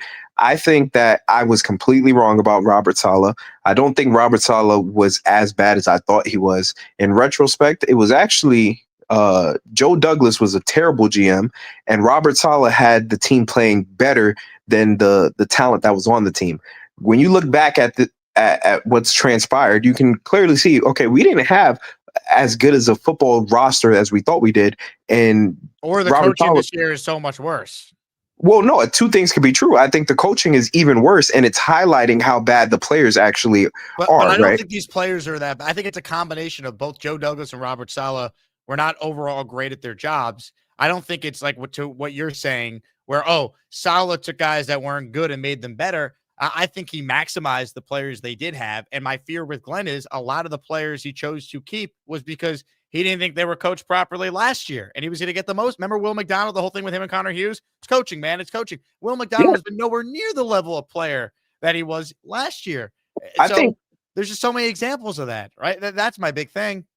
I think me and you are kind of saying the same thing in different ways. I agree with you that Robert Saleh and Joe Douglas were both not great at their job. I think Joe Douglas was just worse, and Robert Saleh was able to maximize what he was given. Obviously, they didn't have the quarterback, and then even when they did get the quarterback, the roster wasn't good enough with Aaron Rodgers to win. So, and I think Aaron Glenn is just, at this point, historically the worst head coach we've seen. Well, I've seen in my lifetime. But with that all being said, hey, you never know what can happen. I mean, next year, I know you're not going to entertain talks about who that the quarterback will be, and you don't want to entertain talks about Archie Manning. But I think Archie Manning's going to come out in the draft, and maybe we draft him. Maybe we draft the Mendoza kid. Maybe you draft whoever it is. But at the same time, we have $90 million in cap space, so we don't even really necessarily need to use these draft picks to go draft somebody. We can trade these draft picks for a player. Quarterback though. It's all about who the quarterback is. Kyler Murray. I know not you. solving this. Yeah, I know you wouldn't want like a Kyler Murray or something like that, but I mean, what if whoever it is that we get, we have enough pieces around us with Breece Hall, Garrett Wilson, Mason Taylor as the core, a core O-line, which I'm seeing improvement week after week. We have a core on offense, and then the defense, it was trash with Quinnen, it was trash with Sauce. So I think with everything that we've just got for these two guys, we have the makings to be a better team. It's all going to come down to coaching. At the end of the day, Aaron Glenn talks about coaching is coaching. With everything that Muji has done, because you guys keep saying that it's Aaron Glenn who's doing this, but whoever, with everything that they've done, they have the opportunity to build a better team and take us from 1-7 to something possibly better. I don't have any faith though, so I will say this, Jake, you were right. I'm stupid for saying that if we beat the Browns, I'll renew my season tickets. I come to the conclusion that I'm not renewing no matter what. I don't care anymore because I personally don't see this getting better next year. However, I am optimistic that with all these first round draft picks, with 90 million cap space, we can't be much worse, right? I mean, they could just be bad again, though, right? It can turn around if they get real improvements from this head coach and they pick the right quarterback. But now my issue is, JJ, it's not that they traded the players they traded. It's that it now signals that this regime, which has done nothing but make a team that had talent worse to get to a point where they're 1-7 in the first place, we have now given them 2 more years no matter what. And I don't like that. I don't like that no one's going to be held accountable for the disastrous decisions they made from the second they were hired. But I will say this, right? I think it was Jason in Jerusalem said this.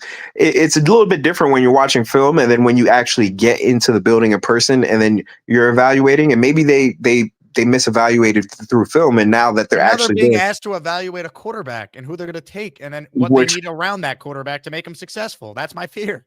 Which I agree. So, and this is my question to you and the rest of the Jets fans. What do we do now? So what do we do with these picks? We pray. We hope they do we draft a quarterback? Do we try to do like what Detroit did and trade for somebody? I mean, obviously it was an even swap, Matthew Stafford for Jared Goff, but do we try to do that, or do we try to draft and develop a guy?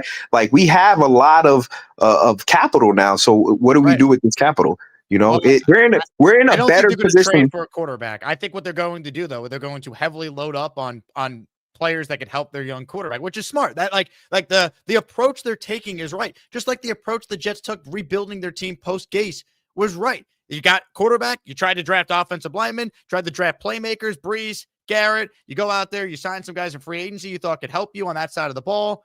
They did everything right, the previous regime, except they missed on quarterback. And then Douglas, to his fault, was way too stubborn to admit he missed on that quarterback till it was too late. They got a legit backup. They probably could have made the playoffs that 2023 season, right? When Rodgers went down. So all we can hope is that they learn from the mistakes that they have made and improve. What I don't like about this is we're now guaranteeing them a job for all of next year and probably 27 as well. And I don't think they've earned that, but I'll be all in if they make the right moves and they're winning. We all want the same thing. We all want to see this team win games, but I don't think the Jets became a better team today because they now have future picks. If the coach is god awful, we're only going to go so far. We've had talented teams that didn't win. Why? We all blame coaching. We still have the same problem today. But overall, I don't think we're a better team necessarily, but overall, I think we're in a better position to win next year than we were at the beginning of the day. Like in the beginning of this morning, if we, would have went 10-7 and went out and went to the playoffs, and then next year try to run it back with this squad, I think that it wouldn't have been a good thing for us. I think that it was time for us to realize, hey, maybe Quinnen Williams isn't as good as we thought we was. And then now we're able to get a 2nd round pick and a 1st round pick for him. And then Sauce Gardner, 2 1st round picks. And he's probably not even, to be honest with you, arguably right now, he's not even top 5 cornerbacks in the league right now. and we got 2 first rounds for him, I think it was a steal. And I think that overall going Or into the next year, Colts see this is a guy that's really good that's going to help him, and he's going to be an yeah, all-pro. the Colts, the people are laughing at the Colts. Like, why would you pay 2 first rounds for this guy? I mean, there's better cornerbacks out there that are probably on worse teams that are not worse teams, but just as bad teams that you could have traded for and got way less and could come in and make an impact for you. So all I'm saying is, I don't think that we're going to be a better team next year. However, I do think, though, we are in position to be, as long as Aaron Glenn gets his head out of his a-hole and learns how to coach. Then we can have something brewing. That's great. We just need our head coach to learn how to coach, and we'll be good. Awesome. That's the problem, man. It's like the picks. It's not the problem with the picks. It's that we got here because of their incompetence, and they use their incompetence to now give them an extra 2 years of job security. That's what I think people are missing here. It's not the return. Like, they got a lot for Sauce and they got a lot for Quinnen. I'm not criticizing the return. I just don't like the fact that we've now guaranteed these guys all of next year if they win 4 games, and they're going to get 27 in all likelihood too. Glenn's not getting fired. They got 3 first-round picks in 2027. It's going to be sold as, hey, we got our quarterback in 2026. He went through growing pains. Now in 2027, we put the final pieces on our team, baby. We're ready to go. And it's just like, when do we ever win? We're not winning next year. The playoff drough's at 15 now. We'll be at 16 by the end of next year.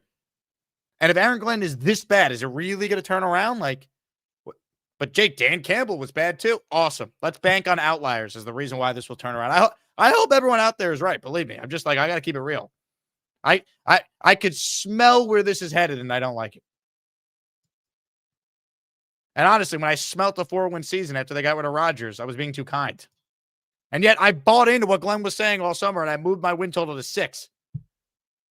They're not sniffing more than what? 2 or 3 wins? Maybe? And now there's like, if they get embarrassed by Mike Vrabel and the Patriots on Thursday Night Football, there's no consequence of that. Very frustrating. I hope Glenn gets better. I hope he improves. And I hope they pick the right quarterback and they surround that quarterback with what he needs to have a chance. Because that's what it all comes down to. Purple about Mike, he loves the dark night. He's got a green pool and he jumps right in. Maybe someday he'll get a brown belt, but for now he's just that purple belt Mike. Purple belt Mike, it might be purple, but he can still kick your dirty ass. Jake, do me a favor for the last time for my wife, because she's upset that Q's gone. Play the Q for her. She's watching. Play the Q dance for her. Ooh, I gotta have to find that. I don't have it handy right now. Hold on. All right. Let me see what I could do. In the meantime, I'm kind of pissed off. Not that we traded everybody, but the fact that we were sold that we were going to win now, and now we're rebuilding. So we basically threw this year away when we should have did this just in the off season. And everyone's happy about the picks. The picks aren't that good, because you're not going to hit 100% of the time on your picks. You're not going to. The first round picks, there's a 50% fail rate. So for you to think that you're going to hit gold on all of them is just delusional. You're going to miss on those picks. You're not going to go 7 for 7. So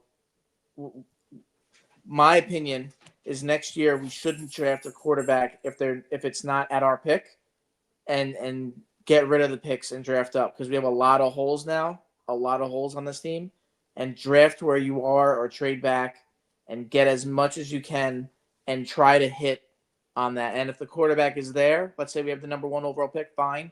Or if we're the 5th overall pick and the quarterback is there, fine. But don't force the quarterback, because you have 2 years now to draft the quarterback. Yeah, but they're going to take a quarterback, Mike. Like, that sounds nice, but they're going to be under the gun to get someone. See, I hope that they don't, because then we're gonna. But then we're giving them more time, then, because then they get to use. Oh, well, we didn't like any of these quarterbacks. We're focused on 2027, and then you can't fire us after 2027. We only had 1 year with our handpicked quarterback. They gotta win games, man. Quarterback, and they don't like it. Then I don't think they're gonna force a quarterback. Their job is to find a quarterback that they believe in and take them. There'll be someone they could get. The 2020 draft, right? And they we should don't take a quarterback really every year. A mistake was not taking one this year in the later rounds. Correct. Yep. Because if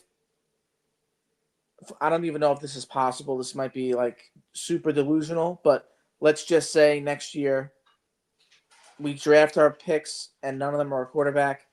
Cincinnati sucks, and then in 2027, like, all right, give us your 3 firsts, and you'll get Burrow. I mean, I would do that in a heartbeat. So, yeah, so would I. But I'll tell you what, the Bengals aren't going to give you Joe Burrow. So I think it's that they would? no. Like, I don't think they will. They paid him. He took them to a Super Bowl. He's the best thing to happen to their franchise since I don't know. You tell me, Boomer Esiason. Like they're not going to trade we Joe just Burrow. paid Sauce and got rid of him. I guess anything's happening. It's a franchise quarterback, though. That'd be like the Jets finally getting a quarterback and then trading him. Would get rid of him. I would do it for Burrow. I love Burrow. I think I would trade him. Here's the deal I would make for Joe Burrow. If they get our first round draft pick every year until Joe Burrow retires or he's not on the Jets anymore. I would literally do that deal. Every year they get our first because he's Joe Burrow, but he's not going to be available. You're not going to get him. Yeah, I wish. And I'm also pissed off about one thing. It's that why did we turn down the 4th round pick from the Chiefs? Because Breece is not reported that was out there.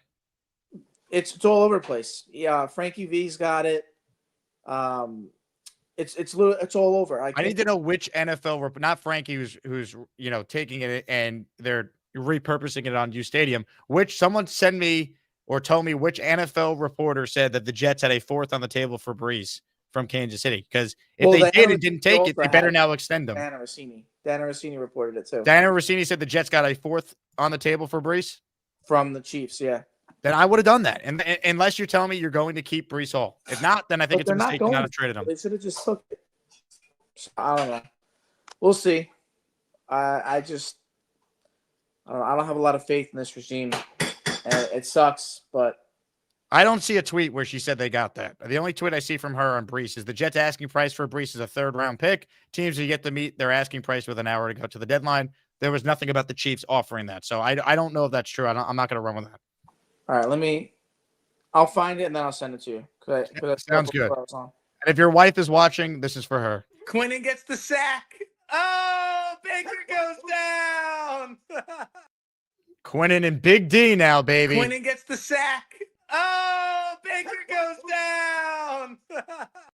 Unreal. What a day. All right. Membership, super chats. We got a raffle coming up here.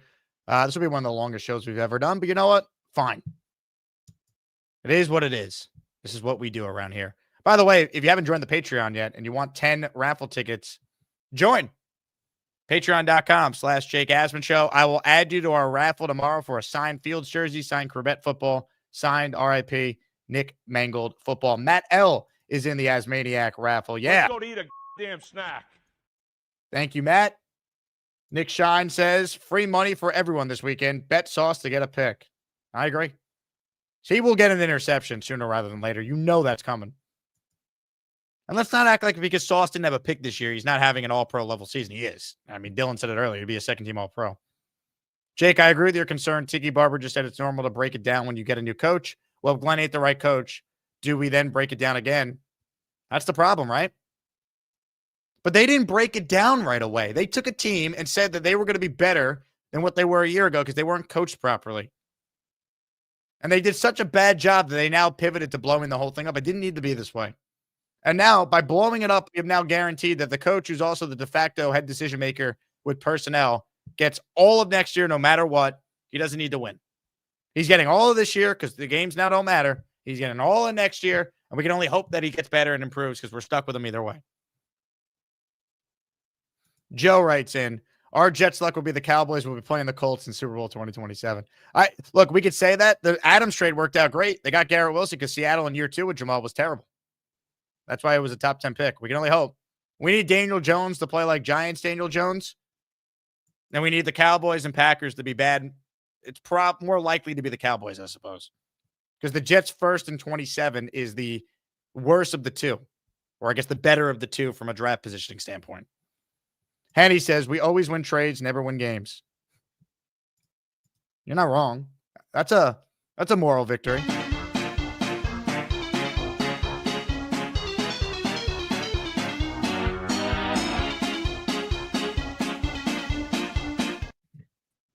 Now that, my friends, now that's what I call music. Now, back to the Jake Asman Show. Take it away, Jake. I got gas right now. Oh.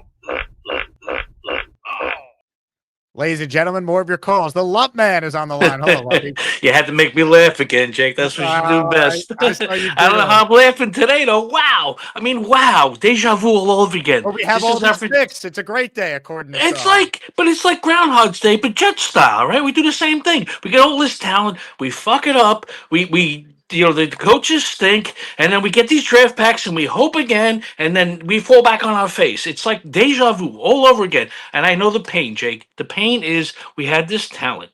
And we had this talent. We hoping this coaching staff would be coaches, and they could get this talent up to the next level. And then they find out after 1-7 they suck, and now they're going to get more years. That's the pain that we're feeling right now. That's the pain, is that these talented players that under being a Jet has been miserable for them instead of seeing them flourish. Can we get some good talent to flourish? Do we have anybody who could flourish? That's where the pain is, Jake. That's what I'm feeling. Are you feeling the same thing? That this regime just shit on that talent. They get a haul. Yeah, they get a haul, but we're gonna do the same thing we did last 4 years ago. Is we're gonna get this great talent again, be excited about it, and then we're gonna have the wrong coaches. What can we get for our defensive coordinator? Can we get a good pick for him? Can we do something like that? I mean, it's like this cycle of Jet life. That's what I'm feeling right now. Are you feeling the same thing, Jake? Yeah, I mean, it's just I get the thought process of doing it. I don't like the people that are allowed to do this because I don't think they've shown me any ability to have a real plan for this was not the original plan, and we're only here because of their incompetency, and I don't like that. So I'm very concerned. Right, and about now all he's this. got more years. It's the same cycle. It's the same cycle that we've been going through. Something has to change. It's like the definition of sanity. Keep doing the same thing over and over again and expecting a different result. I mean, maybe if Woody really had half a sense, if Glenn sucks the rest of the year or it shows his incompetency. Because now it's going to be you we don't you have do what they talent. did in New England. Yeah, you do what they did in New England. You fire him and get somebody else. The only thing I saw, which is a glimmer, you got a glimmer of the offensive coordinator. You got a glimmer of the GM. You got a couple of glimmers of that, but we had that with Douglas. We had them with other regimes. It's just it's if they weren't the right fit, they should have started out this season by doing the trades they needed to trade and started out fresh at the beginning of the season instead of the middle of the season when they realized it wrong. They evaluated the talent wrong in the beginning, and now we're going to expect them to evaluate the talent in the draft next. That's a problem to me. That's a problem. Yeah, Lumpy, I'm with you. And by the way, Connor Hughes of SNY was the one who said that the Jets apparently had a fourth on the table for Breece, and they said no, they wanted a third. So if that's true, then they should have taken that, or they extend Breece all. If you lose him for nothing, even if you get a comp pick, it's not going to be a fourth. And the comp pick you couldn't even use till 2027. Just keep Breece, right? He's going to help your rookie quarterback next year. Zedward says, we have trade capital. Maybe we could poach a good starting QB from another team. Who's giving you a legit quarterback in the NFL? The next time the Jets trade for a future starting quarterback, right, that will take over and be the unquestioned starter, the next time they do that will be in 2038, all right? Not until then. When they acquire Jordan Love from the Packers in 2038, that will be the next time we make that type of move. Right? That's the next time it's happening. They're drafting a quarterback. Jets Johnny, who's had some of the dumbest comments in the history of the written word today, but he's back from the shadow realm, says you don't blow up a team before the season. Yeah, you know when you do it? In the offseason last year. Not now. Not after you extended Sauce. Not after you told Quinnen Williams it wasn't a rebuild. You should have said it was a rebuild and we'll trade him then. No, they completely misevaluated their roster, their talent. And their coaching is a big reason why they're 1-7 right now and had to do this. I don't care how many picks you have. If your head coach is this bad, it will not matter. So he has to improve because he's going to be here. Peter Storrs in the raffle for 5. I like what JJ said. I could get with some of these players that are not good. Get it that these teams anteed up. Those teams are in trouble with those positions. Defensive rebuild, add a QB, receiver 2 and 3, and let's see. I mean, all their picks should be on offensive players at the beginning, right? They actually have, I think, decent corners. They don't have Sauce, but Stevens has played well of late. I like what I saw from AZ Thomas. He has to be good. They used a third rounder on him. I mean, come on, man. They got to get safety out. That's for sure. Design mind. Imagine hiring a sales manager who makes no sales all year, then putting them in charge of training new sales reps. That's what the Jets just did. Yeah, it's risky. It's not like Aaron Glenn is a proven coach and he's tearing it. Like Sean Payton, when he took over Denver and he got rid of Russ and they dealt with it, like he's proven himself. Aaron Glenn's not proven anything. He has Sean Payton power, right? Because Payton's the decision maker there, just like Glenn is here. And he hasn't won anything. But I hope he starts winning more. I mean, I think we all do. All right, home stretch of calls here. If you're on hold, you're guaranteed to get on the show. But up next, we say hello to a legend.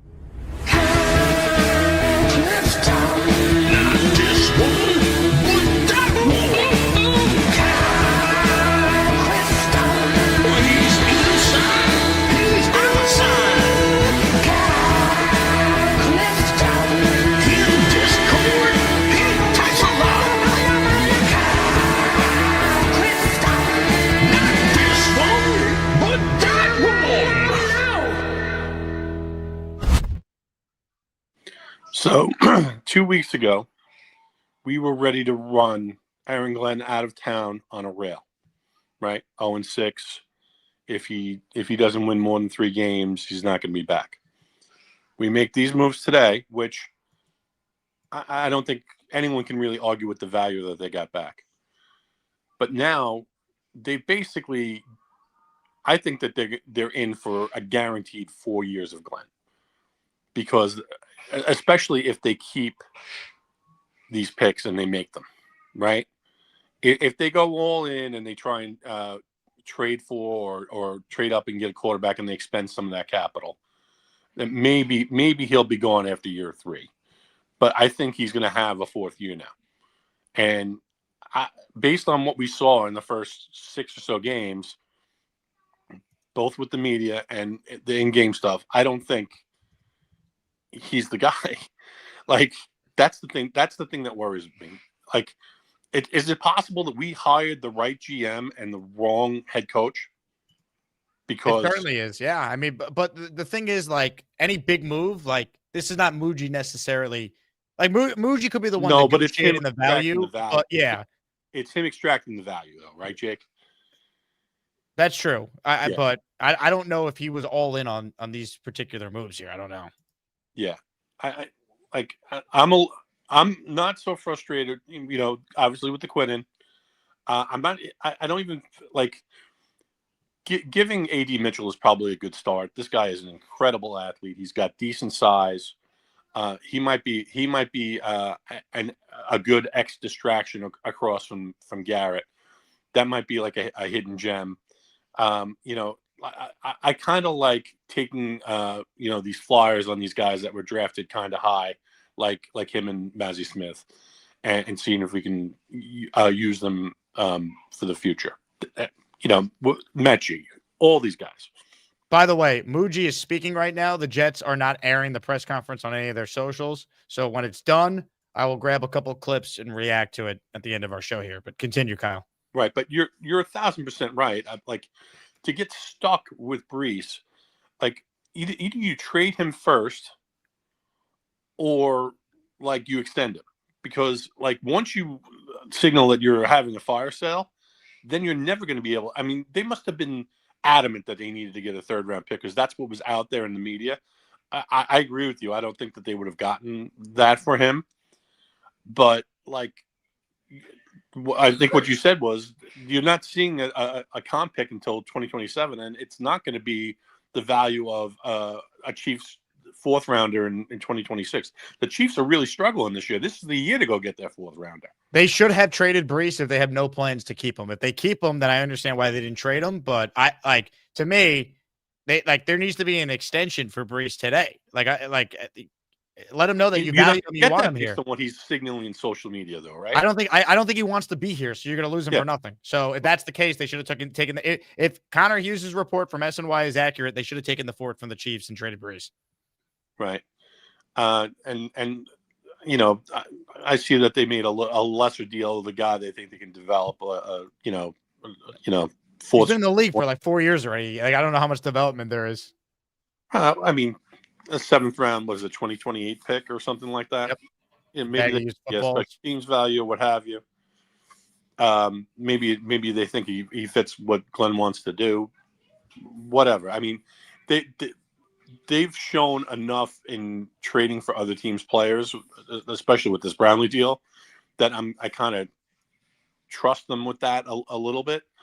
But like I don't know that I would trust Glenn to build the offense, right? Like it could be the ultimate shot caller on the offense, even if we have guys that are running open, downfield in the 10 or extra. We don't have the trigger man for that yet, and I don't necessarily trust Glenn's judgment based on how he's handled the media and based on some of his in-game stuff to kind of build this team from the ground up and have the immense power as what you were saying before. It's a little daunting to think that we could be doing this every year for the next 3 years, and that's what I don't think the fan base gets, because we're fickle, right? Like I feel like we've signed up for 4 years of Glenn when we thought we might have an escape hatch, and now that escape hatch, and I usually love Adam's calls, but I think that we are attached at the hip for Glenn for the future. Oh, he's here. I'm not the one and done talk. It's over. He could lose every game the rest of the way. Aaron Glenn's not getting fired. Right. And even if he struggles next year, if he comes in with 4 wins next year, they'll say, "Oh, this is the first year with the guys that he drafted." Like they built it. Look, I don't like it, but from a job security standpoint, Aaron Glenn and Darren Muji just bought themselves another 2 seasons, no matter what, pretty much. I mean, unless they go 0-17 next year, which is not going to happen because they didn't go 0-17 this year.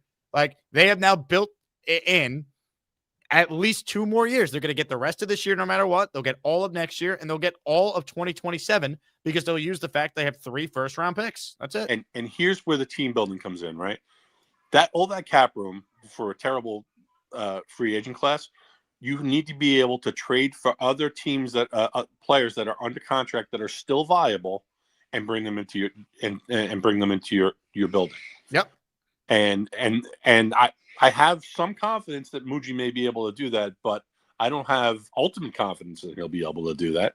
It's just you're asking a lot for guys that have never done it, and like this year has been so bad. Like the reason why we're here is because of their poor decisions and poor coaching. If in the case of Glenn, so it's like I don't get how people are like loving today is like this great day. You're only at this point because you couldn't take a team that had talent and do anything with it. So this was the next best thing you can come up with to try and give yourself more opportunities to turn it around because you screwed up your evaluation of the team you inherited in the first place.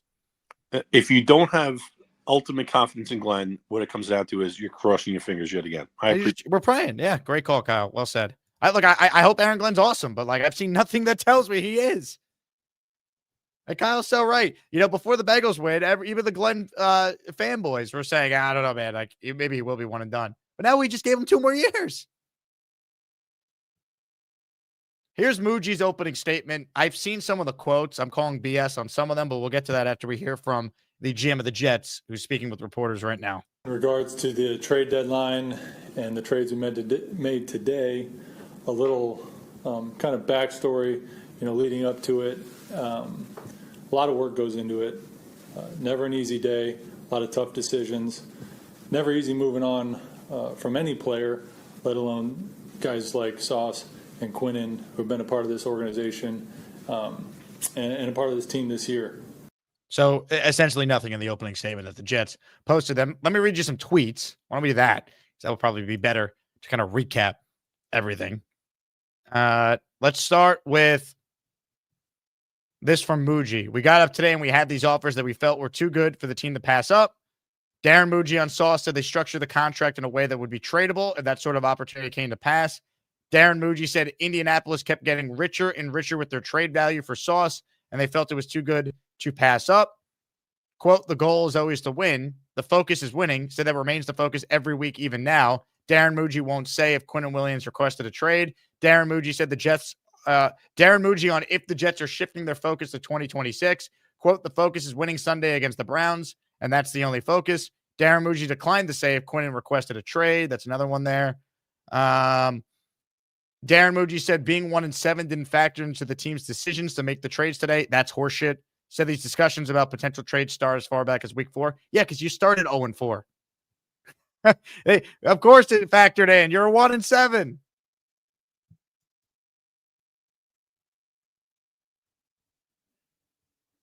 Wrong verve. Okay, which one of us was a tyrant in a past life to deserve this karma? Man.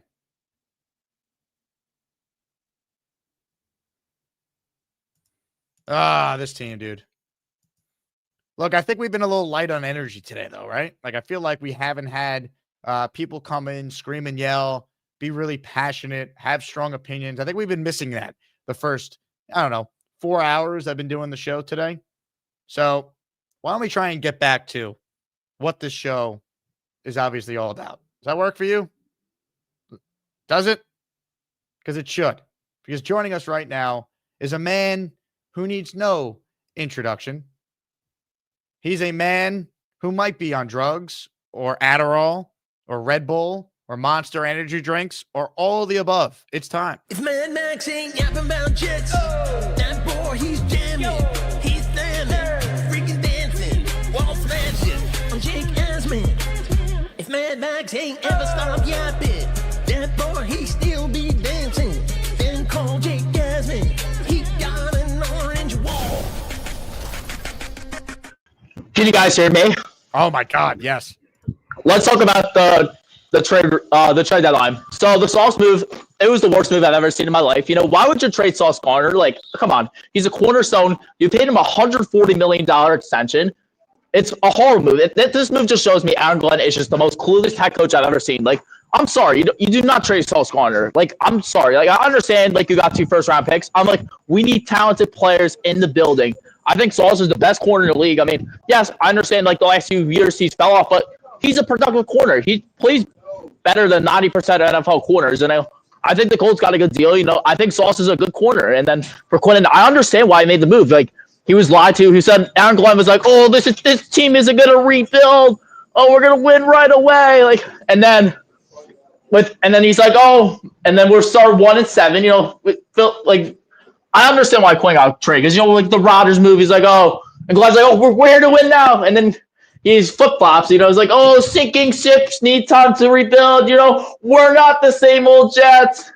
So I understand, but, like, I just think the Sauce move was dumb. Like, even I was shocked. I was like, are you really going to trade Sauce Gardner? Like, honestly. Well, they did trade him.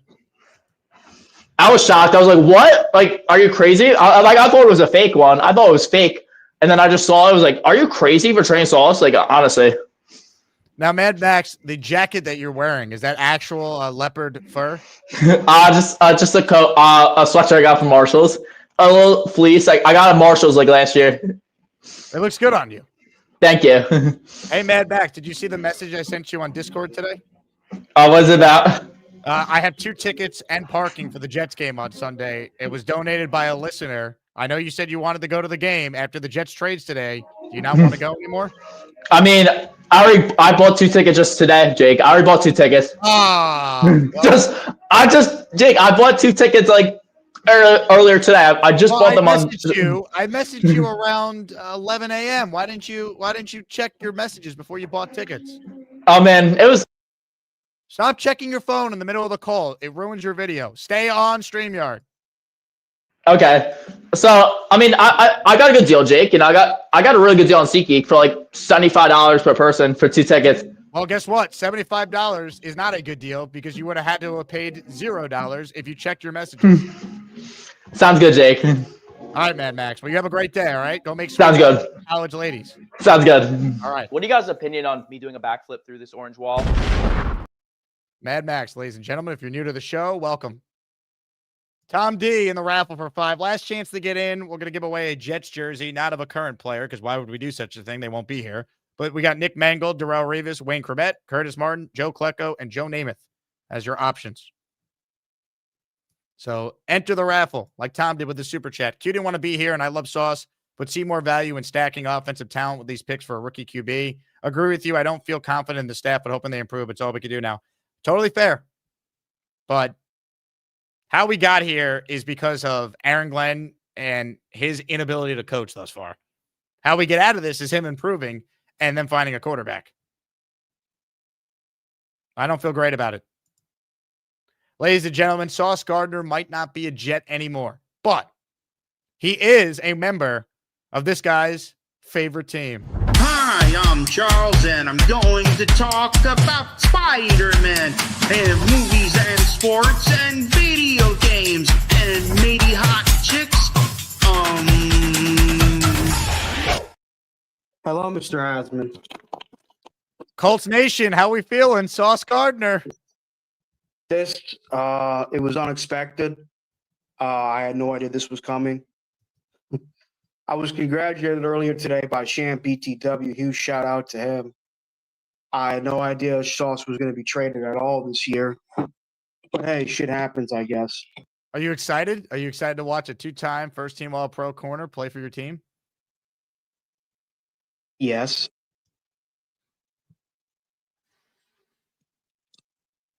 Good. I've always liked him. I know his production has dipped down these past couple of years, but I do know that he's a very talented player, so we'll see. You know, our defense has been pretty decent for the most part, but even though we did get our butts kicked by the Steelers last week, on Sunday, I should say.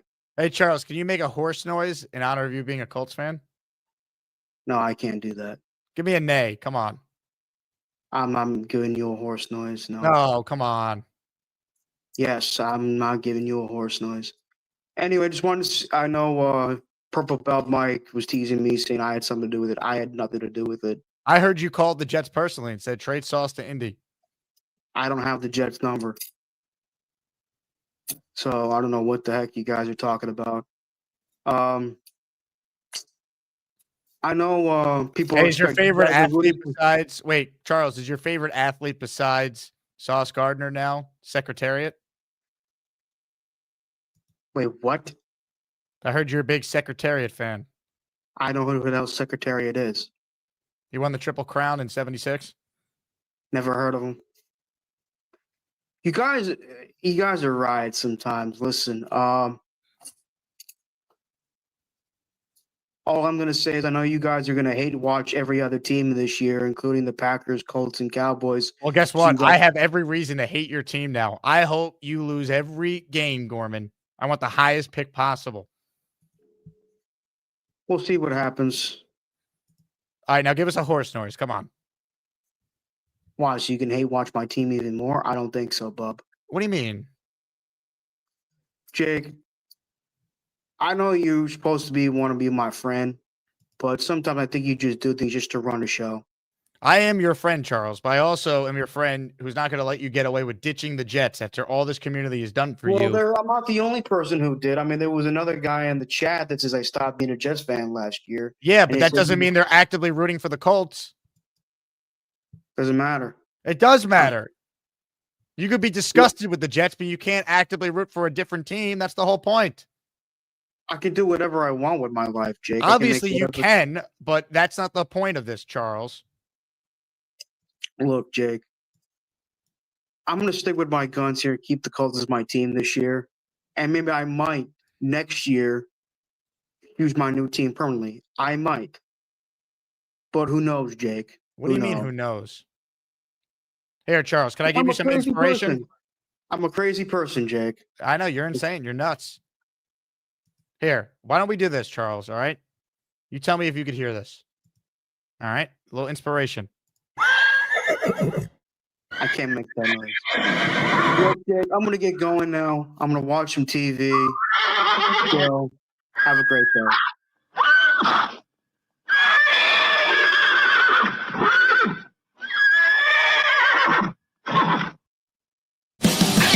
You'll never get my chicken soup recipe. I'm not saying that Lowski takes steroids. Need some of it.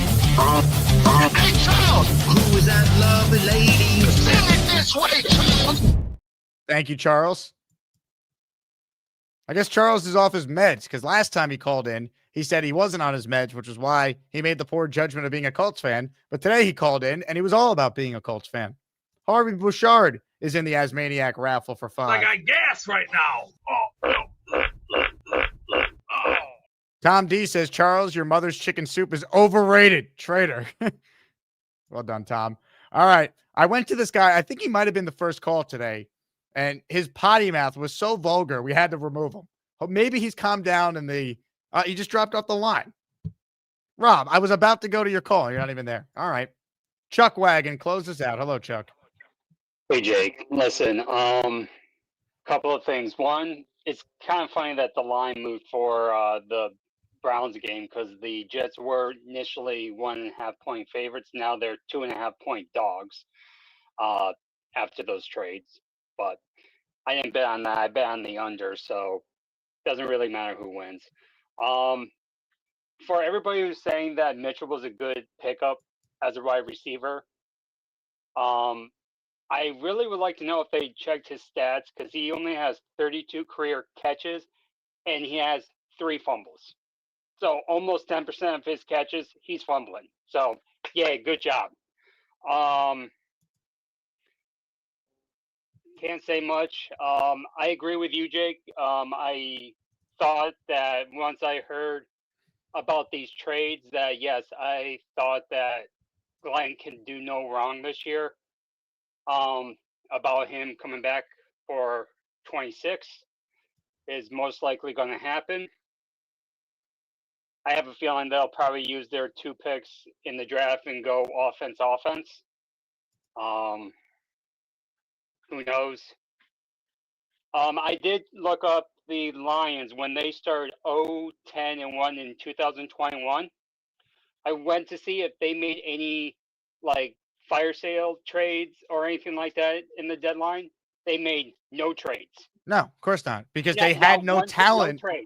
Right, because they had no talent when Campbell and Brad Holmes, their GM, took over. They had no talent. They had 2 total Pro Bowlers on their roster when they got there. One was Goff, the other was Hawkinson. They traded Hawkinson, but they didn't need to do this because they didn't have the talent the Jets had that Aaron Glenn and company inherited. That's been my point from the beginning. Stop comparing the Jets to the 21 Lions. It's not the same thing. It never will be the same thing.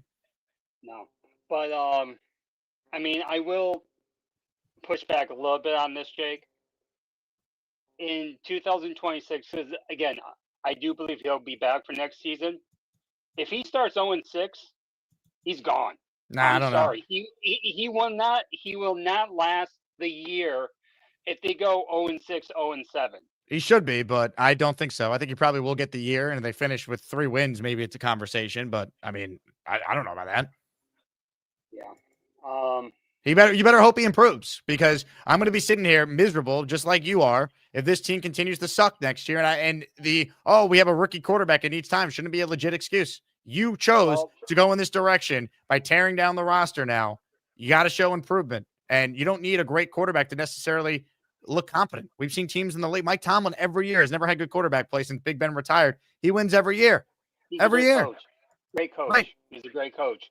And I know, I think it was a week ago, almost 2 weeks ago, I said, just for shits and giggles, over under 2.5 trades by the before the deadline. You said under, I said over, but we were both wrong. It was only 3. I said 4. You said, I think, 2.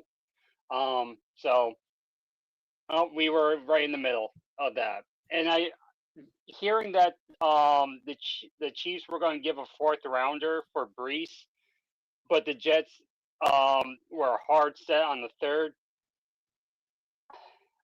I really don't understand why you're hard set on just 1 round, especially when someone is unhappy as Breece. But just like in any sport, if the Jets do extend Breece and re-sign him and make him top 3 running back money-wise, money will solve the problem. He'll be making new tweets saying he loves New York and this and that if we overpay. You overpay on a player, he will change his tune just like that. I don't think they're going to pay him, though, Chuck. I don't think so. I think he's gone at the end of the year.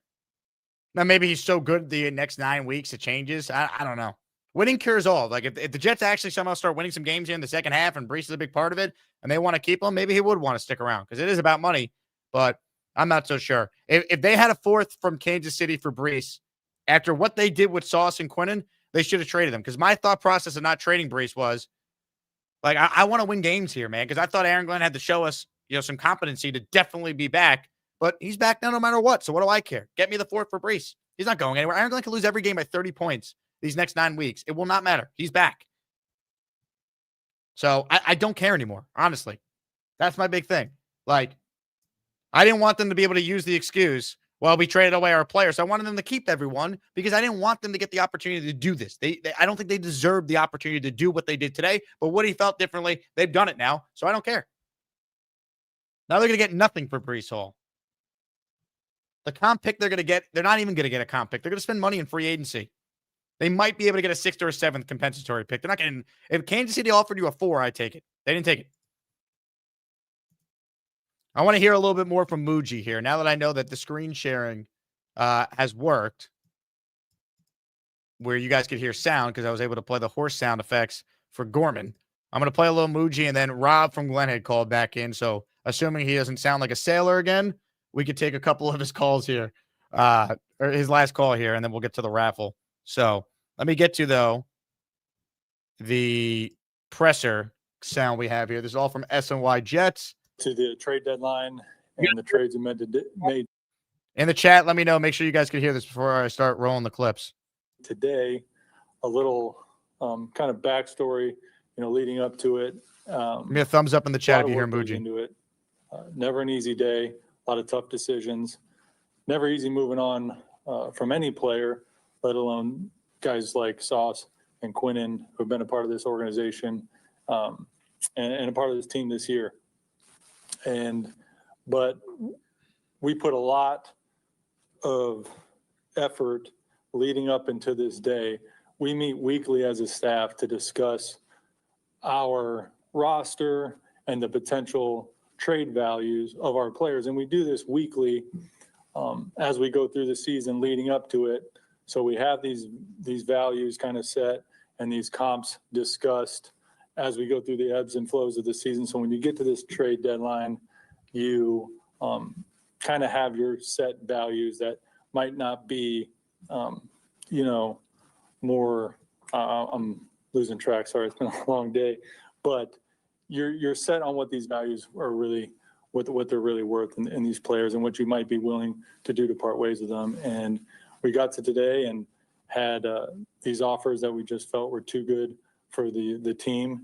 And we made that with Sauce and Quinnen. And with that, I'll open it up to any questions. Beautiful.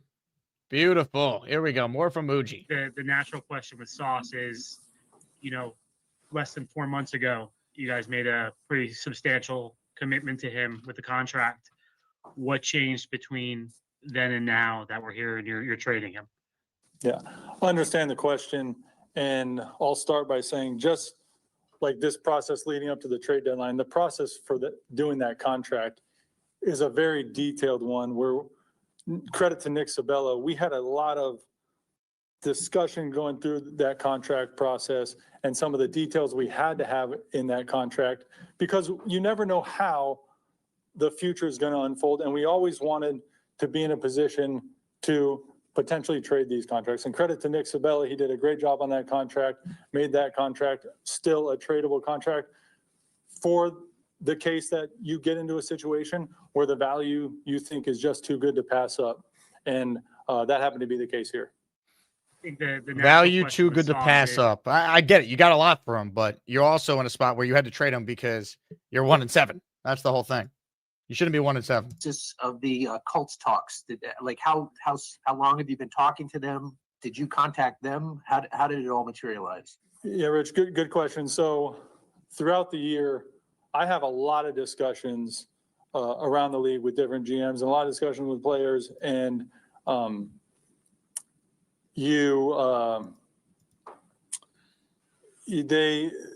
never know how they're going to materialize, but it was never something, again, like you hear them and you're like, I probably wouldn't do that, but we have our set values. We keep all those conversations private. And when it came down to the last few days, Indianapolis kept getting richer and richer with their value, and eventually, like I said, was too good to pass up. But I have a lot of conversations throughout the course of the year with different GMs, and this one materialized. I mean, the Colts clearly called them. I mean, we all could see that.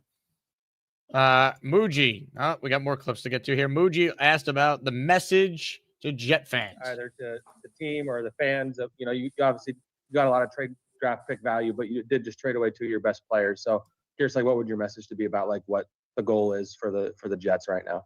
Yeah, I understand the question. The goal is always to win. Look, these coaches and players work too hard every day, all day, with the goal of winning on Sunday, and that never changes because that's what the fans deserve. That's what the players deserve. That's what the coaches deserve, and that never changes. I understand the trade deadline and different moving parts, but the goal is to always win on Sunday, and that's what we work to do all week, and that's how it is. What would your The problem is you had to trade these guys because you didn't win enough, and this was your only counter, your only pivot. It's not a 1-17 that's blowing it up and starting over. It's now become that because Aaron Glenn and you have done a bad job and completely misevaluated the roster. The record being 1-7, with the way the season's going, how much did that factor into today? No, like I said, we have these processes in place to have these discussions throughout the season. When we start having those discussions week 4, and we're talking about a lot of things in those discussions with players and what the roster could look like and contracts and value. It started week 4 because you were 0-4. You were the only team in the NFL without a win until last week. And compensation, and there's a ton of things that go into it, but we're very consistent throughout our process, regardless of the record. How much of the record being? I mean, I see this comment from JD. Can't evaluate the roster fully till you coach them. Then don't extend players and don't tell us that you're going to get the most out of players with your coaching. Aaron Glenn said, it's coaching, man. It's coaching. Justin Fields never been coached properly. We're going to let him play quarterback. You don't get to use that excuse. They've done a bad job here. They got great returns for 2 excellent players. No one's disputing that. But now they have carte blanche to have job security for 2 more years based on what? I don't think Muji's done bad with the trades. His trades in season have all been good. The picks for Brownlee, worth it. The picks they gave up to get Briggs and to get Harrison Phillips, worth it. This is a whole different level, though. This is a full-on, we're tearing it down at the studs now. And they didn't even do that necessarily properly because they didn't trade Breece today for a 4th-round pick that was reportedly on the table. All we can do is hope Aaron Glenn improves, man, because none of this matters. We all love these picks. It will not matter. They will not win anything with this coach if he doesn't get better. And he's not going anywhere now. So forget the Mike McCarthy talk or getting a real offensive coach to coach up Fernando Mendoza or Dante Moore or whoever. The big takeaway from today, whether you agree with the decisions that are now committed to Aaron Glenn, they being the Johnson family, committed to Aaron Glenn for all of this year, all of next year, and probably all of 2027.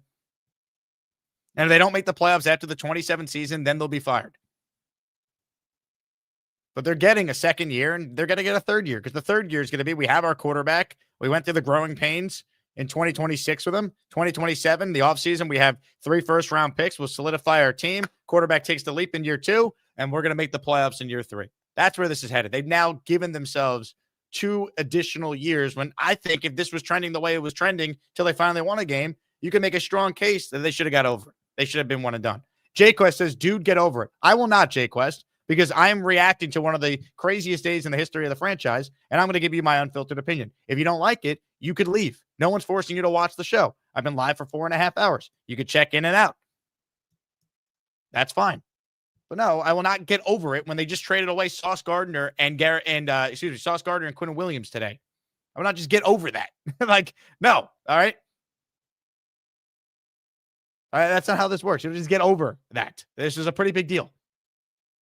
But you love Aaron Glenn. Oh, I love Aaron Glenn. You a week ago were like, I'm a Glenn guy, and even I am having some doubts right now. You called in and said that on this show. So what's changed? They beat the Bengals who can't stop anyone, and now we've guaranteed them 2 more years? Because that's what they did, Jquest. So you tell me. Get over it. No, I will not get over it. I make a living talking about this team. It's one of the biggest days the Jets have had in their franchise's history.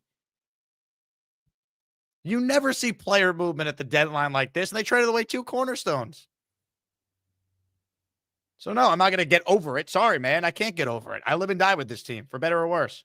One last call, and then we'll do a raffle for a Jets legend. Rob, the Jet fan. Rob, hello.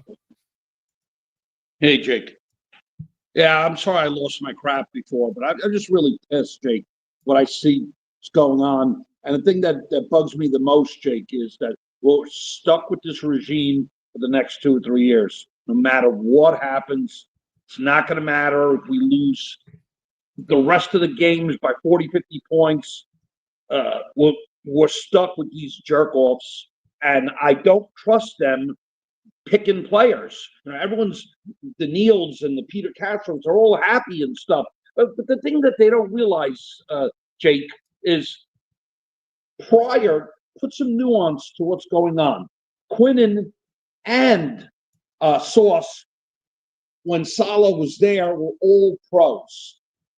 Those coaches leave for whatever, all the reasons we already know, and they start going downhill. So there was nuance there. You had crap coach trying to get these guys to play better. And you know what? It wasn't working because the coaches suck. Now this year, you have this idiot, Glenn and Muji, and the same crap is happening, and everyone's confident because they made all these trades. You still have to pick the players. It's not that easy to pick all these players, and you're going to hit on every guy. So you know what? Like you said, this is going down to the studs now, Jake. So you know what? If we don't pick these number ones and number twos and hit on most of them, we're going to be a crap team for the next maybe 3 or 4 years. And you know what? We have to sit with these players. We have to sit with these coaching staff. All of this crap. And you know what? Woody should have went to the UK and stayed there. I agree with you. Chris Johnson should be running this team because this guy is letting this Glenn rape this team of players who don't even want to play for the team anymore. They want to leave. The Lazards, the Adams, the Clemens, the Ciscos. It's amazing how these guys are still on the team. But you know what? Our good players, they rape and they take off. Okay, we got good value for Quinnen. I get it. He didn't want to be here anymore. I could live with him leaving. It hurts, but I can live with him leaving. But I don't believe the Sauce thing, Jake. I still think that Sauce is a really good corner. Okay, he doesn't get 1 million interceptions. He was never that type of corner. But you know what? Under Saleh, he was all pro 2 years in a row. They wouldn't be paying all this picks and stuff and giving a player in the deal if these guys sucked, right, Jake? No, I agree, Rob. The problem is it got so bad that this was their escape lever they could pull. Because now they've given themselves job security by doing this. Glenn's not getting fired. Muji's not getting fired. They now have all these picks to point to. And Joe Douglas did some of this too, but at least it made sense logically because he took over a terrible team. Like Joe Douglas got here in June of 2019 after McCagnon had already spent all the money and made the draft picks for that team in 2019. They finished 7-9 after a 1-7 start. So he tore it down over the course of 2019 and 2020. They bottomed out, which was the direction they chose to go in, which was right. You knew you were going to have a new coach. Problem is, Glenn's here, said they were going to win, overhyped his ability to coach these guys, now is trading some of the guys that he wanted here. And now we have to trust that they have a new plan that's going to work. Like, they shouldn't get the opportunity to do this plan after they were so incompetent with the first plan. Paul says, how do you get job security? By doing a lousy job. By doing what they did today. Right? This team wasn't supposed to be 1-7. Where are all the people that called the show who said I was too negative when I had the Jets winning 4 games this year? I listened to you, bumped it to 7. Then AVT got hurt the Tuesday before week 1, went down to 6. And I probably was way too generous with that. This wasn't the plan. They're bad because their coach has been bad. They're bad because they misevaluated their own roster. They brought back players that should not have been brought back. We all knew that Xavier Gibson should have been on the team. It cost them a game. Clemens being here with no edge depth behind them.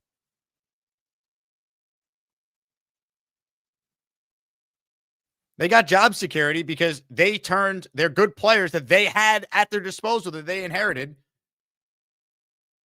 And guess what? They turned those good players into a lot of draft capital. So now they could sell the owner on, look at our war chest of assets. Great. All we could hope is that Aaron Glenn improves because he's going nowhere now. I don't know how many times I could say that. I'm sure I'm going to get the fire Glenn calls all throughout the remaining 9 games. And I'm going to tell you, he's not going anywhere. He's not. They could lose their next 9 games that they have left and finish 1-16. He will not be fired. He is now built in an escape plan to being god-awful at his job this year. That's what he's done. Hopefully, he's not god-awful at his job, but 8 games in, you know, the NY Jet Florida Ted, who wouldn't say Glenn's doing a bad job, right? Couldn't get yes or no question, Ted. Is Aaron Glenn doing a good job? I can't say. Okay. He's done a terrible job. And hopefully he does a way better job in the second half. But if he doesn't, it doesn't matter because he's given himself a built-in excuse by making these trades. Tyrone says, what a crazy day. What do I do with my Gardner shirt? I don't know, man.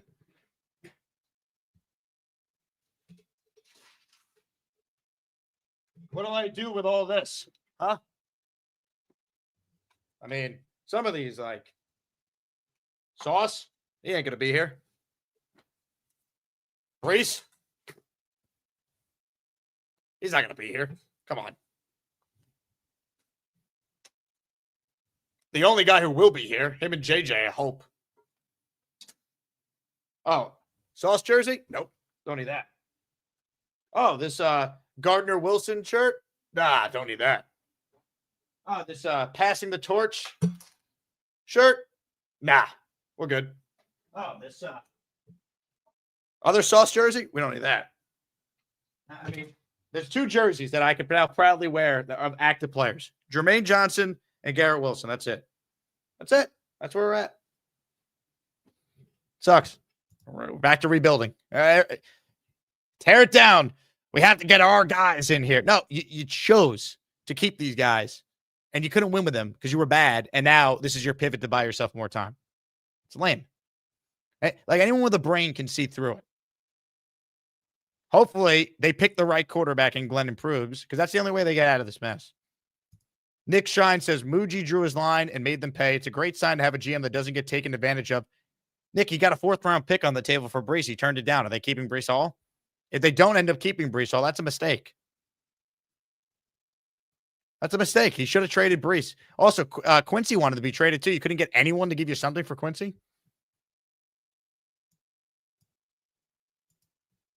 Zahara says, no sense trading for picks. Muji does not know how to pick.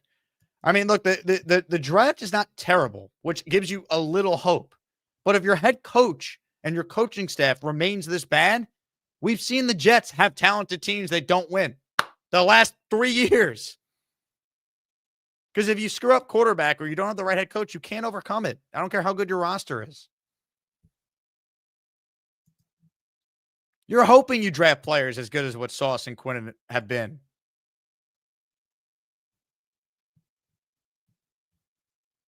Can they franchise Breece? They're not going to franchise Breece Hall and pay him $16 million on the cap. They won't do it. Not going to happen.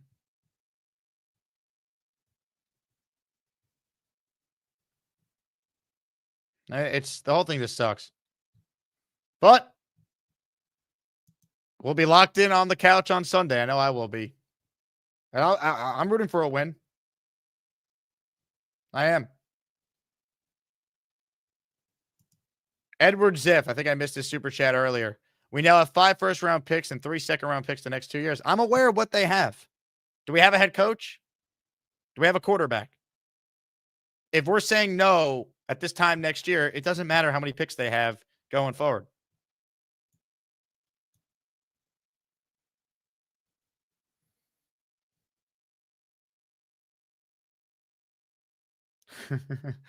Yo, Holmes, real fans understand what this is. I hug AG every day. There were a lot of hugs today at One Jets Drive. I hug him every day. I hug him every day. Unreal. All right. Who's ready for a raffle? Ladies and gentlemen, let's give someone a chance to get a Jets jersey. Not from someone currently on the team, because why would we do that? Ladies and gentlemen, the Wheel of Champions right now. It's time to announce the winners of the weekly Asmaniac raffle. Let's spin the Jake Asman Show Wheel of Champions and find out which Asmaniac is winning an epic prize. Here we go. Again, thanks to everyone who tuned in here. We were live for 4 hours and 37 minutes so far. And Black Gypsy, you sicko, he waited to the very end to enter the raffle as he always does. He is in for 1. All right. Spencer Green, can you... Spencer, stop it. Let's get you in for 2 here. Did I miss anyone else who's trying to pull this at the end? Let's see. Harvey wants to know where the tailgate is going to be. I have no idea, Harvey. I'm not going to the game Sunday. I recommend you go to either L5, Gotham City Crew, or Tailgate Joe. All 3 do a phenomenal job for Jet fans. Spencer Green. Let's see. Stevens, Glenn, Brownlee, Glenn, Membu, Glenn, Mason Taylor, Glenn, AZ, Glenn, Malachi Moore, Glenn. All are good. Sorry you didn't dismiss Clemens or Gibson, who aren't his guys. They cost him games. How about Justin Fields, Spencer? Justin Fields? How about the Steve Wilkes hire? Your thoughts?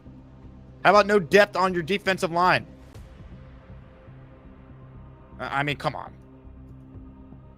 Anyway, whatever. I don't have time for your nonsense.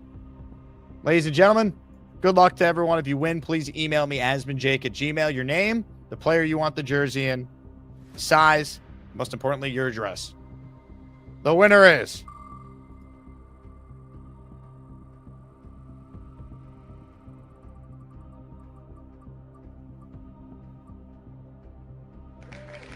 Ablav. You missed it, big fella. You missed it. You just missed it. Muji Cooks. Big fella's a Darren Muji stan. Ablav, congratulations. He is our raffle winner. Appreciate everyone who tuned in. I'm about to wrap up here an over 7-hour day of broadcasting. So thanks to everyone who listened on the radio today when I filled in for Bart Scott. Thank you to everyone who tuned in. Please hit the like button and subscribe to the channel if you're new around here. We're live usually 4 hours a day, 1 at 10 a.m. and then again at 4 p.m. Eastern every day. We'll be back tomorrow because, oh boy, do we have a ton to certainly talk about. You might have heard the Jets made some headlines today with some moves. We'll have more reaction tomorrow. Break it all down. The good, the bad, reasons to be excited, reasons to think this is bad. Plenty more reaction to go.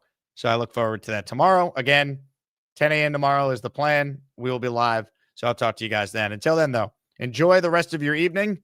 Go Jets. And I leave you with a laugh because if we don't laugh, we will cry. My fellow New York Jets fans, it is about time I come and tell you, consider the fact that the New York Jets continue to give us the same abominable product year in and year out. I'm officially boycotting this fucking franchise. I have chosen to adopt the Indianapolis Colts as my team this year because they're playing very good football. They're listening to their coach. They're not making stupid decisions. There are certain fans of mine that are calling me a traitor, but guess what? I don't care. I'm a grown-ass man. For anyone, including my friend Jake Asman, tough titties. Anyways, hope you guys have a great day, and I'll see you guys next time. You sons of bitches. I got a problem with my prepaid card, and I'm trying to fix it. There's some bogus charge on my card, and I don't like the sign of that. Hey, Beast, which tank top do you like? I'm not interested in tank tops. Those are for girls. What the hell is wrong with you? Give me someone American I can speak to. Unless you get the account verified, I won't be able to. Give me someone American I can talk to. Why are you so upset? I do apologize, but I already gave you the account number. Why are you sitting here BSing me? Well, you're sitting there with your hand up your ass. Hello? I had a problem fighting with one of the idiots on the phone. Couldn't speak one blatant word of English. What did they charge you? $9.99. So this is all over $10? What's your Venmo, Beast? You have a Venmo? I'll give you $10 right now to make you whole. I'm pulling it up right now. Ugh. Jason-Storm-31. You're down $9.99? Yes. Here you go, buddy. You've been made whole. New password, and I can't even get one. I don't even know a password. I'm trying something here. Gator says, was Beast the best choice as your tech support engineer? I still believe in him, Gator. Absolutely. I tried raunchy 14. Didn't want to work. Minimize 8 characters, maximum 20. You son of a bitch. Hey, try I'm not a meatball 69. Hogwarts 350 LBs. Hey, watch him. Got it. Oh, bullshit, man. Really getting me really ridiculous. This is so fucking stupid. I don't know what the fuck. Oh. Ladies and gentlemen, we've reached the part of the call where Beast turns his camera off and he's gone. Oh, hi. Jake wants me to ask you to click on the like button. That's right, Lane. And if they don't subscribe to the Jake Asman Show, this team may never win another game. Let's go, Jets.